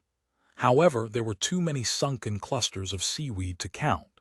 He could dodge one, but if they all began to attack together, then they'd form a net and then there wouldn't be any room to dodge. He had to dodge them preemptively. The seaweed was preventing him from going down, and upwards, above him was the water surface which was covered in seaweed. Going upwards would be putting himself in the monster's embrace, an even worse choice. Hurry up and break. Ye Xiu could only keep going down. Snapping the restraint around Lord Grimm's ankle became key. He slashed down again. The seaweed bent with the slash, but it refused to snap. It was clearly extremely flexible and durable. Ye Xiu didn't have time to try out new methods and could only follow his current line of thought. The myriad manifestations umbrella switched to its gun form. With a bang, a bullet shot out. As the bullet left the chamber, the umbrella was transformed into a sword once more, striking down. The bullet hit the seaweed and the flash of the blade slashed down as well. This time, the seaweed was cut through completely. Ye Xiu hastily had Lord Grimm dive as the clusters of seaweed swarmed forth, crashing together in a ball. That was close. It was rare for Ye Xiu to ever experience such a heart-stopping moment in the online game. After noticing the flexibility of the seaweed, Ye Xiu gave it a Spitfire stun bullet, and after causing it to tense, he was able to easily slash through it. Then his eyes landed on the cluster of seaweed behind him and had Lord Grimm throw a grenade over. It'd feel very good to blow it up. As expected, it felt delightful. The large cluster of seaweed was blown to pieces and several pieces hit Lord Grimm. His health immediately plummeted, falling directly to red blood. What the fuck? Ye Xiu flailed in a panic. He immediately opened up the umbrella as a shield while casting all his healing skills on himself and ingesting all the potions that would help him save his life. Only then was his health stabilized. What a powerful attack! Ye Xiu was shocked. If just another two pieces had hit him, Lord Grimm would have been caught. This immense damage output was beyond anything Ye Xiu knew of. Their combative power rivaled that of dungeon monsters, but this sort of attack power was far beyond normal dungeon monsters. It was boss level, wild boss level even. Ye Xiu didn't dare underestimate this monster. The seaweed that had been blown apart by the grenade hadn't died, floating in the water and preparing a new round of attacks. How would he kill this seaweed? Would a stun bullet work against them? Ye Xiu had little to go on but knew he had to try. He shot a small cluster of seaweed and struck down with his sword right after. The small cluster immediately broke apart, dispersing in the water as if it had dissolved. It worked. Ye Xiu was certain now, but he wasn't happy. With the seaweed covering the entire surface of the lake, how many attacks would he have to make to kill it completely? As for how the seaweed got so strong, Ye Xiu immediately got the gist. This seaweed floated ever so peacefully on the water's surface like that, a very cunning disguise. Then it would ambush passing players. Even Ye Xiu didn't realize what was happening after being caught, so there was little need to explain how much worse it would be for normal players. Continuously managing to kill players this way, the seaweed monster had grown this strong. Should he count himself lucky or unlucky? Ye Xiu didn't know. Such a large monster would definitely provide many points, so he should be happy about finding it. The problem was, this monster wasn't just big but powerful. Could he beat it? This thing's attack power rivaled a wild boss. If its health was also that shocking, then Ye Xiu would just give up on it entirely. But for now, he decided to take a shot. The small clusters of seaweed were just a method of attack for the seaweed monster. Destroying them was just defending himself. If he wanted to kill this monster, he had to attack its main body, the seaweed that was floating on the water's surface. However, he had to deal with these small clusters first. Not long later, Ye Xiu baited the small clusters of seaweed into trying to catch him again like before. Then, at the last minute, he dodged. The small clusters of seaweed once again clustered up into a larger group. Lord Grimm turned and delivered a stun bullet before his myriad manifestations umbrella swung up as a spear, dragon tooth stabbing up before a double stab followed. As for skills like falling flower palm that required him to get even closer, Ye Xiu didn't dare use them before he tested them out. After the double stab, he finished it off with a sword draw. The 3 skills were completed in an instant, and with the whooshing sound of flowing water, the scattered seaweed vanished. It worked. With this experiment a success, Ye Xiu's spirits lifted. The seaweed monster was above him. After this experiment, Ye Xiu had a good idea of how to deal with it. Now he had to see if he could destroy the main body of the seaweed monster with the same method. If it had the durability of a wild boss, then he'd leave immediately. In the next moment, Lord Grim entered attack range of the water's surface, flicking his sleeves and gathering a chunk of the seaweed on the water's surface into a ball with a shadow cloak. Then, a stun bullet and an attack. Chapter 1099, jumping to number 1 translator, Namyami editor, Namyami dragon tooth, double stab, sword draw. Ye Xiu chose to continue use what had worked before, except that after 3 skills, the cluster of seaweed was still good and well. The durability of the main body was, as expected, slightly better. However, it was only slightly. Ye Xiu quickly followed up with a 4th skill, and at last, the seaweed he had gathered with shadow cloak dispersed into nothingness. Ye Xiu gave a long sigh of relief. In that moment, he had been rather nervous, because the effects of stun bullet had a limit to its duration. When he had delivered the first strike, he knew that the problem wouldn't lie in if he could deal enough damage to destroy the main body or not, but time. Could he deal enough damage in the time given by the stun bullet? In the end, he succeeded. This made Ye Xiu feel much more secure. Lord Grim jumped out of the water, right through the destroyed cluster of seaweed. The myriad manifestations' umbrella opened into a rotor wings, and he immediately left the water behind him. The seaweed monster wasn't willing to let go of its target so easily, hurriedly sending out a tentacle to catch him. Ye Xiu had been expecting that and had Lord Grim rise up at full speed. The seaweed wasn't slow either, but characters could move around in the air with rotor wings, so Ye Xiu would naturally use this to dodge. Ye Xiu wasn't planning to leave. Leaving the lake's surface was just to wait for his skill cooldown. Low-leveled skills always had short cooldowns, but those that had a bonus effect like stun bullet would have a longer cooldown otherwise. If someone could endlessly keep their opponent seasick, and one like stun, too, there'd be no need to fight.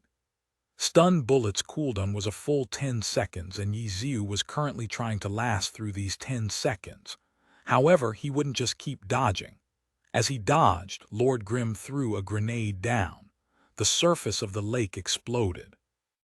Though this didn't really do any damage to the seaweed, since it had come out of the water, the seaweed had all been squeezed into a cluster. It worked. Ye Xiu was relieved. If he could gather the seaweed like this, then killing the seaweed monster would become much faster. Soon enough, the cooldown for stun bullet was over and Lord Grim landed as rotor wings ended, striking his sword at the water's surface and sending out an earthquake sword to sweep the seaweed together. Then, he added a shadow cloak.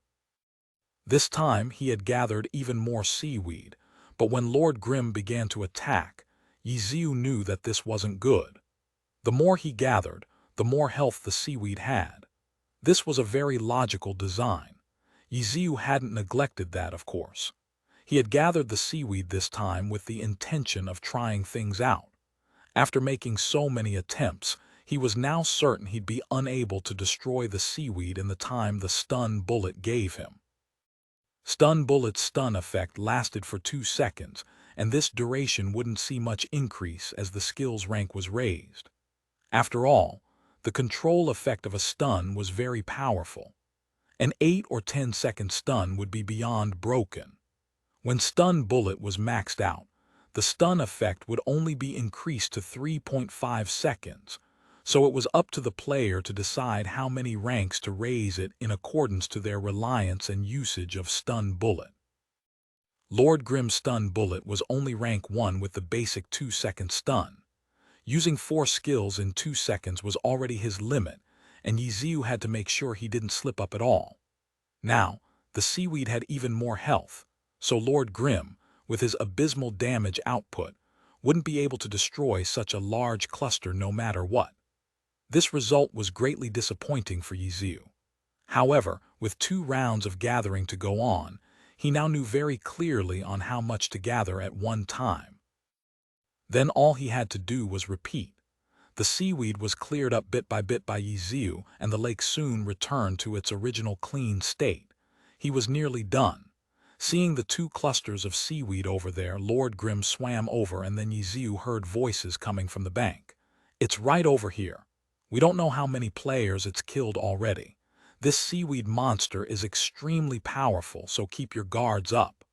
However, we've already found a way to defeat it. Witches and spitfires, make sure to cooperate. You're the key." A large group of people had gathered at the lakeside. Normal players weren't idiots either, having also found a way to deal with the seaweed monster. It was just that they had no way of completing all the steps on their own, so they could only get helpers to cooperate with them. The group of people had excitedly rushed over to kill this massive monster, but what they were met with was a clear lake. Where did the seaweed that was said to be taking over the lake? Shit. No way. Some observant players quickly noticed Lord Grimm's existence, swimming to a cluster of seaweed, shadow cloak, stun bullet, then a rapid stream of combos. Wasn't this the strategy their team leader had been emphasizing the whole way here? Are you goddamn kidding me? The one who had gathered all these people here was a Spitfire player. The first time he had been ambushed by the seaweed monster and killed. Then, running over to get his revenge, he had been killed again. He couldn't accept it and came again. By then, the seaweed monster had grown quite a bit and he was even less of a match, but this time he had discovered a way to kill the seaweed monster. The 4th time, he had charged over, thinking that knowing the method to killing the monster would assure his victory, but he had underestimated the strength of the seaweed monster. After dying 4 times in a row, he finally relented and went and gathered a team, also figuring out a good way to gather the monster. However, by the time he returned, he found most of the seaweed gone, and the one who did it had done so with the method he had gained through 4 sacrifices. Who dares? The leader was enraged. He thought that this person had been watching him and stole his method. He was a dirty thief. Chasing after the figure along the bank, the team leader held up his gun to shoot, but was suddenly knocked into by one of his companions. With a stumble, his shot missed. "What?" The team leader was furious. "Are you stupid?" Shadow cloak, then stun bullet afterwards, then followed up with a combo including sword draw. "Can't you tell who this is through those variety of skills?" The one who had knocked into the team leader said. The team leader paused. In the past, if anyone saw a character using skills across different class types, they'd think it was an NPC, but now all the players knew that there was such an existence.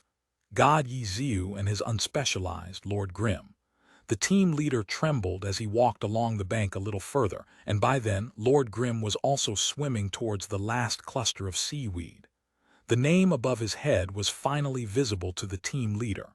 Lord Grimm. Sure enough, it was Lord Grimm. Immediately, the misunderstanding of stealing his method was dismissed. If he couldn't even figure out this method on his own, then would he still be God Ye Xiu? It was just that the team leader had been bustling around, sacrificing himself and gathering helpers, confidently returning to reap his profits, but in the end he didn't even manage to get the scraps. That was too depressing. There's another cluster. The team leader couldn't accept this. "Witches, go, shadow cloak." The witch didn't move. "Why aren't you guys doing anything? Did you disconnect? You there?" the leader yelled. "And try to steal God Ye Xiu's kill? Are you crazy?" the witch asked in shock. "But I found it first," the team leader wailed. Found it first, the entire team was speechless. Though they understood this guy's feelings, you might have found it first, but if you found it first yet didn't kill it first, then it wasn't yours. This was common sense. "Go on, hurry up and go." The team leader went to yell at another witch, seeing that the first one refused to move. This one seemed to be close with the team leader and didn't have the heart to reject the other. However, he went up slowly, raising his broom into the air for several seconds without doing anything. By the time he was done posing, Lord Grim had ended the battle. The one who had been about to attack turned back around in relief. "Oops, it's too late now," the team leader cried. However, he neither had the skill or a good reason to bother Ye Xiu about this. What made him even more jealous was that, after the seaweed monster was killed, Lord Grim's position on the rankings had managed to instantly jump to first. The team leader hadn't noticed at first. What brought it to their attention was someone suddenly yelling about it in the global chat. "Fuck, fuck, fuck. What cheat did you use, Ye Xiu? How did you suddenly get to first? Did you kill the GM? You cheat, I'm reporting you. Isn't there a GM here to make sure this sort of thing doesn't happen?" The cathartic speech came from Huang Xiaoshen's troubling reign. The entirety of Glory was silent. No one had thought they would get the chance to admire Huang Xiaoshen's trash talk in the game's global chat. Huang Xiaoshen had been overtaken by Zhou Zekai, but then his luck had been pretty good and rapidly took his place back.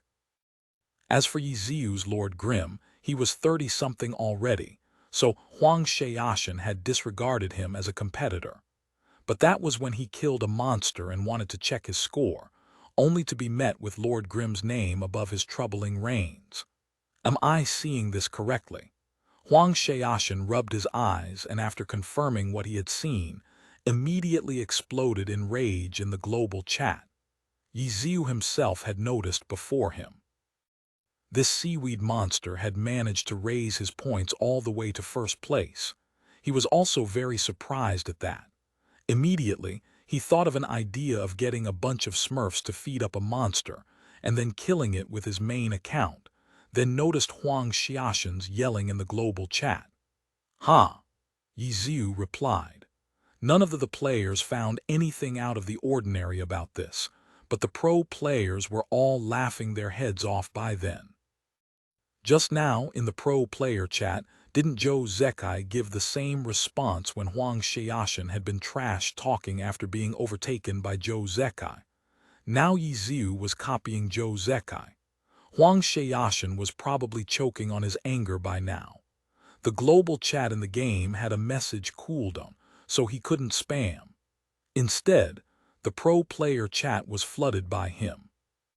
Seeing the number of new messages jumping rapidly, Ye Xiu knew that it had to be Huang Xiaoshen erupting again, as well as those who were greeting him despite knowing that he was just trash-talking. Ye Xiu was thinking about the possibility of raising a monster. The only thing he wasn't sure about was how many characters he'd have to feed to a monster to get it to grow to this level. Was an experiment necessary? Ye Xiu thought about this as he had Lord Grim climb back onto the bank. On the bank, the team of players stood there, stunned. After the trash talk in the global chat, they also realized that Lord Grim had managed to jump to first place. The sheer number of points the seaweed monster was worth was clear for all to see. Even though they wouldn't have as many gains after the points were distributed amongst them, it would still be quite heft. But now it was all for nothing. Everyone was disappointed, but what could they say when faced with God Ye Xiu? So amazing, God. God, are you leaving? Don't rush off, God. The players fawned over Lord Grim like a paparazzi the king's avatar.